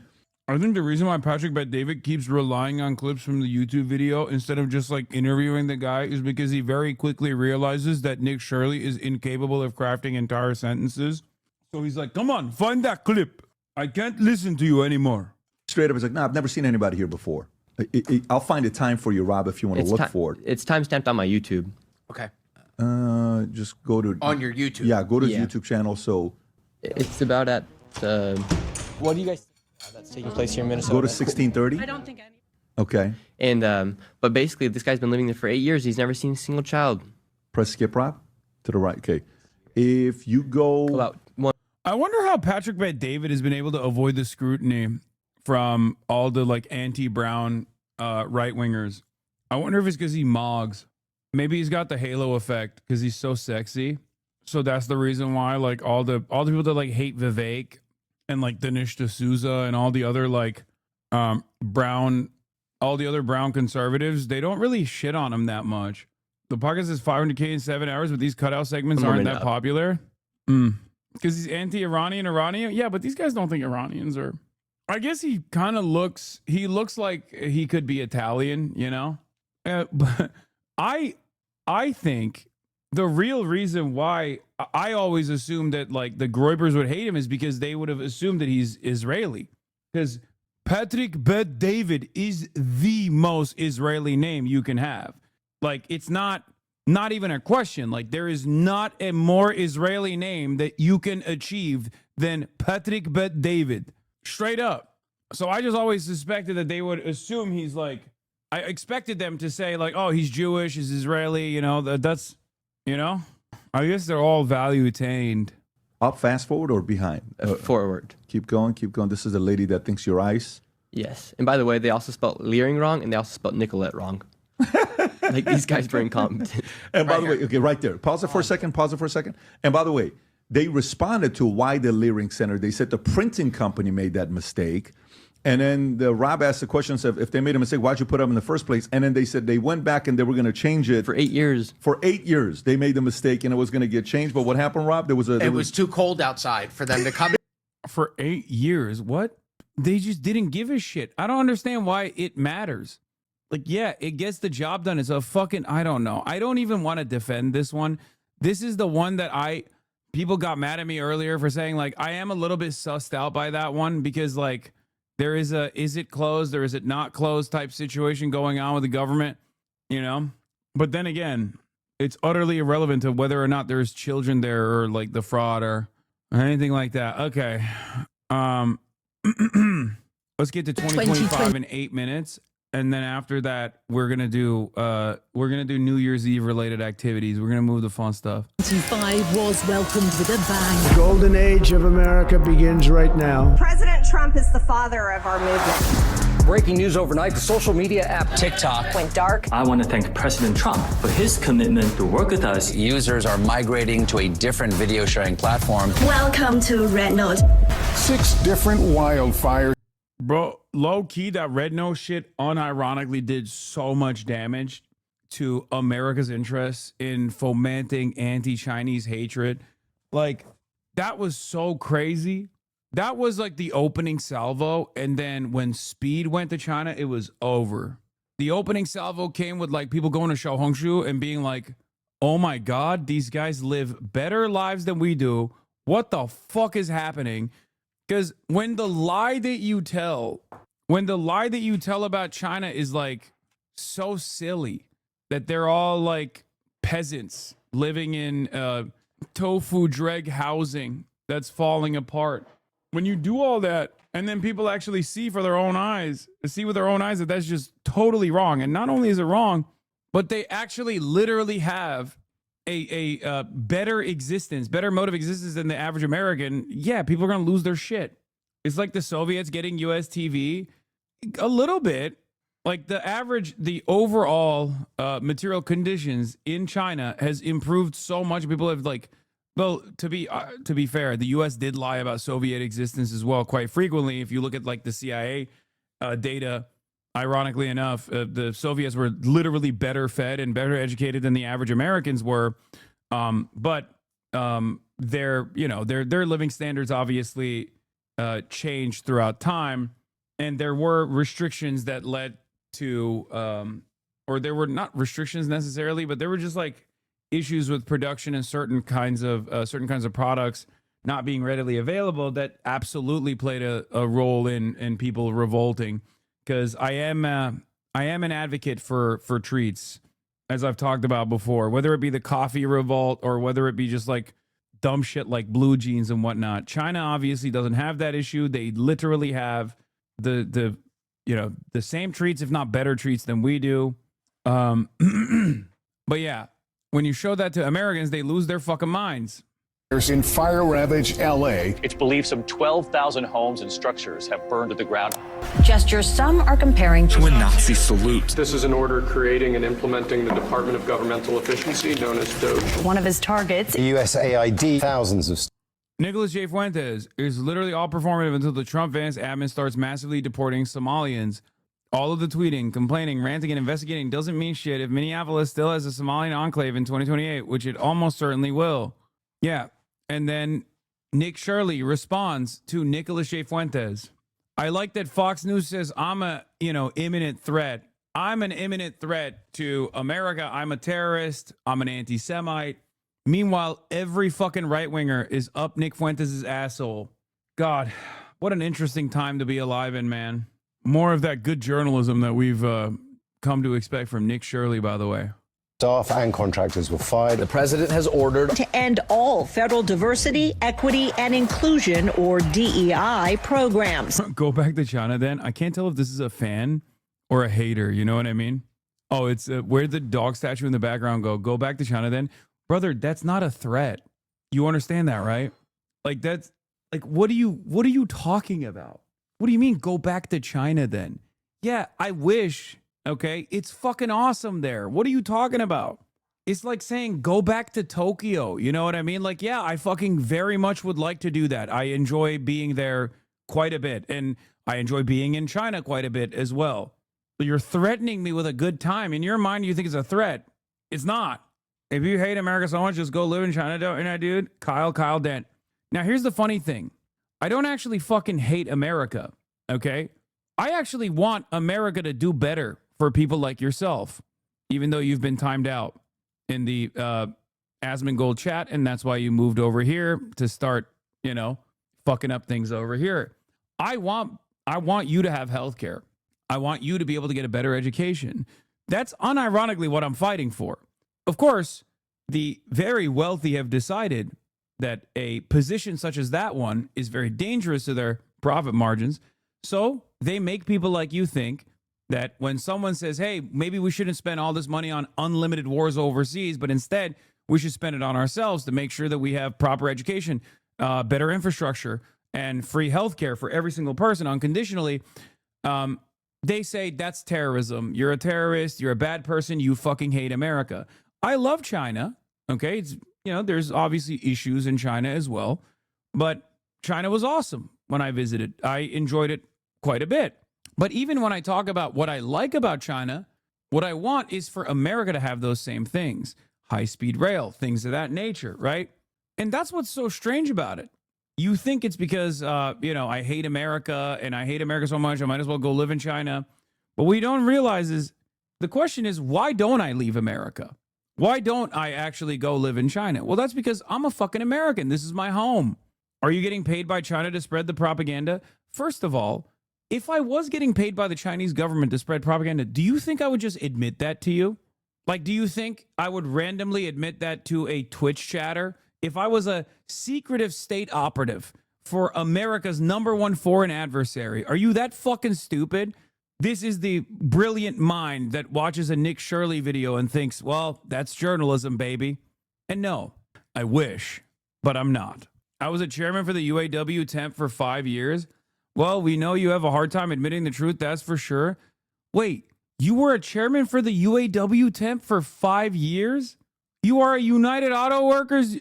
I worked for the big three, UAW. I was a temp for 5 years, and it took me 14 years to get the max wage. Record profits equals record contracts to give us our fair share. Stand up for those who sat down. Bring me on. I was chairman for the UAW temp for 5 years and been employed with the company for almost 15 years. Based.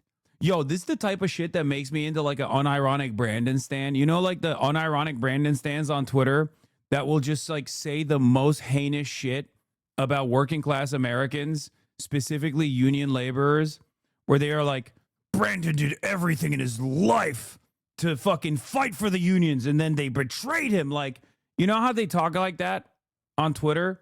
That's how I fucking feel when I see stuff like this. You know what I mean? Yo, this shit got me feeling like bad empanada, where like the average American union rank and filer is unironically a labor aristocrat that also must be fought. It got me thinking like fucking, you know, my war is not with the American capitalists. It's with the American working class. You are my enemy. Straight up. I mean, how the fuck are you a part of one of the only solid unions in the goddamn country, led by a brilliant man who I love, okay, and admire? Shouts out to Sean Fain, okay? And you're out here regurgitating some of the dumbest right-wing slopaganda anyone has ever fucking seen. How is that possible? How did you find yourself so duped? I think one of the bigger problems here, by the way, we all know you have a hard time admitting the truth, that's for sure. Yeah, like all the fucking advocacy work that I do alongside wonderful UAW leadership, for the record. You know, me being a fucking liar in that regard too. You know how it is. Anyway, explain to me how you arrived at this worldview. How does this happen? Have you met an auto worker? I have. Yes, I know. We don't claim you, we flame you, my man. You do know I know a lot of people in the UAW, right? Both rank and filers, but also people in the leadership. Like, this is the one area, this is unironically the one area where, like, I do put a lot of fucking effort and work out there. You know, maybe you can fucking take the boot out of your asshole for a brief moment. It might be interfering with the fucking synapses up here. The fuck? That's crazy. Is that a threat or something? What? No, you fucking dingus. No, I would never. First of all, no, you're, goddamn it, you're so stupid. No, my point was, you're saying we don't actually fucking claim you. We make fun of you all the time. I'm like, I don't think that's the case. I'm responding to the initial claim that you made. Why we don't claim you, we flame you, my man, is what you said. So I was retorting to that. What? Why would I ever do that? Oh my God. God, you were such a big baby. What does, you know what I mean? I know a lot of higher. No, I didn't. I also said rank and filers too. You're so fucking stupid. You just want, God damn it. You're such a reactionary fucking moron. Jesus Christ. Every American union needs to do actual labor education. It's so fucking crazy. Your reading comprehension is in the dust. Thank God for your fucking labor union. Because if it wasn't for the UAW, you'd be probably dead in a fucking ditch somewhere. Holy shit. Jesus Christ. Bootlicking dumb fuck. Anyway, let's get back to 2025 and Elon Musk bids farewell to the White House today. Doge is done. Bro's just fighting against his own chat. Jeffrey Epstein files were released last night. Many of the documents were heavily redacted. Houthi PC small group. They were running a war plan on a messaging app and didn't even know who was invited into the conversation. Houthis is short for who's these idiots running our government? The deadliest plane crash in more than 2 decades in the U.S. Claimed the lives of over 24 athletes, coaches, and family members. We cannot just let this break us. turn now to the Super Bowl halftime show. Kendrick Lamar will be the first solo hip-hop artist to headline. Gaga set the world record For the highest attended concert by a female artist. 2.5 million fans attended it. Puerto Rican superstar. I can't get over this, bro. I literally, the guy who was like, yo, please have me on, I'm a fucking UAW guy, has turned into a Trump hog. How is that possible? I can't get over it. I cannot get over it. Hasan, why are you a terrorist supporting streamer? I hate Israel, okay? I hate Israel. I do not support terrorism. I can't get over it. How the fuck? No, I'm serious. Guy goes from like, oh, dude, UAW contract negotiations are happening right now. Have me on. We got to talk about it. To like just a fucking Adolf Hogler over like, what, 2 years with a president that didn't do shit for you. How is that possible? Where the fuck's the username? What was the other guy's username? What was it? I have to look at it. Look, for the record, you being a fucking dumb fuck right-winger does not change this reality. Obviously, something I constantly mention is it's not about, you know, being right-wing or left-wing. It doesn't even matter, right? You can keep making memes about like how I shock my dog or whatever. I don't really give a shit about that.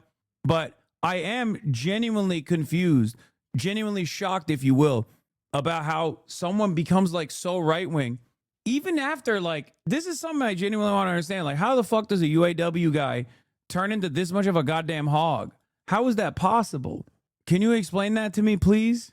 Instead of fucking crying like a pathetic bitch, by the way, implying that I was like trying to threaten you or something. How'd that happen? It's because you respond? No. Wait, he's right. Come back to China. What up, Eric? Bro makes AI edits on TikTok. I mean, whatever. He's... Oh my God. I guess people join unions for their own interests rather than collective interests. No, of course right-wingers join unions because they want to have ownership over the fucking surplus labor value that they're generating. And there's no other way to do it.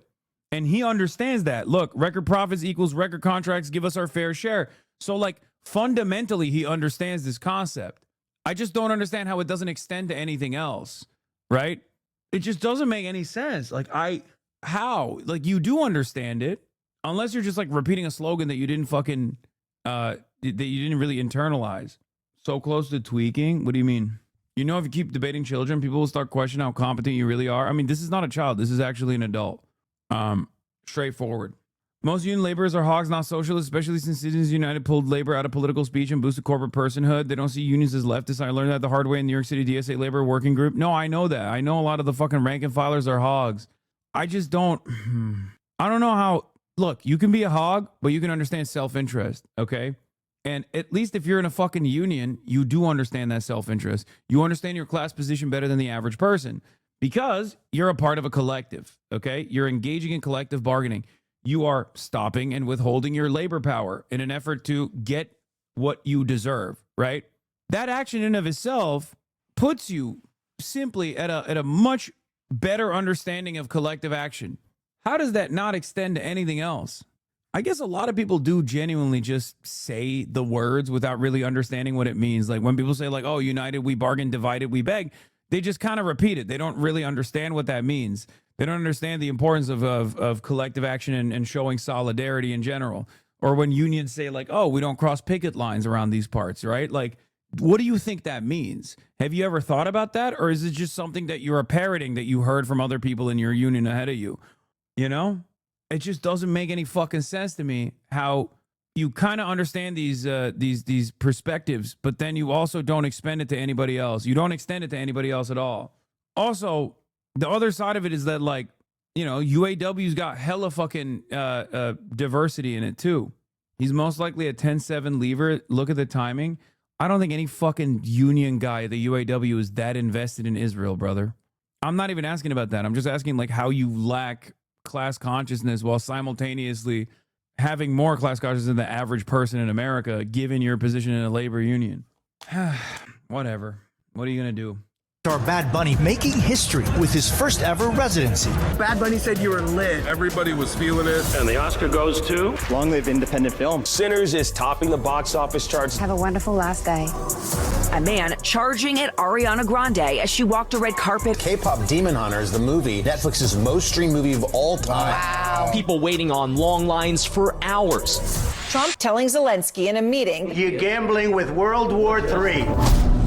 America's really scary right now. Hilmar Abrego Garcia was deported to El Salvador, an administrative error. Sending National Guard troops into Washington. Rallies across the country opposing President Trump's agenda. As part of Saturday's No Kings protest, Gen Z protests erupting in pockets around the globe. We are the movement.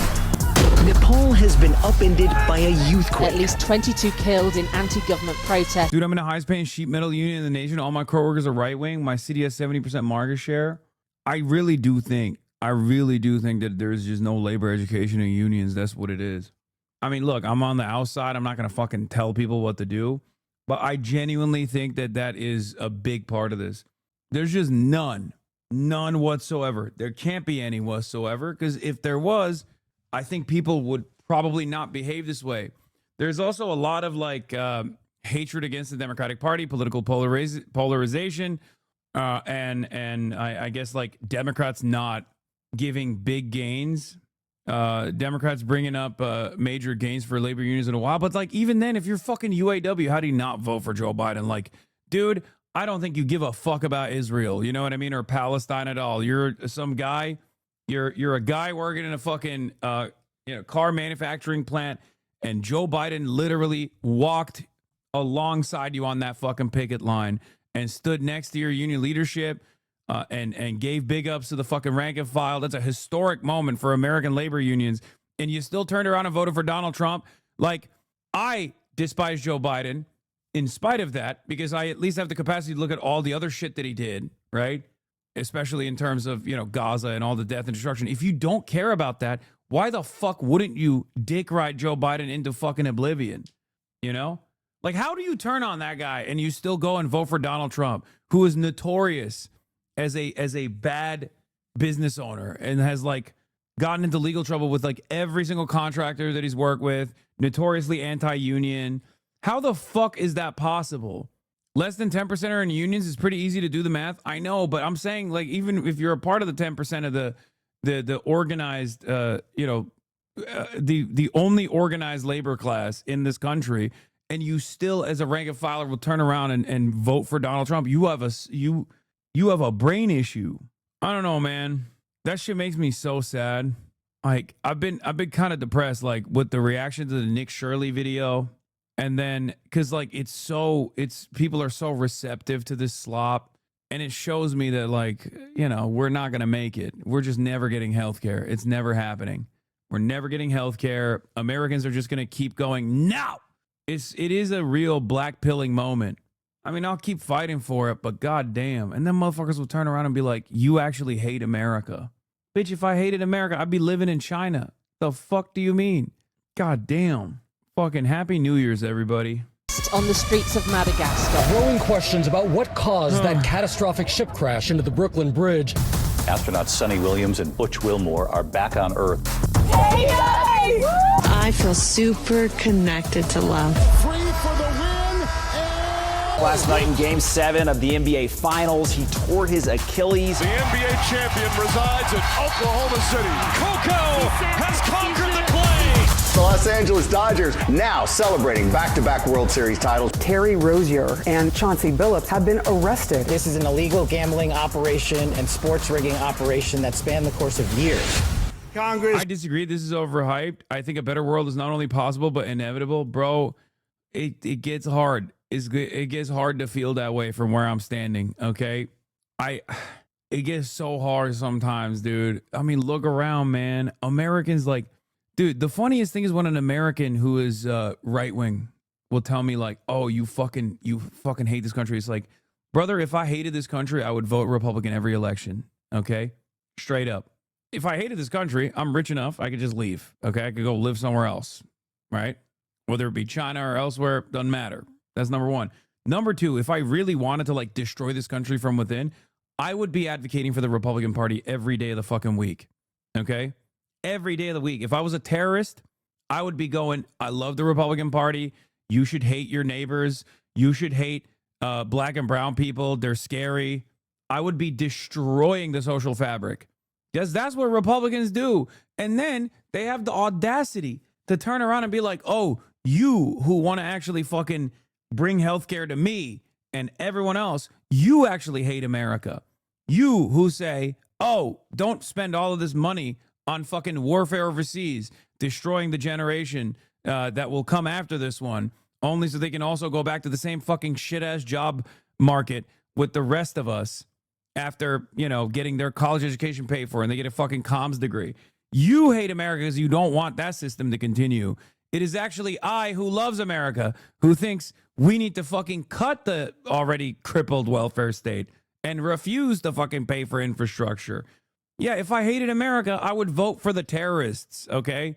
That's why, as the chatter reminded me yesterday, one of my oldest fucking quotes that is one of the most vindicated of all time, Al-Qaeda has nothing on the Republican Party. Osama bin Laden wishes he could have a fraction of the destructive anti-American power that the average Republican politician has. Okay? That's it. Straight up. These motherfuckers are robbing you blind every day of the week and giving the benefits back to the fucking wealthiest people. And you're over here talking about Somalis or Guatemalans or fucking undocumented migrants. You're so duped. You're so stupid. You're so blind. You're so easily malleable. You're so persuadable. Trans people, you know, immigrants. Yeah, dude, they're destroying the country. Totally. And not the rich guy telling you that they're destroying the country, who's basically robbing you fucking blind. It's the easiest trick, too. It's the oldest fucking trick in the book. Richest man in the world is getting his talking points from this. That is what is needed to stop the fraud. Yeah, richest billionaire on the fucking planet agreeing with the right-wing sentiment. This should be a wake-up call for anyone that works a real job that has been hounded by an asshole fucking boss. This is the boss of all bosses, okay? And he firmly and unconditionally agrees with the sentiment that it is actually the Somalis that are robbing you blind and not people like Elon Musk. How is that not a wake-up call for you? Because if you can't fucking comprehend it at that point, and if you actually hear him say those words and you go, oh, he's just like me for real, actually, it turns out he's pretty dope, then you're a fucking loser. You're an idiot. And you kind of deserve the conditions that you exist in. You don't think they're robbing the system? You think all Somalis are robbing the system? They both are? Brother, even the collective number that they've offered in terms of the welfare fraud that they investigated and found is literally nothing. It's pennies in terms of how much subsidies Elon Musk takes. Elon Musk literally got into Doge, wasn't even elected, mind you, was appointed to a position to fire tens of thousands of federal workers. Union jobs, by the way. What the fuck do you mean the Somalis? It's obviously a fucking distraction.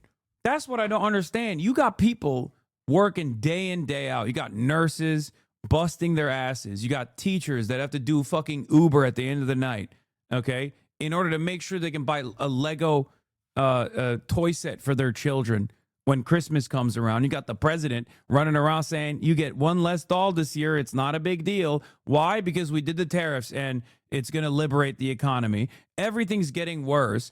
All these fucking rich assholes are running around consistently telling you it's not them. It's not people like Elon Musk. It's not people like Donald Trump. It's not their wealthy fucking asshole friends who are in the White House day in, day out. It's not Larry Ellison, David Ellison, people that own every single thing from the media down to every single industry. And they're openly telling you, ha, it's the migrants. And you fall for it every fucking time. How do you fall for it every time? It's the ultimate sucker position. You're a mark. You're a rube. It sucks to hear this, but you really, really are easily manipulated. And it's those who always think they're free thinkers, those who always think that they're not as easily manipulated, that unironically get manipulated by people like this. It's crazy. Yeah, Elon Musk, net worth before Doge, 400 billion. Net worth after Doge, 749 billion. All it took was 1 year, baby. And in the process, he fired tens of thousands of people. He had complete control over every regulatory agency.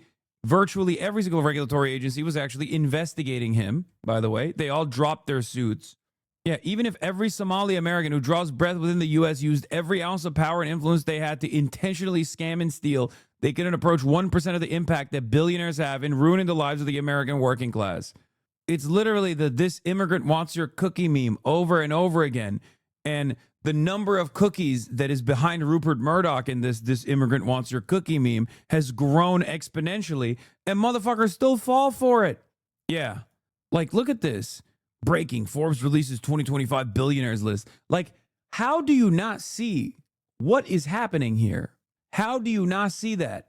The irony is, if Somali daycare owners actually made $257 billion off of their fraud, you'd be sucking their cocks, okay? Because you love sucking billionaire cock at the end of the day, okay? You do. You do. You love sucking billionaire boot, and you love sucking billionaire cock. If all the number 2, number 3, and number 4, if all the number 2, number 3, and number 4 highest earners in this country were scamming Somali daycare owners, you'd be sucking their cock, okay? You'd be talking about how wonderful and how cool it is that they've worked so hard, because you're a fucking dick rider to billionaires. All it takes for the average American to immediately to immediately fall in love with a billionaire is to go on the Joe Rogan Experience one time and be like, oh, I'm just like you. I also fucking hate immigrants. They're weird. Also, I'm an immigrant from Africa, but don't look at that. I'm white, so it's fine. And yeah, those are the real scamming immigrants from Africa, from the African continent, not me. Guy who is literally worth $749 billion and gets tens of billions of dollars in subsidies from the American government every fucking year. Ah, fuck, man. You have to make the punishment infinitely worse than the crime. And I'm talking about deporting the entire family, denaturalizing the entire family, sending the entire group of them back to Somalia. That's what needs to happen. And anybody complicit and anybody involved in this scam. And until we have a candidate and a person that's willing to do that, then I'm not really interested in voting, if you want me to be honest. I'm really not interested in voting, because why is it that I'm going to vote for a slow rot of my country whenever the solution is so obvious? You can't flip the switch? Yeah, you can. You can easily flip the switch. You just do it. If J.D. Vance does not push for treason with capital punishment against Tim Walz, do not vote for him. If Trump does not deliver that. Wait, what? Capital punishment? J.D. Vance must kill Tim Walz, or else I will not vote for him. Oh, man. Do not vote for him. This is your Rick Scott take, but in a pussy way? Yeah. Yeah, no, 100%. If Trump... Yeah, good thing he's not talking about an actual scammer, but simply a suspected scammer. Just a reminder that good people like you. What is this? The fact that he is so, the other top streamers around him politically are like all conservative. Yeah. He is truly. Oh, this is the old, he posted this an hour ago. Like a sin eater for the world. Just like, I'm just looking at like, he is like the ones who lift weights in Omelas. He is like fucking. I know what you're talking about. Yeah, no, we've cursed him to sit in that room, sit in that little room of his and watch MSNBC all day long, 10 hours a day. He makes 150 grand every time he does it, but he cannot leave his little room. Yeah, what is he doing with the 150 grand? He's got to be in front of the computer for 8 hours again tomorrow. The rest of the house is empty. Grabbing kids on the way to the manosphere alt-right pipeline and shunting them off into the left. Like, no, get back. I think this is the other side of the equation, which is that like right-wingers understand the importance of mouthpieces and propaganda. Like, even down to the dumbest guy, which is part of the reason why they praise Asmongold in the same way that Brendan Lee Mulligan's praising me here, where he's just like, he's not doing anything with the money. He's just still fucking working every goddamn day. Right wingers see that. That's why they love Asmongold, where they're like, oh, he's just, he's not doing shit. He's not doing shit. It's not like he's fucking, dominating entire industries with that or anything like that. He's just still doing this thing every single day. Meanwhile, people on the left, on the other hand, they are like, oh, yeah, you're right. Fuck that guy. Fuck him. There's no value to someone doing this. Fuck him. I hope he kills himself. I hate him. He's a leftist but successful. He fucking means he's bad. All the coverage of him is so funny, where it's just like all of these reporters are going and like can this one jacked man in this little room change politics? Is this the new, like, no, this is just one guy who's trapped in behind a camera. I don't know how he doesn't freak the fuck out at mainstream reporters being like, this one man stand against the forces of reactionary conservatism. And the fact that he doesn't go, somebody else do this. Hasan Piker, the fact that he is so, the other top streamers around him politically are like all conservative. Yeah. He is truly like a sin eater for. I do freak out, and I do say help all the time, by the way. All the time. And of course, as immediately on notice, this has been up for an hour. I swear to God, bro, there has to be like a group out there where it's like instantly. There are, I think, people out there that just like my haters are not normal. Like they will, like, I didn't even know that this video was posted an hour ago, but instantly they're like, there's a bat signal or something. They are definitely bots. I've seen replies in seconds that have like 30 likes within seconds. I mean, I don't think all of them are bots. I think there's like real humans there. I don't think that account is a bot. Yeah. Long Comics Book Club. If Hasan Piker is the best that the left has to offer, the male models were already lost. The man has more controversy than buttons on a shock collar remote. I bet the rest of the Critical Role like you too. No, most content creators that aren't like outwardly fucking right wing, but are, usually silent, they have pretty good politics. And they're, many of them spend their time in here and shit. Like, it's not, I know that, but it is crazy. And what's also crazy is like, if there was a equivalent situation where someone was like talking about XQC, it wouldn't drive this much discourse. Like random content creators, like if a random content creator, like I don't know, Ron or something, Stable Ronaldo does a collab with XQC, ain't nobody's talking about like how he fucking promoted Donald Trump or does like gambling streams or anything like that, or Speed, any number of these people.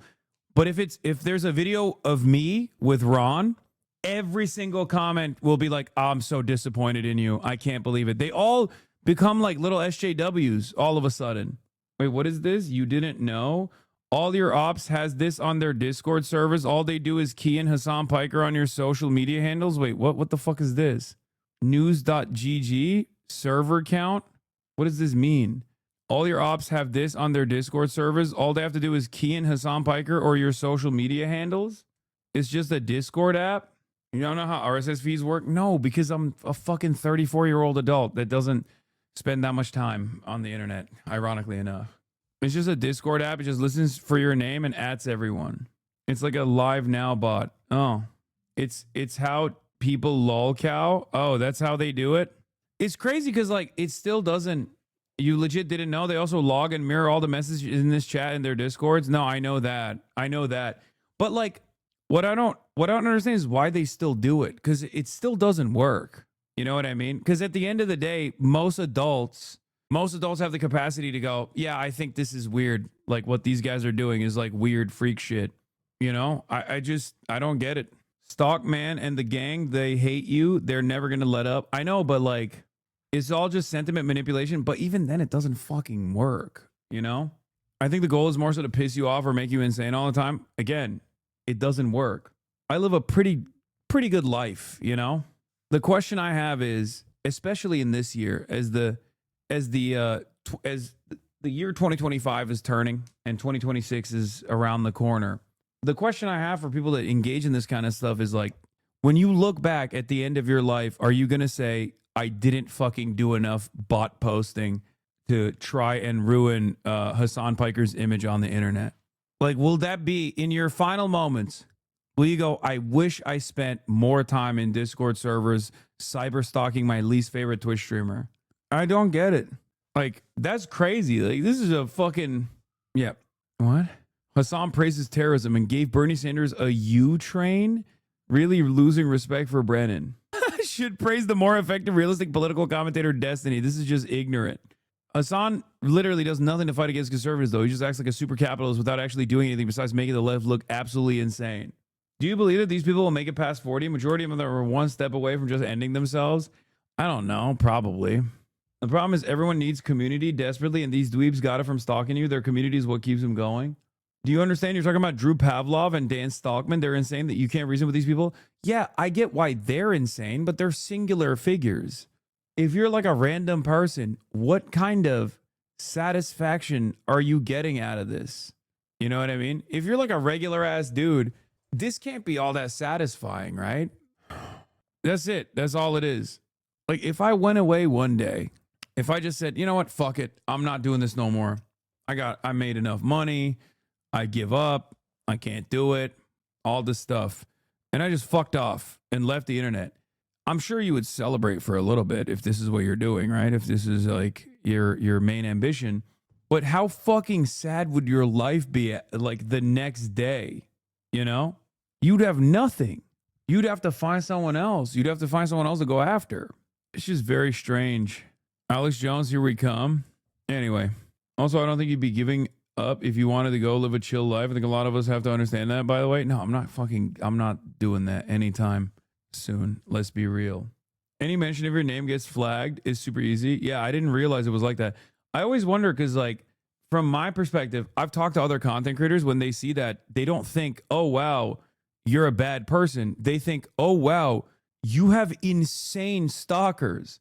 Because content creators understand what stalkers are. Just like members of the media understand what stalkers are. So a lot of these guys think they're being slick when they go, hey, I'm a big fan of you, but actually this is really fucked up that you did that. They don't actually read it as a sincere comment. They read it as you being a fucking weirdo. And I don't know how to explain it to people because they'll never hear me say this. Like they'll never understand. When I say this, right, they think, oh, Hasan is just simply lying. Actually, we have a lot of impact. Has it not shocked you at all, even a little bit, that you've had no impact whatsoever? No, dog. Most people fucking see the comments on the internet. They know how fucked up the internet is. They just look at that and go, wow, this is incredibly weird fucking behavior. They don't go, wow, this guy's actually a weirdo. This guy's a real weirdo. What? I can't believe it. This guy that I've known or this guy that I've like developed my opinion on as an independent adult, partially because of his political perspective, shit like the trash taste back down make them think they're winning. Yeah. Anyway, I'm not even going to get into that. But once again, that's another point where like people know what they do in their output, what they say outwardly does not actually correspond to what they think privately. Okay? Content creators know. Sometimes they just want to, you know, throw off the scent a little bit because they don't want to be fucking harassed. And maybe they're being a little cowardly at times to do that. But it is what it is. It's just a part of the fucking game. What breaks the camel's back for you? Is there a breaking point to quit the job for you? I don't think you guys understand. What hurts my feelings is not random fucking dickheads on the internet. What hurts my feelings is when I see an entire fucking industry, a space that I occupy, dominated by some of the worst, most hateful fucking takes. People without any care or consideration for others, running around talking shit about trans people, talking shit about immigrants, talking shit about black and brown people, and in the most careless ways possible, specifically so they can fucking grift. And then their fan base that actually also leans into it because they think that's the cool thing. Because most of the expressions of politics are, especially online, are often insincere. That's what actually fucking hurts my feelings. That's what kills my soul. When I see people who advocate against their class interest, when I see people that have spent a good deal of time in here that turn around and go, you know what, actually, I'm reactionary now. I'm right wing now. That's the type of shit that hurts my feelings. That's what actually makes me feel like I'm not doing a good enough job.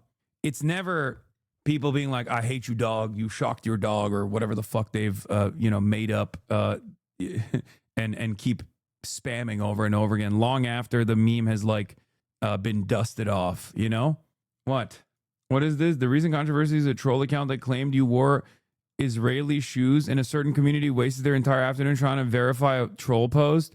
Scroll up already has been discussed. This can't be it. It has a metal buckle with a side tilt. Oh, nice catch. They're pretty popular here, so I'm guessing Burks. So does anyone have a link for the not one? You either find an exact match or no match at all, kids. So we're doing some shoe comparison analysis today. I see. Keep up the important work, everyone. Loner Unbox. Loner Box, never tell me to do a Asmongo clip. All those clips get downvoted as fuck compared to Hasan. You know, people who use that against you after saying it multiple times, they act like a fake fan. Yeah, no, I don't even care about that. I don't know. I just wish all these guys would, you know, use their time and energy on something a little bit more productive, whether it be like trying to, I don't know, advocate for Democrats or something. I don't know. Or reading a book. The one upside is that most of them are too insane to actually effectively change people's mind. 90% of your haters in any comment section will just see like, everybody hates Hassan, Diddy, Epstein, Piker, the terrorist lover who hates America, so the average person just thinks they're fucking insane. I know. Because they are, though. That's the problem. They are fucking insane. That's an insane thing to say. Passed the one big, beautiful bill to make America great again. Meanwhile, regardless of your fucking hatred for me or whatever, the world is still dog shit and only getting worse. Signing the bill. The one big, beautiful bill. This is Cheesecake Factory menu, Howard. This is for the lunch and after, okay? I'm getting bang bang tacos. Give me this. Markets plunging. Hollywood is remembering Val Kilmer. Legendary singer Ozzy Osbourne has died. Gene Hackman and his wife and dog found dead in their home in Santa Fe, New Mexico. Diane Keaton has died in California. Hollywood director Rob Reiner and his wife Michelle are found dead in an apparent homicide. Pope Francis has died. Just a day after meeting with J.D. Vance. I think we can say this is white smoke, and they have selected a pope. Leonem decimum quartum. This is stunning. It is an American Monsignor. City's twinning, Casper Keynes. I think her ad is fantastic. 6'7" is dictionary.com's word of the year. 6'7". The CDC's advisory panel was completely overhauled by Health Secretary Robert F. Kennedy Jr. New numbers show the measles virus spreading like wildfire. Acetaminophen. An earthquake caused devastation in Mandalay and other cities. This is why I said if I hated America, I'd vote Republican every fucking election and would tell everyone to do the same. Okay? This is it. This is the best example. I mean, RFK Jr. alone, he's bringing biblical style plagues to the United States of America. A nighttime tornado in Arkansas Friday night. That was an EF4 tornado that caused a lot of damage in Diaz. The catastrophic flooding killing at least 104 people in 6 counties. I just remember holding him so he would get swept in the flood. North Korea's leader Kim Jong-un has arrived in Beijing. As the Chinese President Xi Jinping is showing off his country's arsenal and military might to the world. It's called Deep Seek. NVIDIA Down big. President Trump just gave NVIDIA and AMD the green light to sell chips to China. Hamas and Israel have reached a ceasefire. in Rafah. At least 31 Palestinians have been killed. Those who are supposed to represent us are betraying all oppressed peoples of the world. Famine has been declared in Gaza. The Gaza famine. The first images of those 20 Israeli hostages turned over. Chaos and horror on a college campus. Charlie Kirk was shot. The alleged killer of Charlie Kirk reportedly confessing to the assassination. Jimmy Kimmel Live will be off the air, quote, indefinitely. I absolutely have the right to free speech. Free speech? It's so important to have a free press. Yo, the Jimmy Kimmel shit literally ended Charlie Kirk, by the way. Look, Axios did a data chart on height, like search interest in a given topic, indexed to 100. Okay, obviously the popping thing was the Palisades fire. Then Donald Trump said around the same time that he was going to annex and invade Greenland, and then the inauguration blew up, and Elon Musk blew up alongside the inauguration. And the interest in Elon Musk continued because he was at the inauguration, did the double Sig Heil, but then also did Doge, right? And it peaked here when the Doge stuff ended. Meanwhile, DEI was explosive in the beginning as well. DC plane crash was also big because of the Ronald Reagan thing. The Ronald Reagan airport crash. Hold on, I'll zoom in a little bit so you guys can see it. RFK Jr. interest waned a little bit after the beginning in his appointment. Gaza continued peaking, but now it's actually going down, right? It's going down after the so-called ceasefire. That was the whole point. Doge really blew up, destroyed the government, and then kind of went away. Zelensky at his peak in the beginning when he came to America and had that crazy back and forth where J.D. Vance came in and said, will you say thank you? Otto Penn has peaked from, I mean, not peaked, but like had his little moment from time to time. Tariffs really blew up. People still searching for it. Signalgate was huge. Pope Leo, Real ID, Golden Dome, Biden cancer, Kilmar Brega Garcia was in and out of the news. That was I think, a turning, the way people started looking at immigration too. That was a big fuck up. And then you had the ICE, you had discontent against ICE. That never fully went away as well. But, you know, the LA riots or, you know, the LA protests, that was another turning point, I think, for a lot of Americans. You had Israel, Iran. Labubu was basically the most poppin' thing outside of inflation this past year.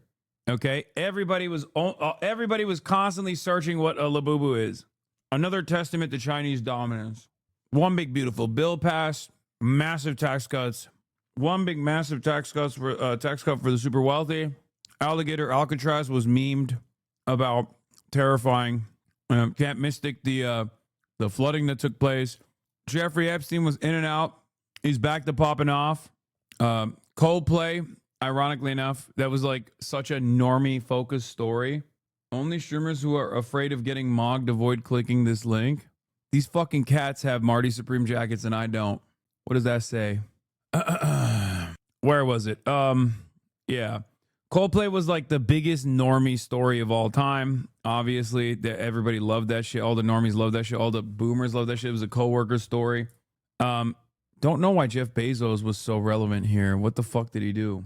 Am I forgetting something? Is it because of the marriage? The wedding? That's how much he popped off? Oh, because he went to space and he got married. Well, not went to space, but his wife went to space. Jerome Powell, Sydney Sweeney had her little peak moment with the My Jeans situation. Inflation obviously was the most poppin' thing, most consistently Googled. Redistricting was asked about. I guess Taco Trump, maybe? Is that what it is? K-pop Demon Hunters banged as well. Taylor Swift Engaged had a big moment, when we were moving into September, August to September. Cracker Barrel had a big moment as well, the revamp of the branding, which was so stupid. And then, boom, Charlie Kirk assassination. Now, the reason why this is actually very interesting is because look at how little people were Googling Charlie Kirk. And then he peaked, and then it's over. And why was it over? Because they went so fucking heavy-handed. They went so heavy-handed with the Charlie Kirk reverence that they went after Jimmy Kimmel. And while Jimmy Kimmel is like an inoffensive liberal, it pissed off a lot of fucking people. And now we are Charlie Kirk. We're all Charlie Kirk. Bad Bunny popping off throughout the year. Obviously, this was around, I think, like when they announced that Bad Bunny is going to be the person who sings, right, at the Super Bowl this year. No King's protest. We were there. East Wing seemingly was a huge deal for a lot of normies. Lure Vice, 6-7. Snap. A lot of people Googling Snap when they were trying to cut Snap during the shutdown. Zoran Mamdani, obviously. Government shutdown. AI bubble. Marjorie Taylor Greene, and then the Brown University shooting. And you are here now. And now the thing people are talking about is, I guess now the thing people are talking about is the Somali fraud. That was the year. It was a pretty shitty year overall. But here, a chatter has made my year-end goals. And I'm going to see which one, like they turned this into like an easy clickable adventure, basically. As far as my fitness goals, I had midterm, maintain less than 15% body fat, which I got. Long-term, put on more muscle mass, which I technically did get. Be able to bench press 225 15 times. I was not able to do that. Deadlifts, be able to 1 rep max 555. I was able to do that. But again, all of this stuff I got in the middle of the year, and then I lost. So I don't even know if I'm supposed to be clicking on these. Squats 315 for 12, yes. Bench press, be able to do 225 15 times, no. Never able to get that. Increase vert basketball. Did not happen. Become more explosive. Became too explosive. Dunk consistently in a game. Did not happen. Focus on recovery. Strengthening lower body. Avoid injuries. Clearly did not happen. Do a combat sport on stream. Well, I guess that did happen. I did play sumo. Dancing lessons with other content creators. I did do that, but not frequently. But I have done that. DreamCon. Yes. These were the content goals. Yeah, I did Wing Chun. I did sumo. I did do combat sports. I did smile more in China. I did lean into clip farming, but not as best as I would like to. I did not learn how to ride a motorcycle. I did not do more fun content on the second channel. Was I more in tune with viral things happening TikTok? Not really. I did do dating games. I did do scary games. I did not do more gaming, and I did not finish the Elden Ring DLC. But I did do dating games, and I did do, well, I didn't do scary games. I'm not even going to click on that. Fuck you guys. You're right. I love that you're so unbothered by your goals. Yeah, I mean, these are a shit ton of goals. Every year I set goals for myself, and every year I don't achieve many of them. More TikTok exclusive content, unless it's banned, it won't be banned. Okay, well, it didn't happen, but I didn't do really a lot of TikTok content. More community content. Okay, buddy, 2 times a month, Chat Vice Monthly, P.O. Box, dating profile review. Didn't do any of that shit except for Chad Vice, and it wasn't 2 times a month. But I did do more Chad Vice this year. I did not look at Okay Buddy once this year. How crazy. You know what? We're going to roll that into 2026. How about that? More b-ball content, fixed shot with lethal shooter. I did do more basketball content, but I did not do any of the, the lethal shooter one. What is this? Unk squat. Check this out. Will it be weird if we pull up with a giant crowd in the camera? Yeah, so we can just order all on one phone and they'll just make them right now and we can go in and pick them up. Okay, let's do that. Look at how long and thin that cigarette. Wait, you have a lighter? Squat. Give us an Asian squat. Do you have a lighter? I think we're trying to Oh, okay. Oh, here. Oh my. Yo. Now hand one to the camera. Will, hand one to the camera. God, those streams were so dope, dude. Holy fuck. Oh my God, bring me back. That's why whenever someone says like, bro, why don't you go to China if you love it so much? I'm like, oh my God, I fucking wish, dude. I fucking wish. God, that shit was so dope. You did the Asian squat so perfectly. You are a white Chinese. I agree. I don't know why I'm going over these goals again. I had done it already, but I guess it's the end of the year, so we might as well do it again. But yeah, more b-ball content. I did do more basketball content, but I did not actually fix my shot with lethal shooter. Focus on more fun React content, more collabs, reshape community to have more diverse fun tent. Bring back TV show React Meta. Didn't do that. Get at least one high profile interview that seems insane. Definitely did that. Swim with the fishes to defeat your fears. Cooking streams with Cutie, no. Cosplay with Emaru, no. Travel stream with Nick Pollum, no. Maya Zoo review plus Davi, no. Jeff Nippard, no. Squeezy, we did. Nothing with Queso. More feared and shared experiences, we did do that. 2 out of 8. Travel goals, Japanuary, yes. China, yes. Thailand, no. France, twice. Vietnam, no. Korea, no. Canada, no. 3 out of 7. Kaya goals, take Kaya to experience snow for the first time. Didn't do that. Kaya's second birthday, did not. We didn't do a birthday party for Kaya for her second birthday, right? Nope. And didn't do any of the Kaya goals. I am truly abusive. 0 out of 3. I am actually this right. I admit it. I was abusive to Kaya this entire year. Take more time off streaming. Did not happen. Well, let's take a look. Actually, now that we're nearing the end of it's literally the last possible time we can do this in 2025. Let's go to Sully Gnome. Let's find HasanAbi and let's take a look. 365 days, right? Boom. So average viewership shot up in the last 365 days. Hours watched went up. Followers gained went down. I gained 32% less followers this year, and my peak viewership went down as well. Obviously, the reason for my peak viewership going down is because last year we had my career peak, which was the election, right? He hates us. Oh my God. Wait, what do you mean? Why? We have the stats in the year in. Oh, really? Well, I was going to take a look at like whether or not I actually, in comparison to last year, hours streamed went down 7.4%. So I did take more time off. There you go. I will be checking that box. Self-care 1 time a month. I did definitely do that. I took Sundays off. Get less angry at chatters. Less focus on bait unless it's funny. Definitely didn't do that. No more cursing. Lamau. Hire PA. Sure. Get a new car. Generate more positive vibes. Have people be more charitable to you. PR year continues. Okay. 4 out of 8. Next year, we're going to be able to do the New Year's prediction via Kalshi. Oh, shut up. Oh, here are the predictions. Grand Theft Auto 6 is delayed. Marvel Rivals meta, dead meta. Click. Trump gets Bibi to secure a hostage deal where North Gaza is permanently annexed only to re-up and rearm Israel as it increases hostilities in the West Bank to perma-annex the West Bank. Check. Aggressive prosecution in direct violation of the First Amendment over pro-Palestinian sentiment. Worse. than even Brandon. Check. Mamala writes her book. It sucks. Everyone makes fun of her. Career over. Check. I know last time I said Marvel Rivals meta dead, everybody got mad at me. There's still a lot of people playing it, but it's like meta-wise, it's not as poppin'. Like Arc Rivals is the meta currently. I don't know why everybody fucking constantly gets mad at that. No liberal resistance. Unk Raiders. Did I say Arc Rivals? Arc Raiders. Fuck. I'm sorry. No liberal resistance this time. Trump and Trumpian far-right politics are now the norm. Institutions that previously would present themselves as liberal now behave openly and outwardly right-wing. I wish I could get extra points for how right I was on that one. Trump, Elon, Fallout, Crash and Burn, check. Thin-skinned, China, Elon's connection to China. That wasn't true. That wasn't over Elon's. But it was because they were thin-skinned, but it wasn't because of Elon's connection to China. Mass deportation initiatives are started but never reached the numbers Trump promises since it's quite negatively impactful on the economy. Also check. More celebrities are openly Trump. Check. TikTok doesn't get banned. Yup. Benjamin Netanyahu doesn't get locked up by the ICC. Trump will go to great lengths to protect Israel. Yup. Trump sucks. Will cause the right-wing content market to continue growing, but will set the stage for their inevitable demise. The inevitable demise is actually started. It's actually started at the end of this year. If you recall, we've been watching it pretty closely. At least one massively consequential natural disaster. Check. We are fully gearing up for war with China. Liberals who previously critiqued Trump will defend him on his initiatives in this direction. Not on the tariff front, but they have been noticeably absent from the conversation on everything else.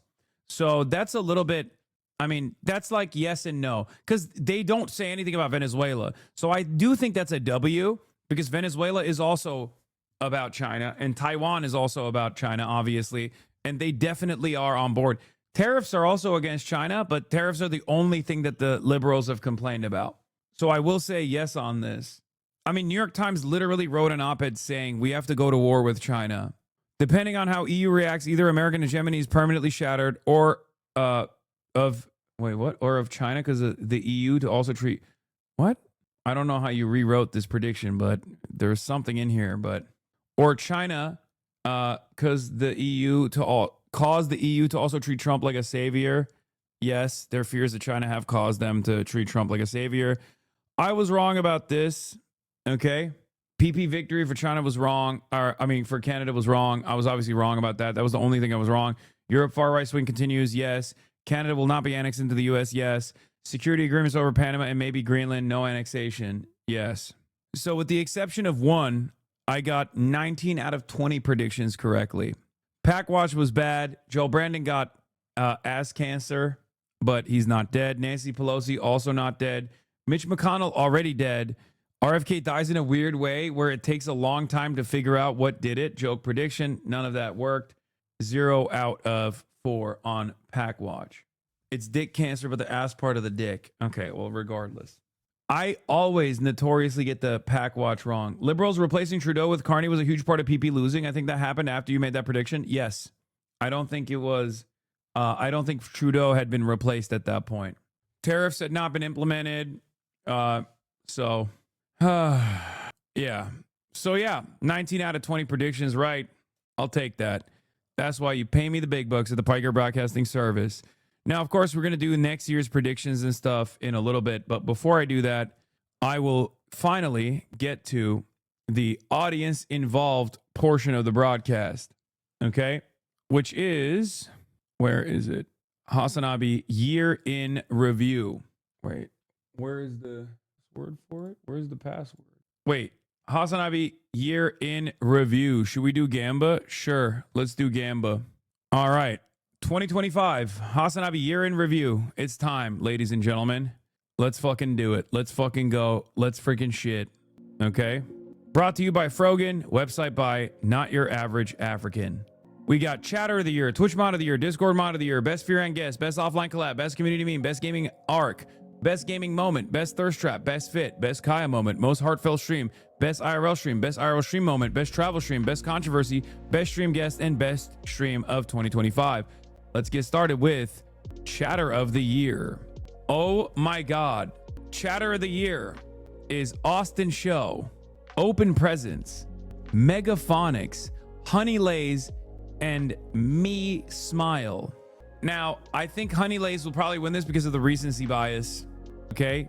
But I do think me could possibly win it as well because me is so selfish and chatters are selfish. So me might win.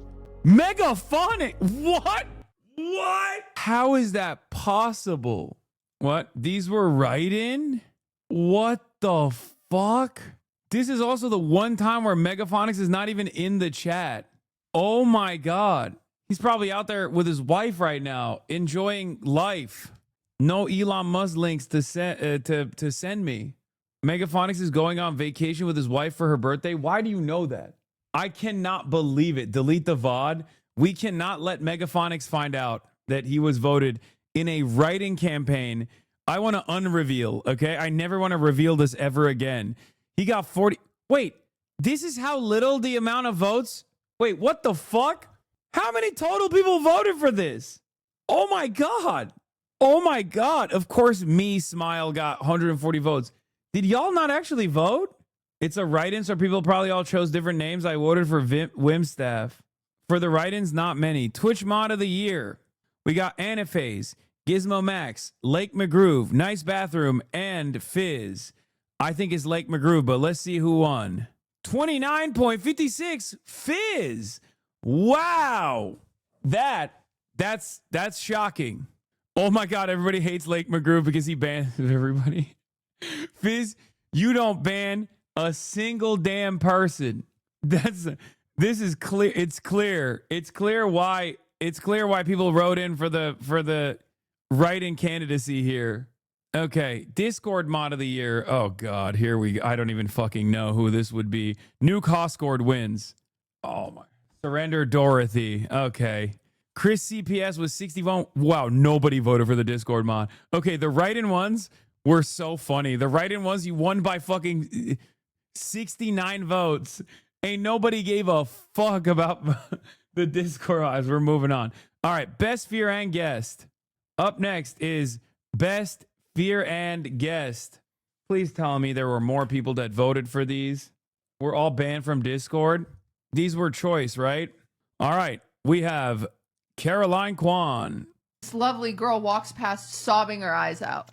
And so I go, girl code, and I look at Caroline because I have social anxiety. So Caroline goes over to talk to her. So I feel like I helped, you know? Yeah, no. And so then Caroline goes over and she's like, are you okay? We're and she's like crying and hyperventilating a lot. And then I was like, do you need a lorazepam? Because I have one because I knew I was anxious. Well, first I was like, do you have an anxiety disorder? She Oh, said, yeah. yes. Yeah. I go, do you take anything normally? And she said, yes. She said Ativan, which is lorazepam. Yeah. So I was like, oh, do you need one? And she's like, yes, please. And the cops are You're right there. prescribing things to people It's at the girl hospital. code, though. It's girl Okay. code. No, this is before Chapel. this is at Chapel Road. Okay. We're not going to watch the whole thing, right? That's a long-ass TikTok. Jesus Christ. Yeah, I posted unfollowing spree. Phineas. People. And what I knew when I posted that was that everyone insecure would check to see, you know what I mean? Yeah. Normally when you unfollow somebody, you Wait, hope did I make the cut? you're followed still. Yeah, no, he's You still, did yeah. it so gleefully, too. I You was went unfollowing spree. so gleeful. Who'd you unfollow? Mostly I unfollowed like Joe Biden's Instagram account, like Instagram accounts Was that he I've mad? been. Did he check? He didn't know. The auto pen letter of he was pissed off. Yeah. Mostly it was like cool houses in Bali, like random accounts that were like followed from years ago that I was like, whoa, sick architecture. But I did unfollow a couple friends. Oh, wow. Who just I don't like the content. Oh, like the Really? Damn, That's cold. You're cold. Like, That's cold as hell. I was like, I just don't like these. Did they text you? Yes. Oh, wow. There was no reason for me to do this. It was just. All right, that was Phineas. We got Gianmarco Zaresi. And you're outside and everyone's smoking a pack throughout the dinner. I know. It was really romantic. It was very special. Mhm. I did the Well, full as well. Turkish baths with like Yes, two me guys. too. Like it hurt. I did not like turkey. Why? I got food poisoned, and then I got the absolute shit beat out of me with a piece of spruce. Yeah, they beat the food poisoning out of you. Yeah. You enjoyed that. Yeah, it felt like I did something. Or if you go to a Turkish barber, he is going to also fuck you up. Yeah. Apparently they burn you and they put their wiener on you. There's a word for them putting their wiener on you. In Dayamak. Turkish. Yeah. What are you It talking means about? to They lean. rest It their means to sack on it their means shoulder. to no, you're just your dick. Is it to keep you like from moving? You're like, think it's don't move. I don't know what it is, but it's just like A pecking order. To me, I'm like, if that was offered and it was extra, I'd go, please, I'm here. When in Turkey, put a cock on my shoulder. Okay. We got Vanilla Mace. Ridiculous shit. There was this guy that came in one time, and he respectfully looked like someone who like lived in their mom's basement. Like, no offense to him, but he did. That's just like kind of the vibe that he gave. You could paint the picture in your head. I went up to him like, oh, did you want to do a dance? He's like, yeah, but I want to do some like slight role playing. I'm like, oh, okay. Well, I'm like, let's spice it up a bit. I'm like, sure. And he's like, I have magic powers. Oh my God. Where's this guy? He's like, I can make you faint on command. Me being gullible, I'm like, wait, can you actually? That's a weird magical power. I think Cosby had that power. So we go do the dance, and he's like, okay, now. And I was just like, and then he was just like, wow, you're so good at this. Like, and he didn't try to do anything weird. He was just like, oh. He was just like, oh my God. And he was like, okay, up. And I was like, hey. And he was like, wow, you're really good at this. And I just was like, this is hilarious. Like, in my head, that's all he wanted? That's all he wanted. That guy was kind of That's all awesome. he did. Okay. And last but not least, Crash Dummies. Oh, and how to dap up properly, too, because I'll be going in for dap Bro, look at this shit, by the way. All of these fucking Fear and clips are from Austin's TikTok. ups and be shaking my hand and shit. Like, ready? Oh, no. Wait, let me see. You can't go from right here. No, hold on. Now, You can- that's the it's problem. a bad angle. Yes, you can't go he's from folding? thumb. Oh, okay, No. okay. He's Wait, folding here, live, okay, bro. that's Boom, right. yeah. Okay, see that? Okay, hold on. Now, it's your thumb. It's your thumb. It's your thumb. It's your thumb. Okay, now hold on. In my defense, there's a lot of pressure. Normally, I don't have like there's a lot of cameras around. Pressure. Oh, there's black people. Yeah, looking yeah. at you. Yeah. Wait, There's probably too many black people around. Damn, I was so fucking tan. That's crazy. All right. And now for the big reveal, ladies and gentlemen, for the best fear and guest with 27.95, the Quantarage. Caroline Kwan wins best guest. Okay, this is the most homosexual audience of all time. The voters are this is incredibly gay. Okay, Caroline at the top slot, followed closely by Gianmarco. You guys are gay. You're so gay. That is crazy. Crash Dummies got and racist, honestly, and racist, gay and racist. Yeah. It's only this gay because of you and Will, not even Austin? Oh, no, for sure. Chat voted for Show Tunes. Okay, best offline collab. First is the Adam Friedland Show. Do you attribute any modicum of your success to being a big, strong guy? Being attractive? Yeah, if you were like a Quasimodo, would people be listening to you about like... No. You look like the archetypical, stereotypical leftist guy. What is that supposed to mean? Just handsome. You coming on my damn show insulting my ass immediately? Let's back up, because my audience is like pretty mature intellectual style. Many of them I've seen the subreddit. Many of them might not know. This is recorded in 2024, yes. I don't know what you're talking about. Many of them might not know, like, can you call Logan Paul right now? I don't have his number either. Can you call Mr. Beast right now? I do have his number. Hit him up, bro. I don't want to call Come him. on, That's please. weird. We're it's not, my dream. We're it's not, my dream. We're it's not. My, we're do not this tight like for me. that. Can I pee? Am I allowed? Can you please call Mr. Beast? No. How you gonna be socialist if you ain't in society? Just please. I'll be cool. I'm not gonna embarrass you. I swear to God. I swear to God. No, I'm not doing Please, dude. You know how I feel about Ukraine versus Russia? How? Sounds about white, dude. This. I'm just not famous enough, dude. You're not gonna hit up Mr. Beast. I'll do it after. All right. The Majority Report. Look Hello. who's in studio. Oh my God, you guys have to- such. This is crazy. This is crazy production. This is the first time I've ever seen you in person. You have very large arms. Oh, didn't that's. realize you- Oh my you God, had that's muscles. crazy. I didn't What even. a coincidence. I didn't even think about that. No, I didn't. Huh. I didn't get the same compliment when I walked in my tank top today. Whine about it. Whine about it. Not anymore. I snipped her. She used to free bleed. She did. That's awesome. Isn't it gross? No. It's so gross. It's definitely a little gross. Yeah.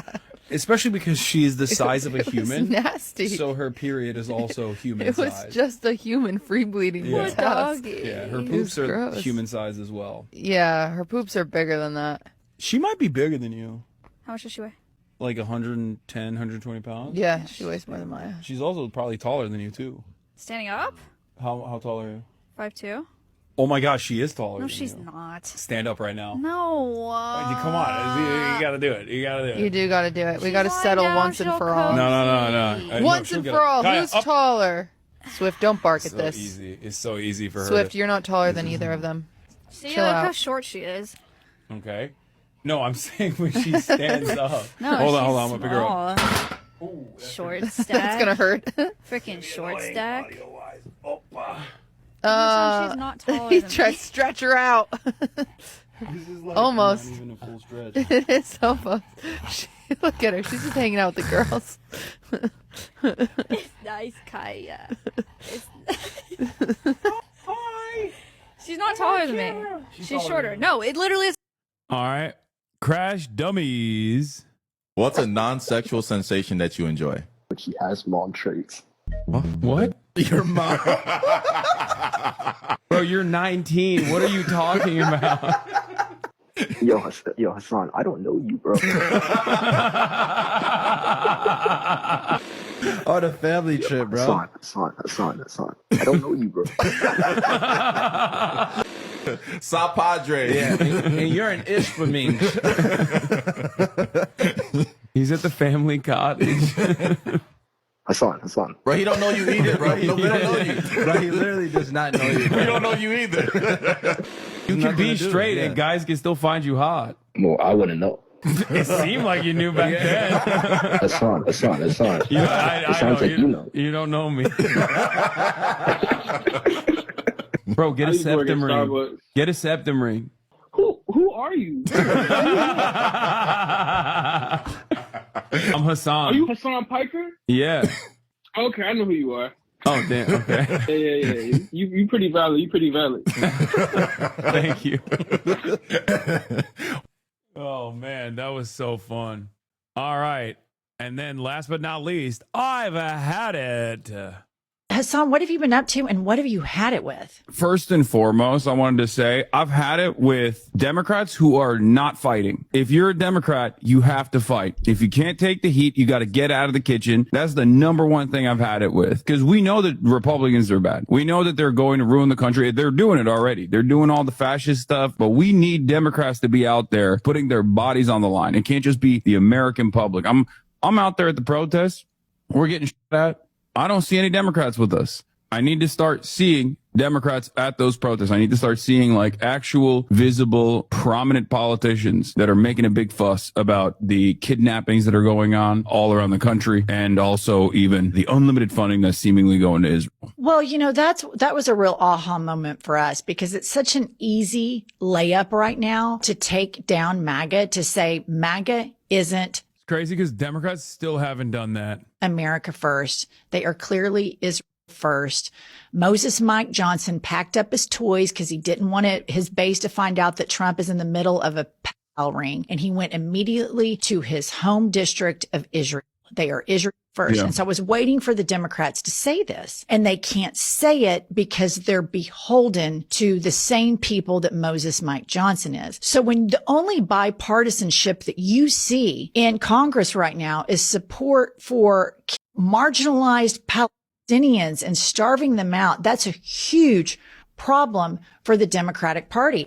And now, are you getting a haircut in 2026? Yeah, tomorrow, Jeff Whittick. With 28.43%, I've had it. Wins at first place with 28.43%. Majority Report in second place at 26%. Adam Friedland Show. God damn, y'all are racist, bro. And you hate women. Actually, no, never mind. You love women. Maybe a little too much. You love women too much. You hate the men. That's what I'm seeing here. Crash Dummies got robbed again. That's crazy. Okay. I am 100% in 2026 heavily leaning into the POC chatters who say this community is racist. Okay? Sorry. It's fucking true. All right. Now we're getting into best community meme. Number 1, woke of the day. America is a state of lawyers. Okay? America is a state of lawyers. By the way, I just said autistic, and this guy said, bro, don't use autistic as a slur. You think saying China is autistic while nutting over massive infrastructure projects is a pejorative? Are you okay? This was yesterday. Are you insane? To be fair, we do have a woke of the day. There is literally nothing going on here that would indicate that I'm using this as a negative.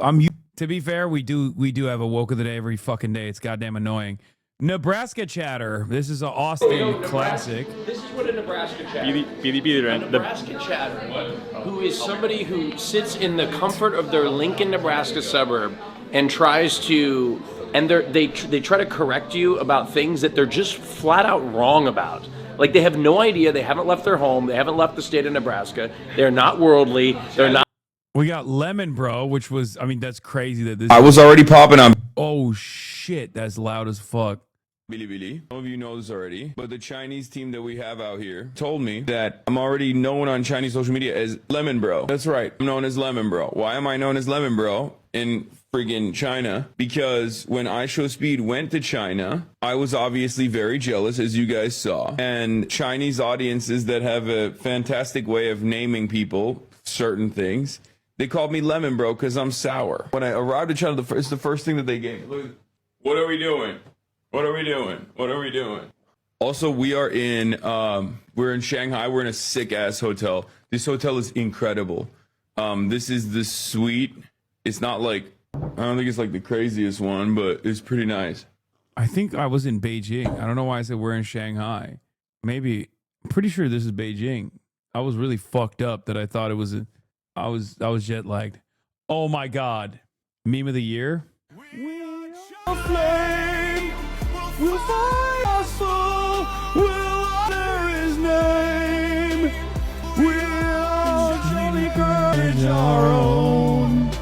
Together unbroken, we'll make heaven known. All right, anyway. My dogs heard this song, and I'm not joking, started praying the Lord's Prayer, R.I.P. Kirk. Yeah, dude, it's awesome. When he says we are Charlie Kirk, I wept. Jesus wept, and so did I. This is the kind of bullshit Turkey would send to Eurovision. America should send this to Eurovision. They would win. We crowed? Yep, we crowed. These AI videos of the right are so awesome because it shows how the right-wingers perceive themselves, and it's hilarious. I fucking love this shit. I love this because it's my favorite kind of meme where I'm like confused on whether or not someone actually sincerely made this. And the answer is yes, by the way. But it's so bad that it literally could have been made by someone who is a hater. And yet it is actually made sincerely. This is a hater meme? No, I don't think it's a hater meme. No, it's not a hater meme. Someone sincerely AI generated this thinking it was actually good for Charlie Kirk. That's what's so beautiful about it. It is those kinds of memes that are the best. The ones that someone makes because they thought that this was like sincerely make Charlie like honor his legacy, honor his memory. I fucking love that shit, dude. And then oh no, 127. Okay, well I guess I know which one's gonna win. Wait, why isn't this working? Before you score this test, my understanding is that 60 to 65 or higher, you're probably on the spectrum somewhere. Mm-hmm. And anything below that, you're probably not. I'm gonna be below it. I know it. Oh my God. Hasan, I got 35. What does that mean? That? Did I ace the test? Before you scored the... Okay. I thought it would be We Are Charlie Kirk, but honestly, or Woke of the Day is a good contender too, but I think it's going to be 127. 31%. We Are Charlie Kirk! We Are Charlie Kirk wins! We Are Charlie Kirk, because we are Charlie Kirk. That's right. Lemon Bro got second place. Damn, y'all love Lemon Bro, huh? Third place at 127. Woke of the Day in fourth place. And then Nebraska Chatter, of course, in fifth place. And that was best community meme. Now, a lot of you say there wasn't a lot of gaming this year. There was some gaming. There was a lot of offline gaming. Let's be real. I gamed a lot more offline than I gamed online this year. But I gamed a good deal online as well. Let's take a look. This was peak. Oh, no. It's cold again. Oh, it's cold again. Come to me. Oh, hold me. Sweet God. We get warmer if we dance. Maybe if we just all dance a little bit. I'm just rubbing up on you. Oh yeah, I'm just gonna. Oh, yeah, wow, pop, lock, and drop it. Well, yeah, there it is. Yeah, I'm just getting that. Ow. Oh God. What if we explored each other's bodies? Oh, the snow's gone. Let's go. Okay, we got Dispatch. It does kind of sound like some sort of fascist-themed prom. What do you think? They were making alterations Your all morning. areola's showing. You. Water park simulator. Are they dead? You received a fine for an ambulance dispatch? Oh, he's dead. Oh, he's dead. Clean the filter. Fuck. Oh my God. I had a much better handle on things. What is this? Out of order. Oh shit.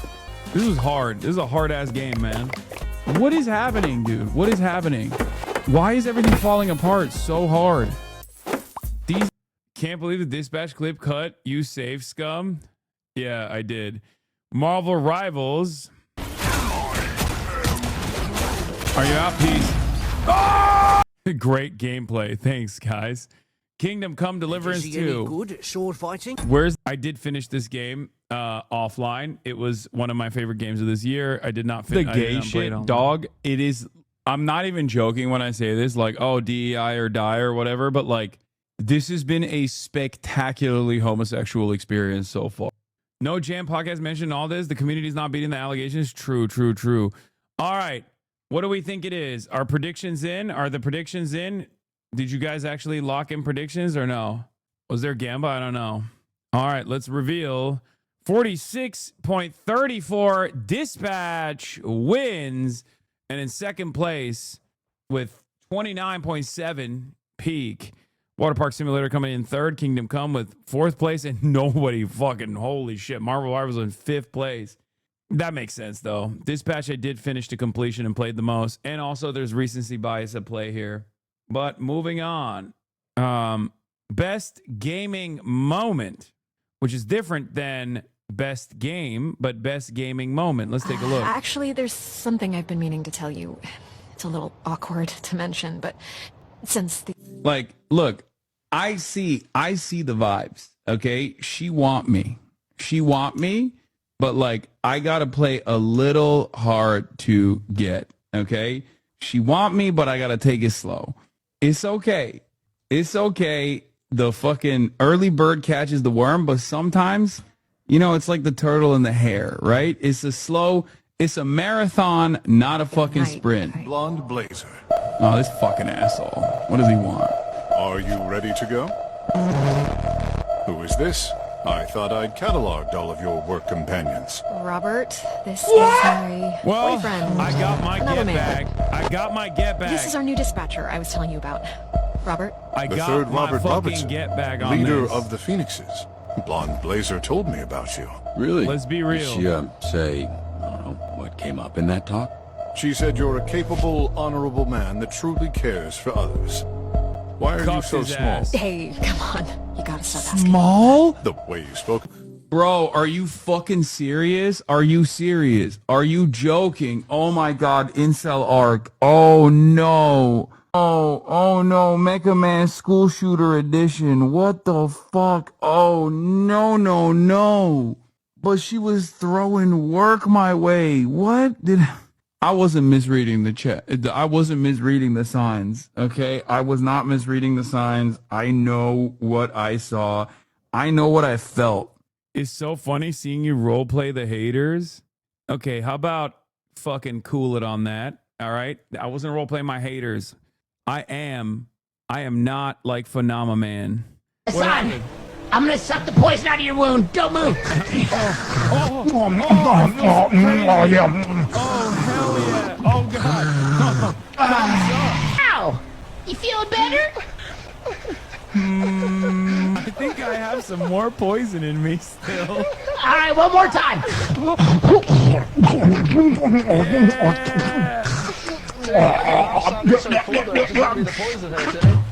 All right, how you feeling? Nobody likes a spitter, Timmy. But I'm feeling pretty good. They showed me how to do that in Scouts. All right, you ready? Oh, fucking Christ. Holy shit. Hey, just don't get stung by a jellyfish. It's Trump and Bubba, guys. What? Fuck. Or I gotta piss on you. All right, let's climb. Will did carry the peak streams. Let's be real. All right. This is Water Park Simulator. No! No! Hands! Everything is collapsing! Queso! You get out of here! And he took a shit! And the pool is rusty! How do I fix it? Oh! Shit! Oh! Get out of the way! I'm repairing the... Oh, that was funny. Rainbow Six murdering own teammate. Sponsored stream. Oh! Fuck. The one kill I got. We're at 33% sector loss. I'm sorry. I'm so sorry. I got scared. All right. 4 best gaming moments. Let's do the big reveal. With 41.4%, Peak wins. Makes sense, to be honest. This patch was in second place at 39%. Third place was Water Park Simulator, and fourth place was Rainbow Six. Not a lot of votes there for that one. Best thirst... What the fuck is this? Best thirst trap? In Japanuary, your boy was looking fucking peeled. Look at those goddamn titties. Oh my god. God, what a fun year this has been, huh? Valentine's Day.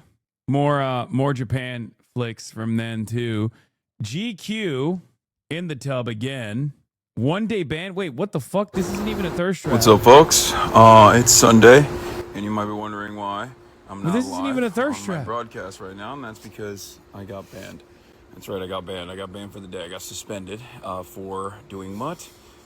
Reading the manifesto of the guy who, the Israeli embassy people. And the reason why I was reading that, of course, was because people were claiming that it was a false flag. I don't think it's a false flag, and I think it's important to understand the motives of suspects such as this one. I've, of course, covered the written documents of other people that have done things similar, regardless of their political background or ideology, but this one was a little different. And so now I'm suspended for the day, and all of the worst scumbags online are celebrating it. So much for free speech, you know? It's really interesting how many of these free speech warriors love Israel. And then Superman. Oh, that's what you got out of the Superman? That was the thirst trap? That's so funny. All right, let's take a look at the reveal. GQ at 42%. I think this is crazy. I don't think this is the... Superman is second Wait, I think I looked the hottest on Japan. But I guess that's for the male gaze, huh? GQ is just the editorial, you know? I didn't know. I don't even think that looked that good in the GQ one. GQ, did you great, bro? Hell yeah. Okay. Best fit.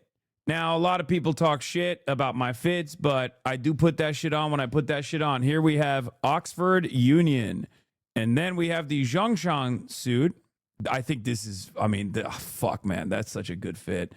Cozy Maxing, which literally went viral on the internet. A lot of people were hating on both me and Will here, even though the amount of fabrics that we have is so incredible. I mean, this is a flex in and of itself. You know, look at all the fabrics that we have. I love this fit. I think Cozy Maxing was tough. GQ, this is not even a fit. This is just me in a tank top. That's crazy. That's not even a fit, but whatever. The Adidas fit, also from China. I don't really like that one, but the China Maxing fit, I really liked. I liked this fit. I loved all the China fits. They missed this thirst trap moment. Your areola showing. That's stupid. Okay. China Maxing. Another Mabubu, the fit that made me all the money and proved once again that I'm a fake socialist. Okay, all of my best fits are from fucking China. LA, the LA protest fit. We stay dripped up. March and myself both. And then Superman. Okay, so I think Zhongshan is going to win with 40. Oh my God, with almost 50% of the votes. Zhongshan suit wins. Adidas at number 2. What the fuck? This is not even a fit. Cozy Maxing was at least a fit. Okay, some of these fits were not fitting. Okay, some of these fits were not fits. But it kind of makes sense. It makes sense. The Adidas jacket is hard, though. True. All right. Best Kaya moment. Oh, come on. Oh, come on. You didn't put the Kaya shock in here, that would have been the best Kaya moment. Let's be real. That's the most impactful Kaya moment of the year. Explain something to you guys, okay, about the head size disparity here. Kaya's head is larger than most humans' heads, okay? It's not that, like, my head is small. It's that her head is much larger than the average human being's head. She's not like, people do not understand that she is not a normal-sized dog. She's true. A massive dog. He's 120 pounds. It's true. Kaya breaks the bed. Oh, Kaya being a fat Sometimes ass. they're doing it and losing their jobs immediately after like a successful cycle. Whoa. Whoa. Oh my God. Okay, Kaya, it's valid. It's no longer a place. She finally broke the bed. It's okay, baby. She was right all along. Come here. Her fat ass broke the bed. You fatty. You're fat. Don't blame her for the product defects. Chat, she's fat. Kaya, place, baby. What is this? Kaya, Place. Kaya, place. Good girl. Good place.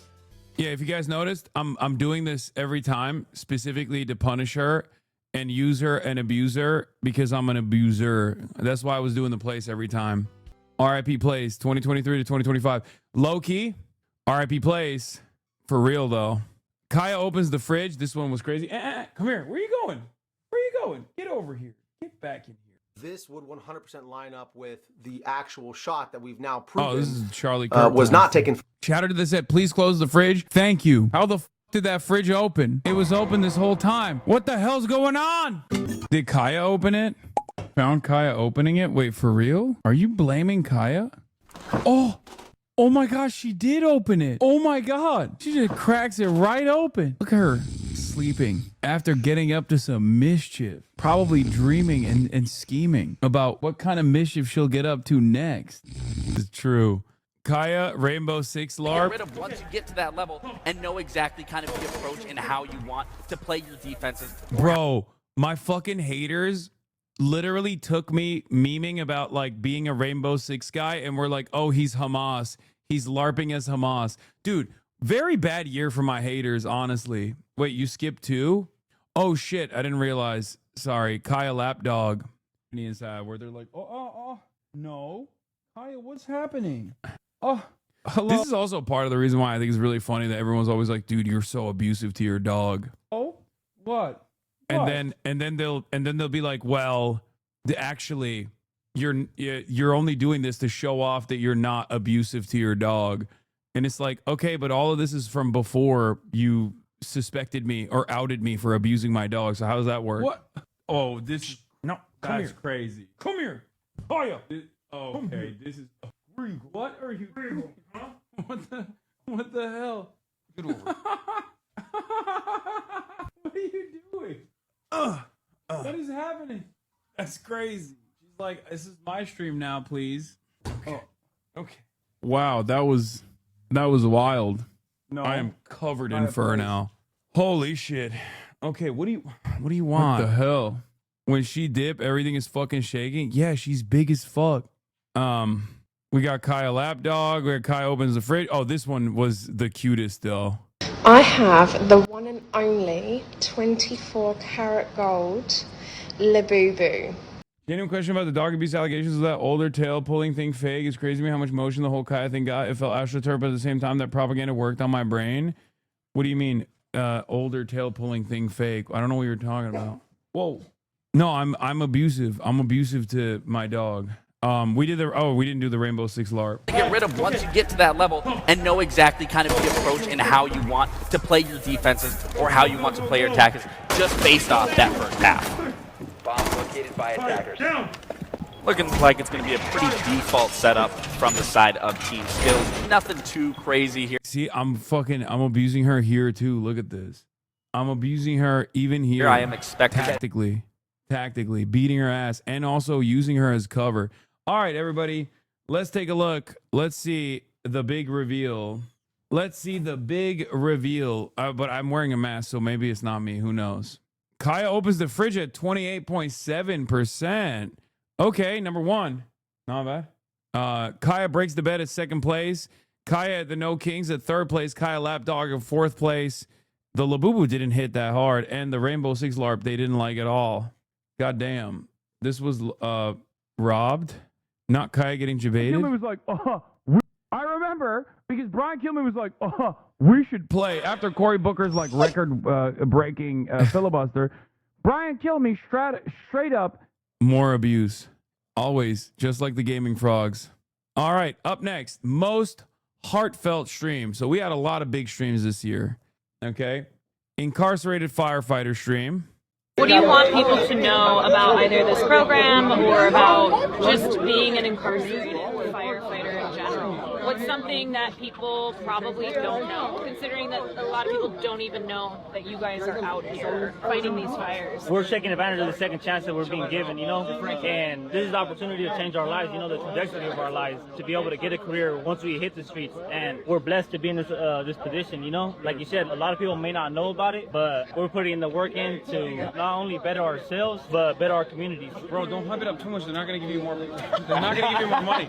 It's crazy. They get paid $5 a day. It's out there getting it. No, I know, but this fire would be so much larger if they weren't out here. They need to get paid an adequate wage, right? Yeah, no, that's true. I mean, we get paid $5.80 an hour. You're over here like, oh, it's no, great. Not even. We get paid. I love being in the fire. $1 an hour. Right? Let me tell you this. Talk to me. You got the rest of the firefighters, right? They get paid pretty well. The municipality gets paid like I think $98,000. They got good pensions, good benefits. They got unions. What would you say if I were to tell you that there's also private brigades on top of that? You heard about the Palisades that got burned down. 75% of it's gone, except for Rick Caruso's mall in the middle of the Palisades. Why? Because he hired a private brigade. Those dudes are making $7,000 a day. To do what you guys are doing. It's crazy, you know, it's a big pill to swallow. But in this case, the return that we get is our second chance at life. It's a blessing, you know. It's not more about the material, but the growth that we gain from this experience. That was the first one. We got the No Other Land's fundraiser. Documentary is called No Other Land. We are joined by Hamdan Bilal and Bassel Adra, the filmmakers, and it is nominated for Best Documentary at the Oscars tomorrow. Thank you so much for coming. What led you to film some of these experiences growing up in occupied Palestinian territory in the West Bank? Yeah, so we both coming from a small community called Masafir Yatta in the southern occupied West Bank. It's, for those who don't know, Area C, which is fully controlled by the Israeli military forces. They control everything about our life, and there they are all the time stealing our land to build more and more of illegal settlements and outposts, bringing in Jewish settlers from all over the world to live in it, while they are, since decades, trying to destroy and destroying a big part of our homes and communities in order to force us leave our homeland. So we basically grow up in this horrific situation where every day we have to suffer from the occupation, and every day we have to witness something from this brutal occupation reminding us that we are living a normal life. When we became teenagers, we started to hold cameras in our hands, filming what these crimes going on the ground from settlers and from soldiers. We didn't have an idea of making a movie. We just wanted people to know that we exist in this part of land. We want people to see what's actually happening to our life. None of that. Every time neither of these guys. These guys didn't get killed. Chatters. Oh, they did.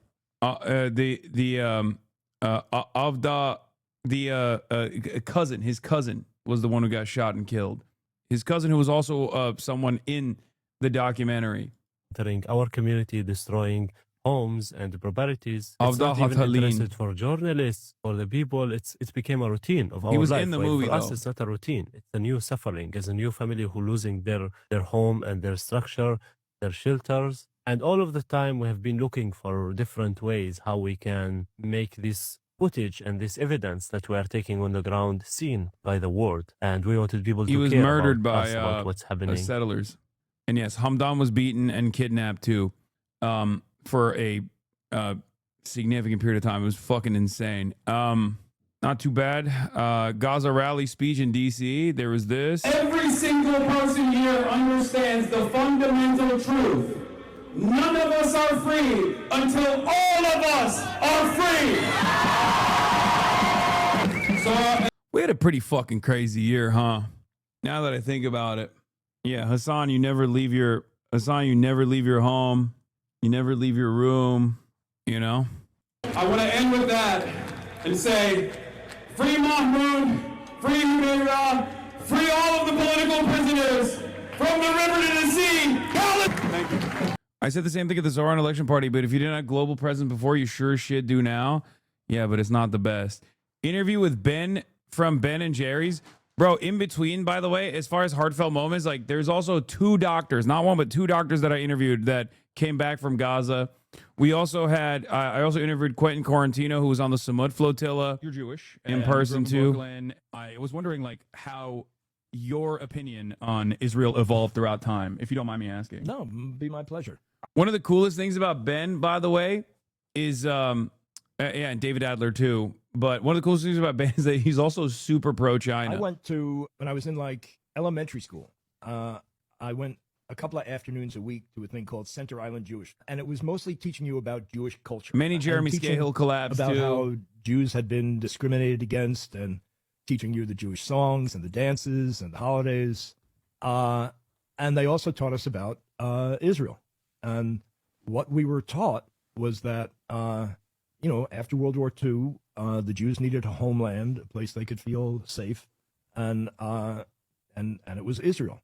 Israel was Chris created Hedges, for that purpose, and it was this really shitty land in the desert that nobody wanted and nobody lived on, and that's what Mahmoud Khalil, land without people for a people without land.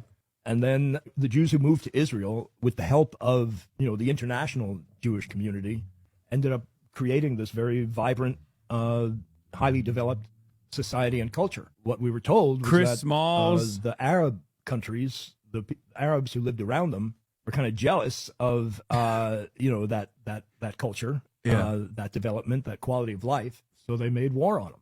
Yeah. And so that's the way I thought it was. What was a formative part of your development that made you feel like the way that this... Yeah, Brace and Marrow, Bernie AOC, Lee Summers, many different Stavi Baby appearances, Ro Khanna. God damn, dude. There were a lot. Ested, Yusuf and his little brother from Gaza. I said Lee Summers, Summer Lee. Sorry. There were Hassan Minhaj, Rashida Tlaib, Ta-Nehisi Coates. Was Ta-Nehisi Coates this year too? No, I don't think Ta-Nehisi Coates was this year. Was it this? No, that was last year, I think. Right? Jean-Luc Mélenchon, many Felix Biederman appearances, Kneecap, Vivian, Mehdi Hassan. God damn, dude.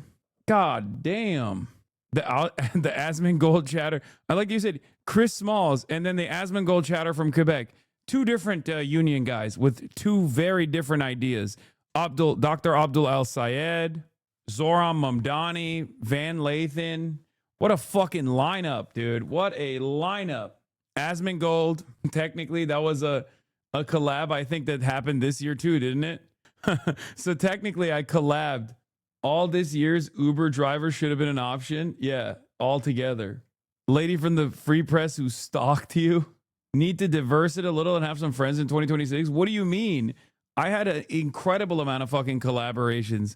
As a political commentary person, I had a banger year with commentary. Ethan Klein was another major collab this year that we secured. That was crazy. Tim Heidecker, Vanilla Mace, Ross Douthat for the New York Times. That was a crazy collab. I did do a lot of fucking crazy collabs, man. Adapt, Terry, Ami. Has Asmold Goblin interviewed or had a single person on stream that wasn't another streamer, like a politician or a celebrity? Wait, what? Dude, he's not like a normal... come on. We don't have to talk about Asmongold other than just memeing. FaZe Banks and also Jesus Christ. Oh my God. What's wrong with my brain? I genuinely can't remember anything. Majority Report, Jason, Nelk Boys, Nelk, after the BB interview, Bradley Martin, Marlin Basketball. I guess, yeah, that's true. Charlie Kirk was also on stream. Technically, we did a collab with Charlie Kirk this year. And I don't mean like when he got shot and killed. I mean, literally, he was on my stream at the DNC. Theo Vaughn. Or DNC was last year. Fuck. Okay. Everything is merging into one another now. You're right. DNC was last year. I'm so stupid. Bro, give me a fucking break, okay? It's been a long year. And then the Zoran victory. God damn, the audio was ass. You were too drunk. Okay, let's see. Take me back to this night. That was a great feeling. I had some fucking aura moments. We should have done aura. Highest aura moments. The camera surrounding me was an aura moment. The Gaza rally speech in DC was an aura moment. There was some hella aura moments this year too. Getting shot at the fucking, I will add it next year. Okay, getting shot at the ICE protest, that was an aura farming moment too. We got to farm more aura. Incarcerated firefighter stream at 40%. Wow. Wait, what the fuck? The votes went down dramatically on the most heartfelt stream. What? I don't know what happened here. Why did it go from like every, I guess maybe it's because there's 5 options. I don't know. Oh, this was added later on. Okay. Best IRL stream. Oh, this was an aura moment. Yeah. Well, not this one, but. Don't run! Thank you. They're starting to, no, they're just flashbangs. They haven't thrown any gas yet, but they'll start throwing. Oh, shit. Are you good? Oof. We need toxic best. Another aura moment was the Teo. This was an aura moment too, yeah. From standing up to top politicians, ice raids, reporting truthfully from Gaza outsider voters, Prem Tucker is helping us do the journalism no one else will. It's true. Kneecap was an aura moment too. We had some good ass aura moments. We had some good ass aura moments. What is this?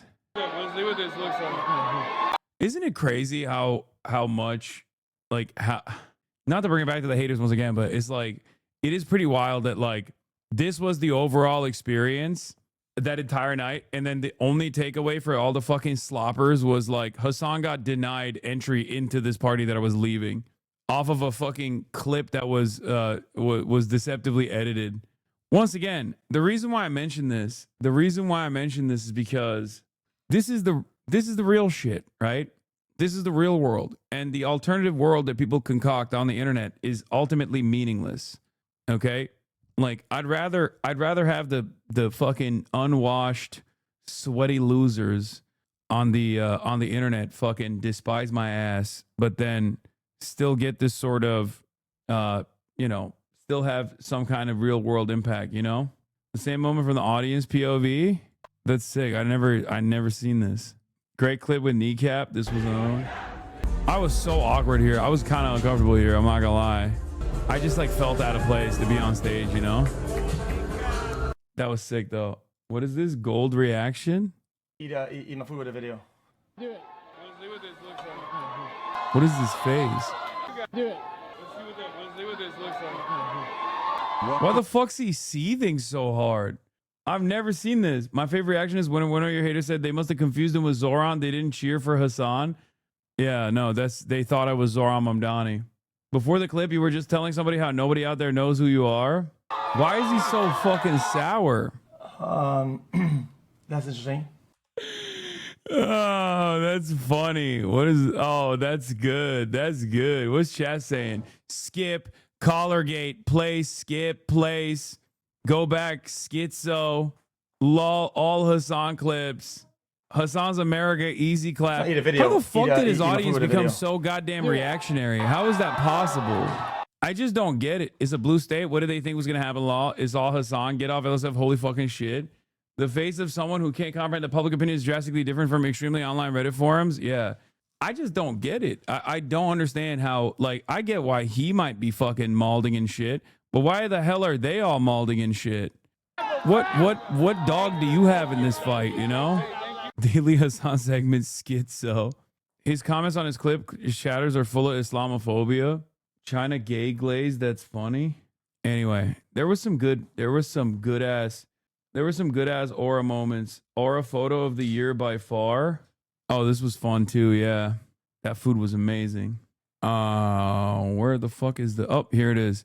All right, let's reveal it. Oh, wait, no. Best IRL stream. We didn't even look at these yet. Best IRL stream.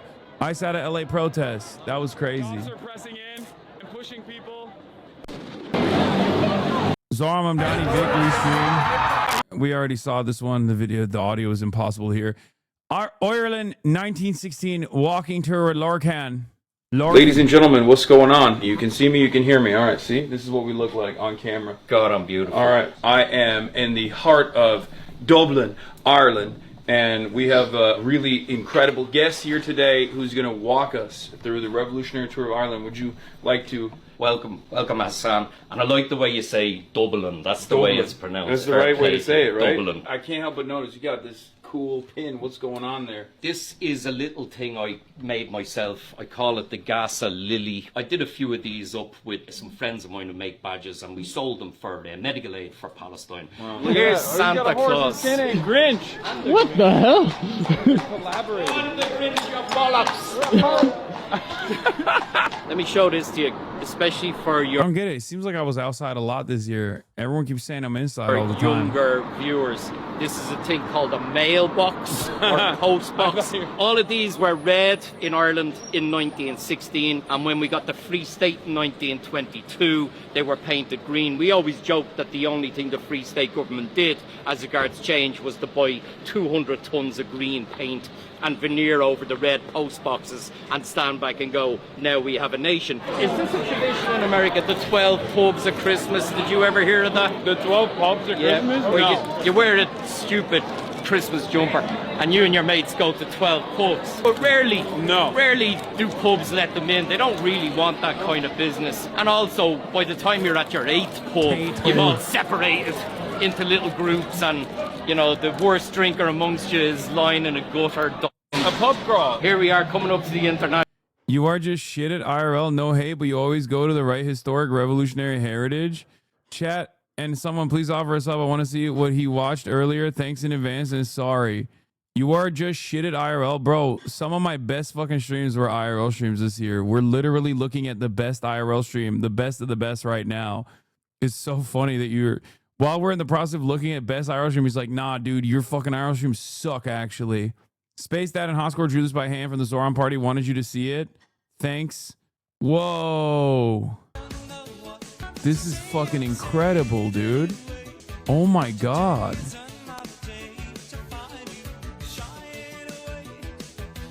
Wow.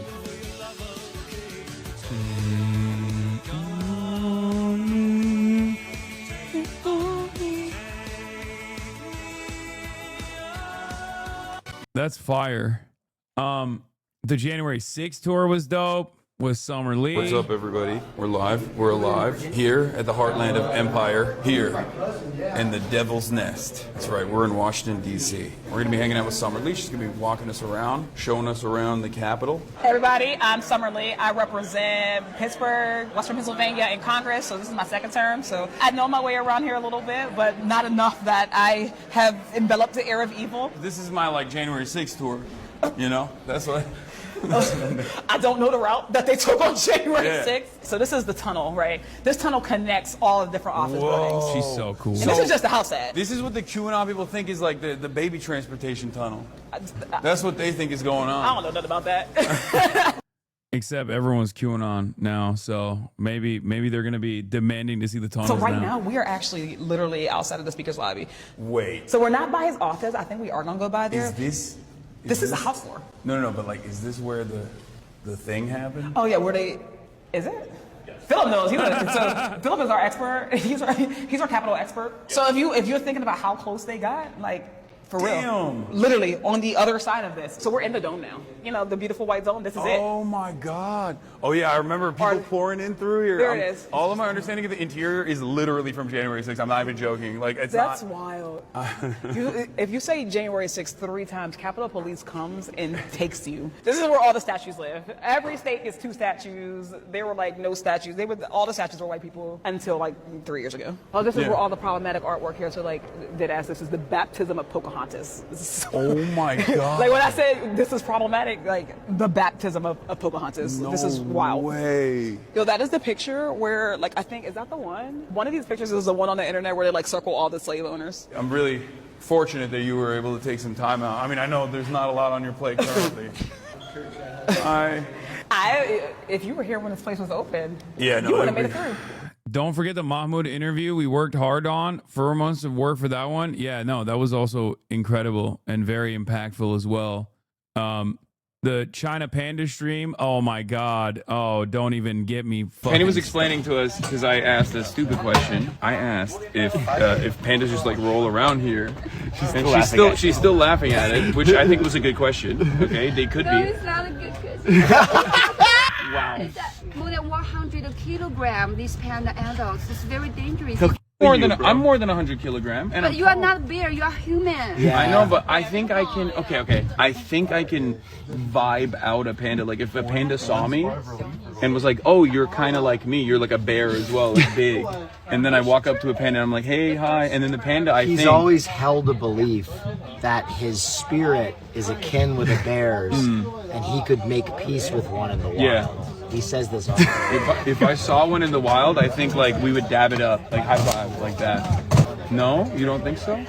He has 6 fingers. You have 5 fingers.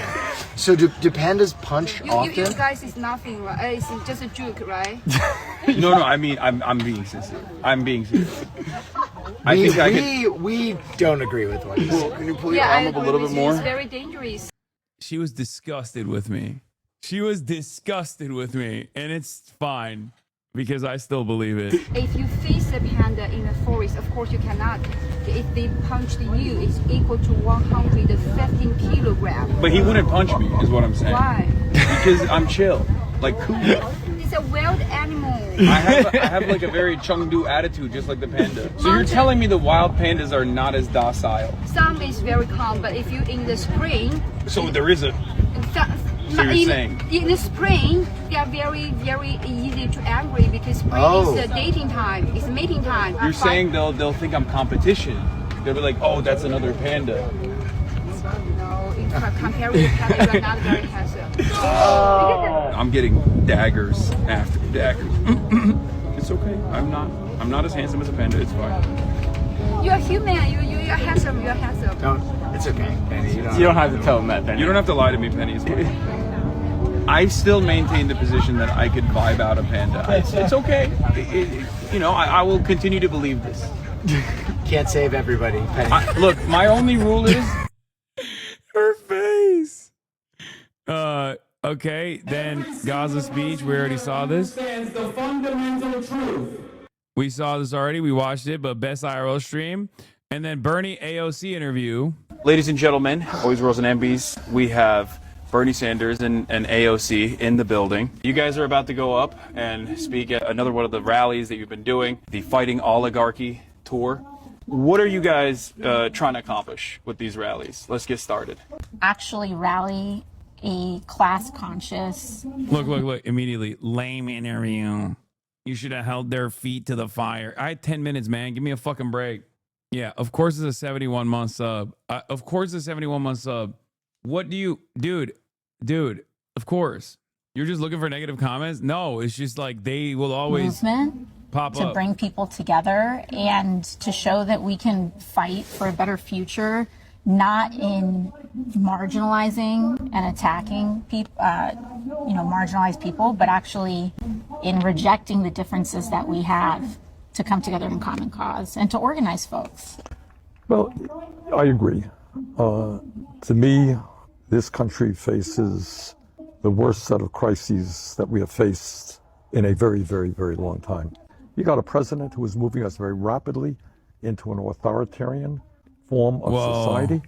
I mean, you don't sue media in America because they say something bad about you. Alexandria and I got about 500 lawsuits there, but we happen to believe in democracy. You don't ask for the impeachment of judges because they issue a ruling which you disagree with. These are tough times.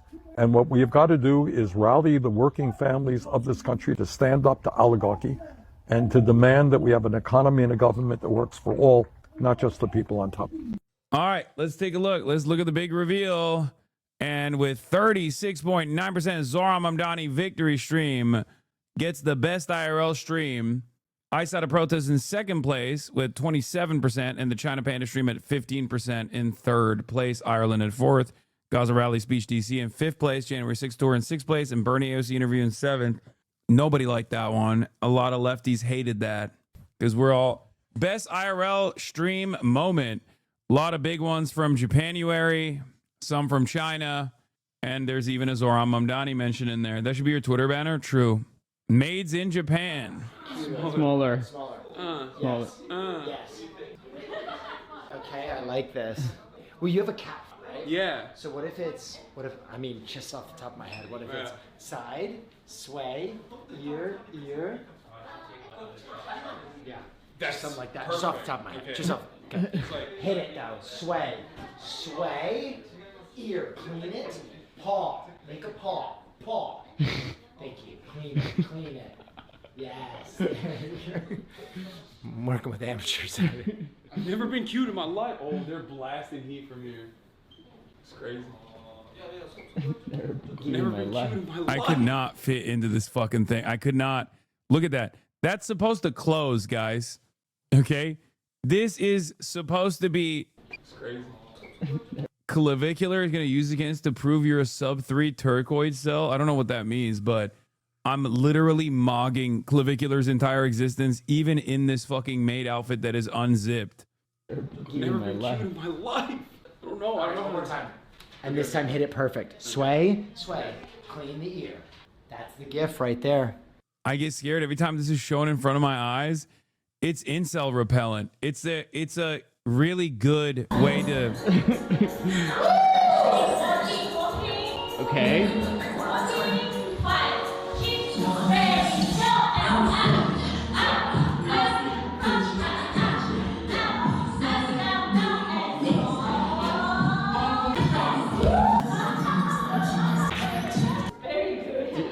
How do I negative vote? I'm just saying, I cooked. Let's look at this one.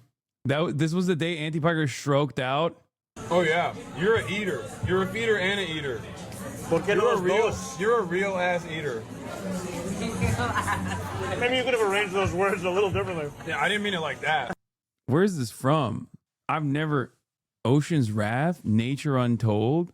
These are all pinned. Wait, what the You play fuck? video games? No. I played FIFA. Oh my god. Come on. You play jock games. That's like a... FIFA, how is that's FIFA like not bro- a jock game? No, FIFA is a jock game. I'm saying it's like a bro game. I mean, now see, I was initially defending that position, and now I want to go the other way. FIFA is in every... Oh yeah, you're a buddy of mine, Ludwig. White boy from New Hampshire. Shout out Whitest Ludwig. dude. His name is Ludwig Agre. He's the whitest dude of all time. And he started selling bidets as a YouTuber, and people love it. How did he get into the bidet business? I think he's a weeb. That's why. A buddy of mine. Buddy question mark? Listen, dog. This was in the beginning of this year. Okay, before the big reveal. Before the big reveal that was a shock to everyone, myself included. Oh yeah. Okay. Does Ludwig know this? No. A budding bidet business. I changed kiss a homie to kiss a coworker. Yeah. That's good. I'm glad that we made that change. It's no longer kiss a homie. It's now kiss a coworker. Anyway, let's get back to it. Zoran Mamdani, ass eater. Ice out of LA protest flashbang. I think they're gonna push in from this side of the road. Oh fuck! That fucked my hair up.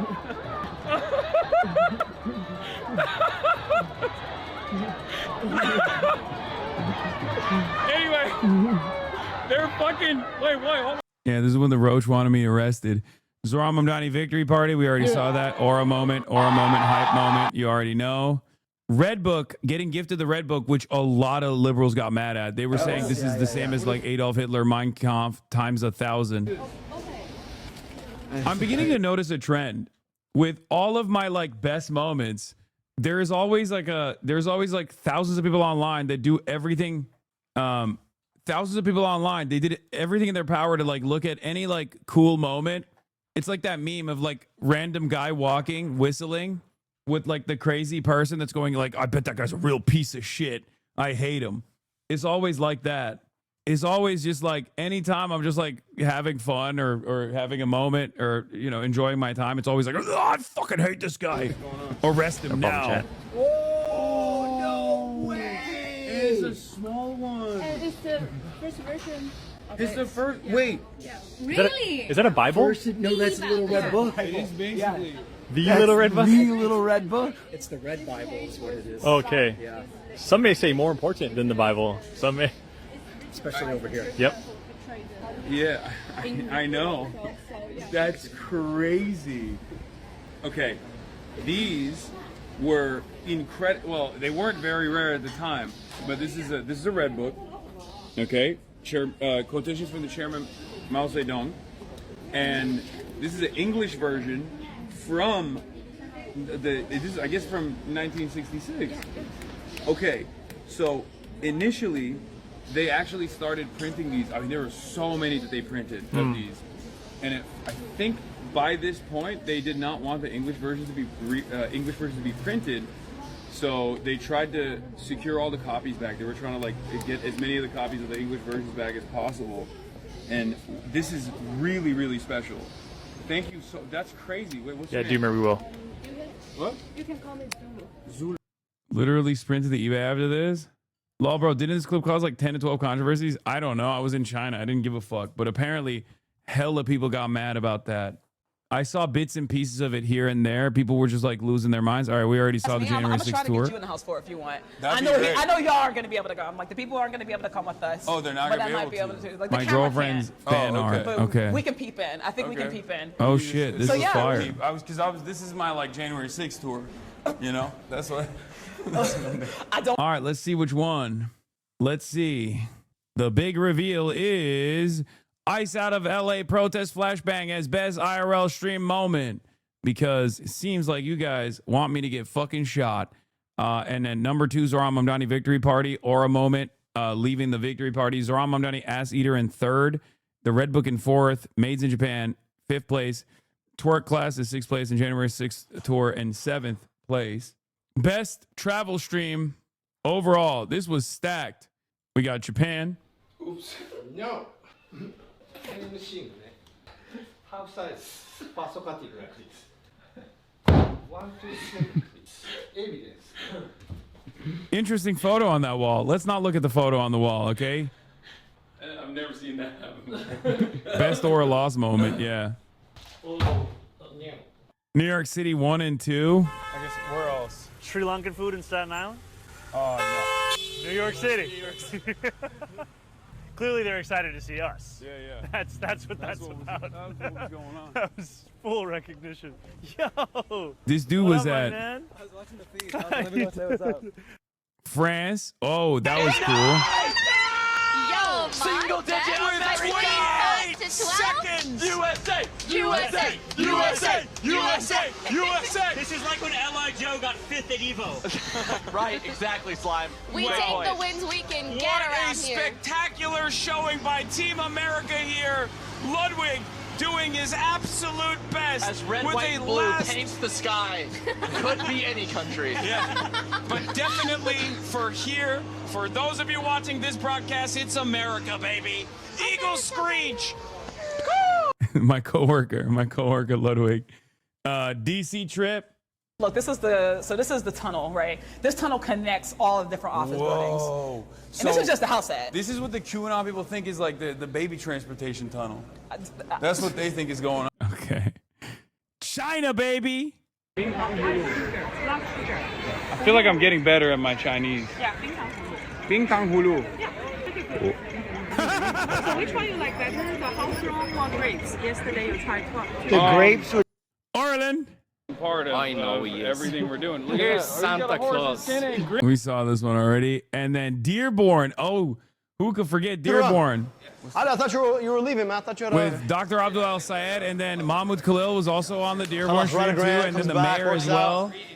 Good to see you. Dearborn was so sick. Well, it was an awesome workout, man. I mean, he's like 7'5". I'm like. Let's see who won. Time for the big reveal. Rashida Tlaib as well was awesome.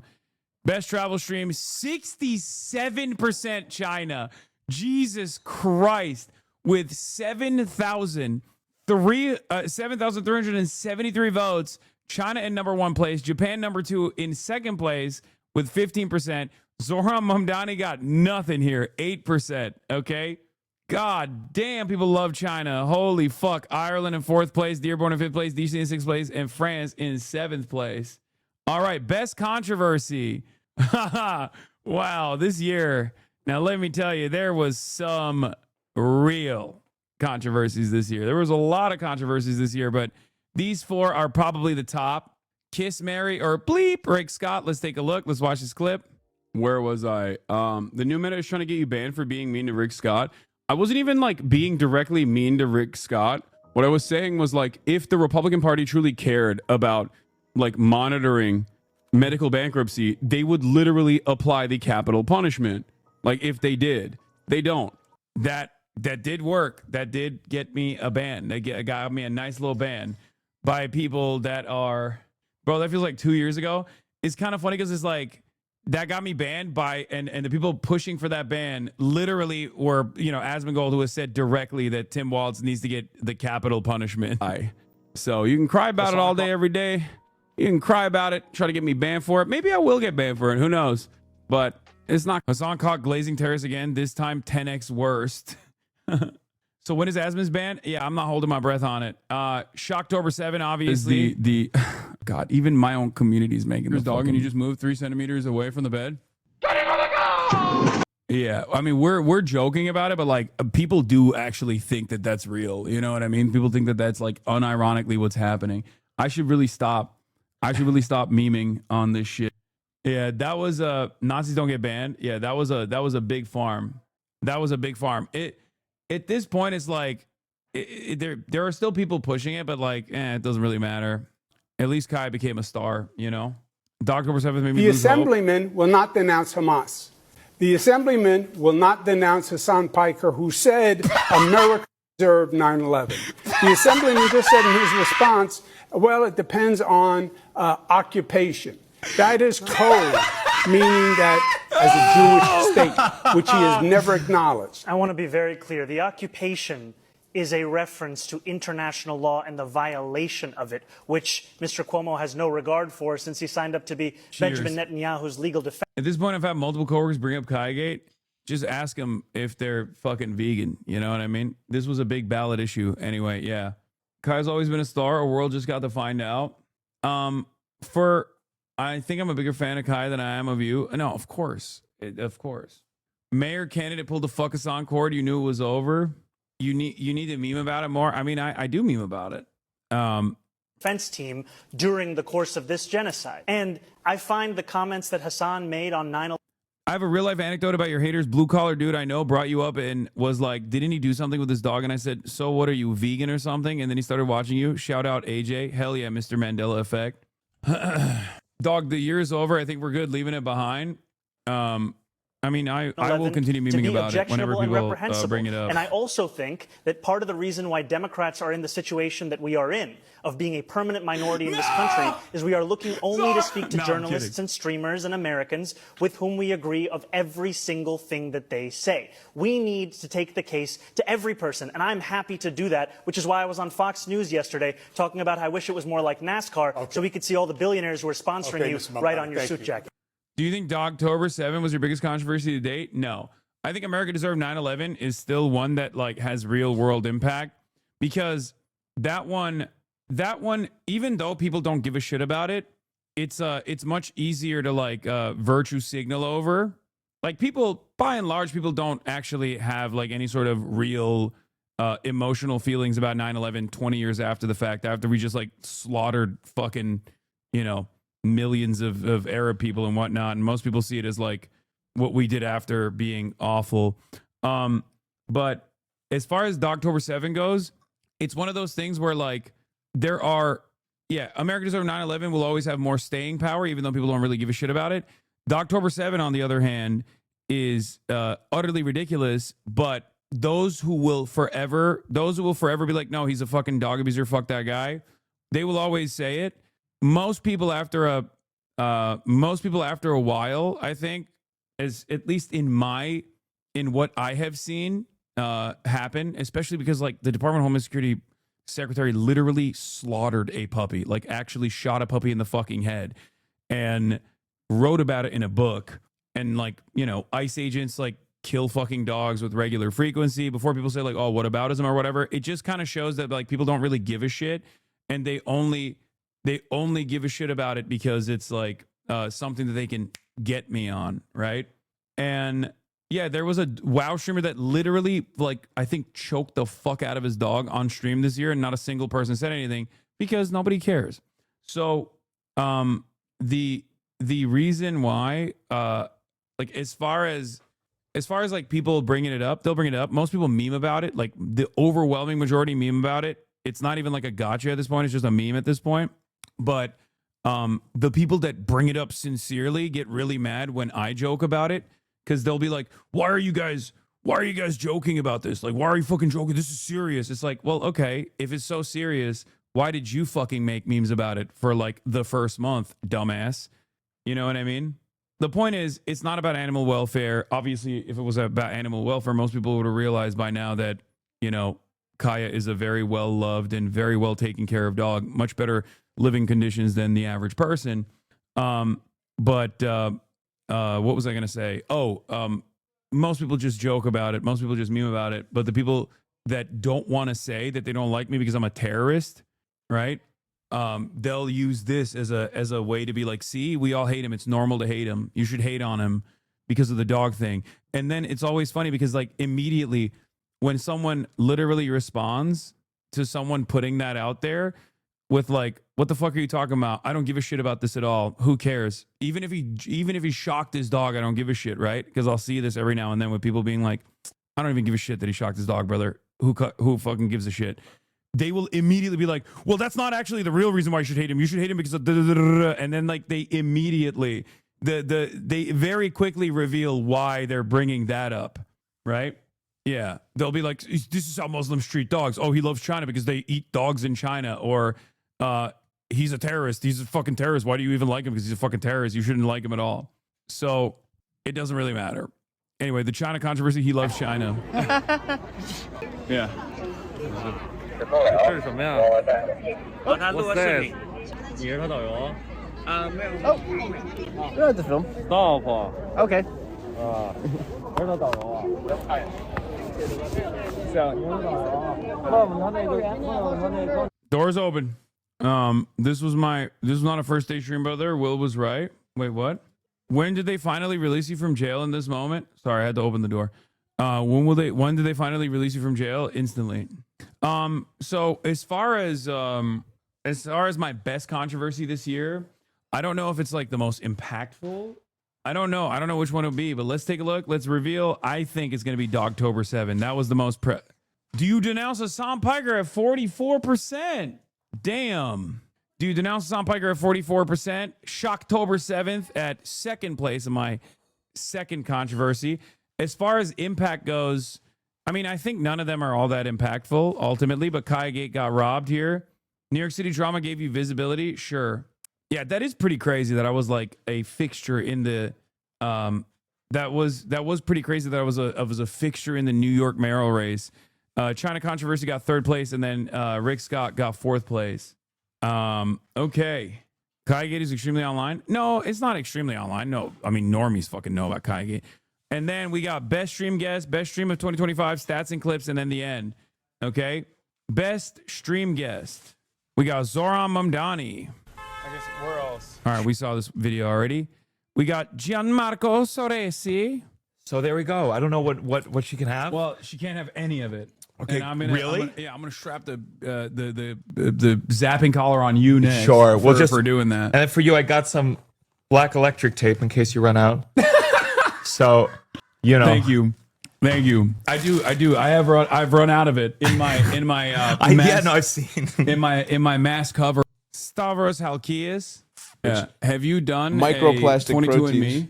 A 22andMe? Like one of those like genealogy 23andMe, things? dumbass. 23andMe? I don't fucking idiot. 22andMe? I've never done it. I don't know. I don't even know what it's fucking That's called. so stupid to call it that. To get it wrong by one digit doesn't even make sense.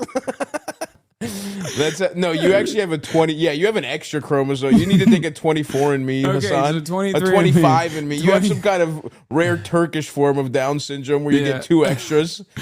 Yeah, me and Shane, we avoided it by a slim margin. Okay, listen. It only affects the way you decide to dress. That's the only way. Oh, okay. We got Phineas. Well, good luck. And it sounds like your life is pretty. You have a pretty rich life aside from this unfortunate growing roster of rejections.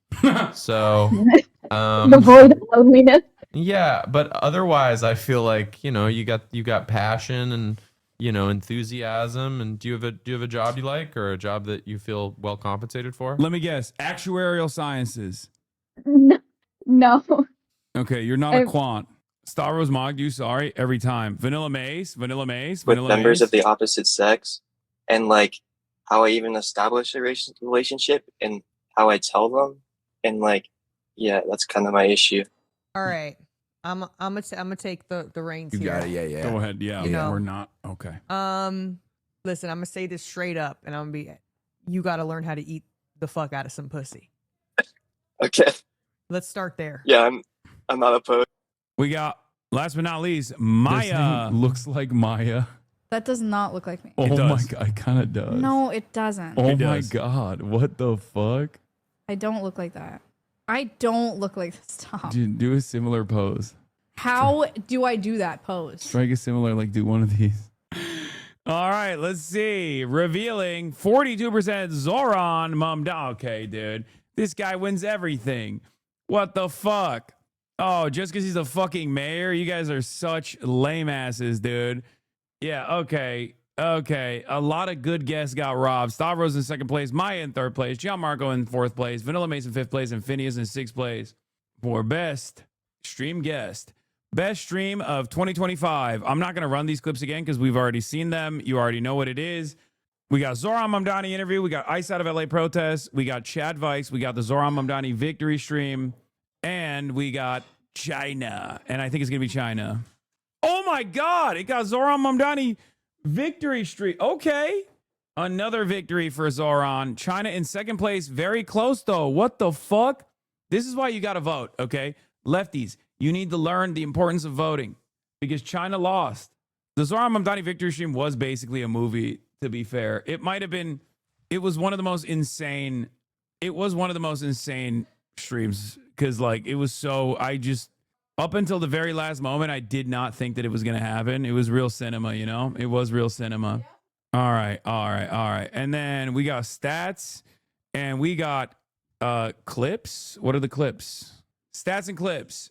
In 2025, I streamed more than 2,450 hours. I streamed for 330 days. I took 35 days off. Oh my God. This is crazy. I got banned one time. Quiet quitting.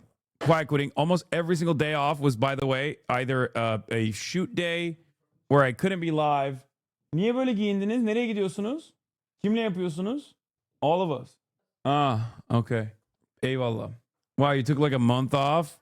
Okay, it was a travel day. Calm down. Monthly breakdown. January, hour stream, 238 hours, 31-day stream, 0 days off. Top categories are Just Chatting and Marvel Rivals. And we got stats and clips. What are these? Are these like, oh, these are just like the top clips for the day. I'm not going to look at all of them. Fuck, I need to pee. Okay. February, 192 hours. March, 213 hours. Most impactful streams based on popular clips. This was my most impactful. Unlike many others, I still allow dissent. Next time you should shake them. True. So the thing that I wanted to say is this conversation has taken place. Okay. That's it. That's the end. Wait, what the fuck is this? All right, well, that's the end, everybody. When mom find the poop sock.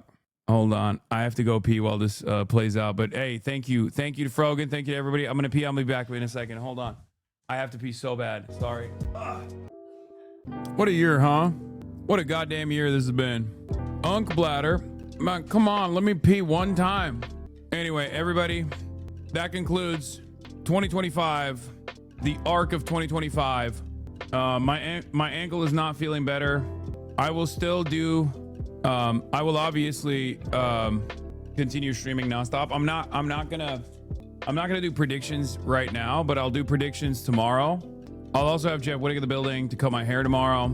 But this has been a wonderful year, and I have the best community to share it with, and I'm so proud and I'm so happy that, you know, I continue through all of it.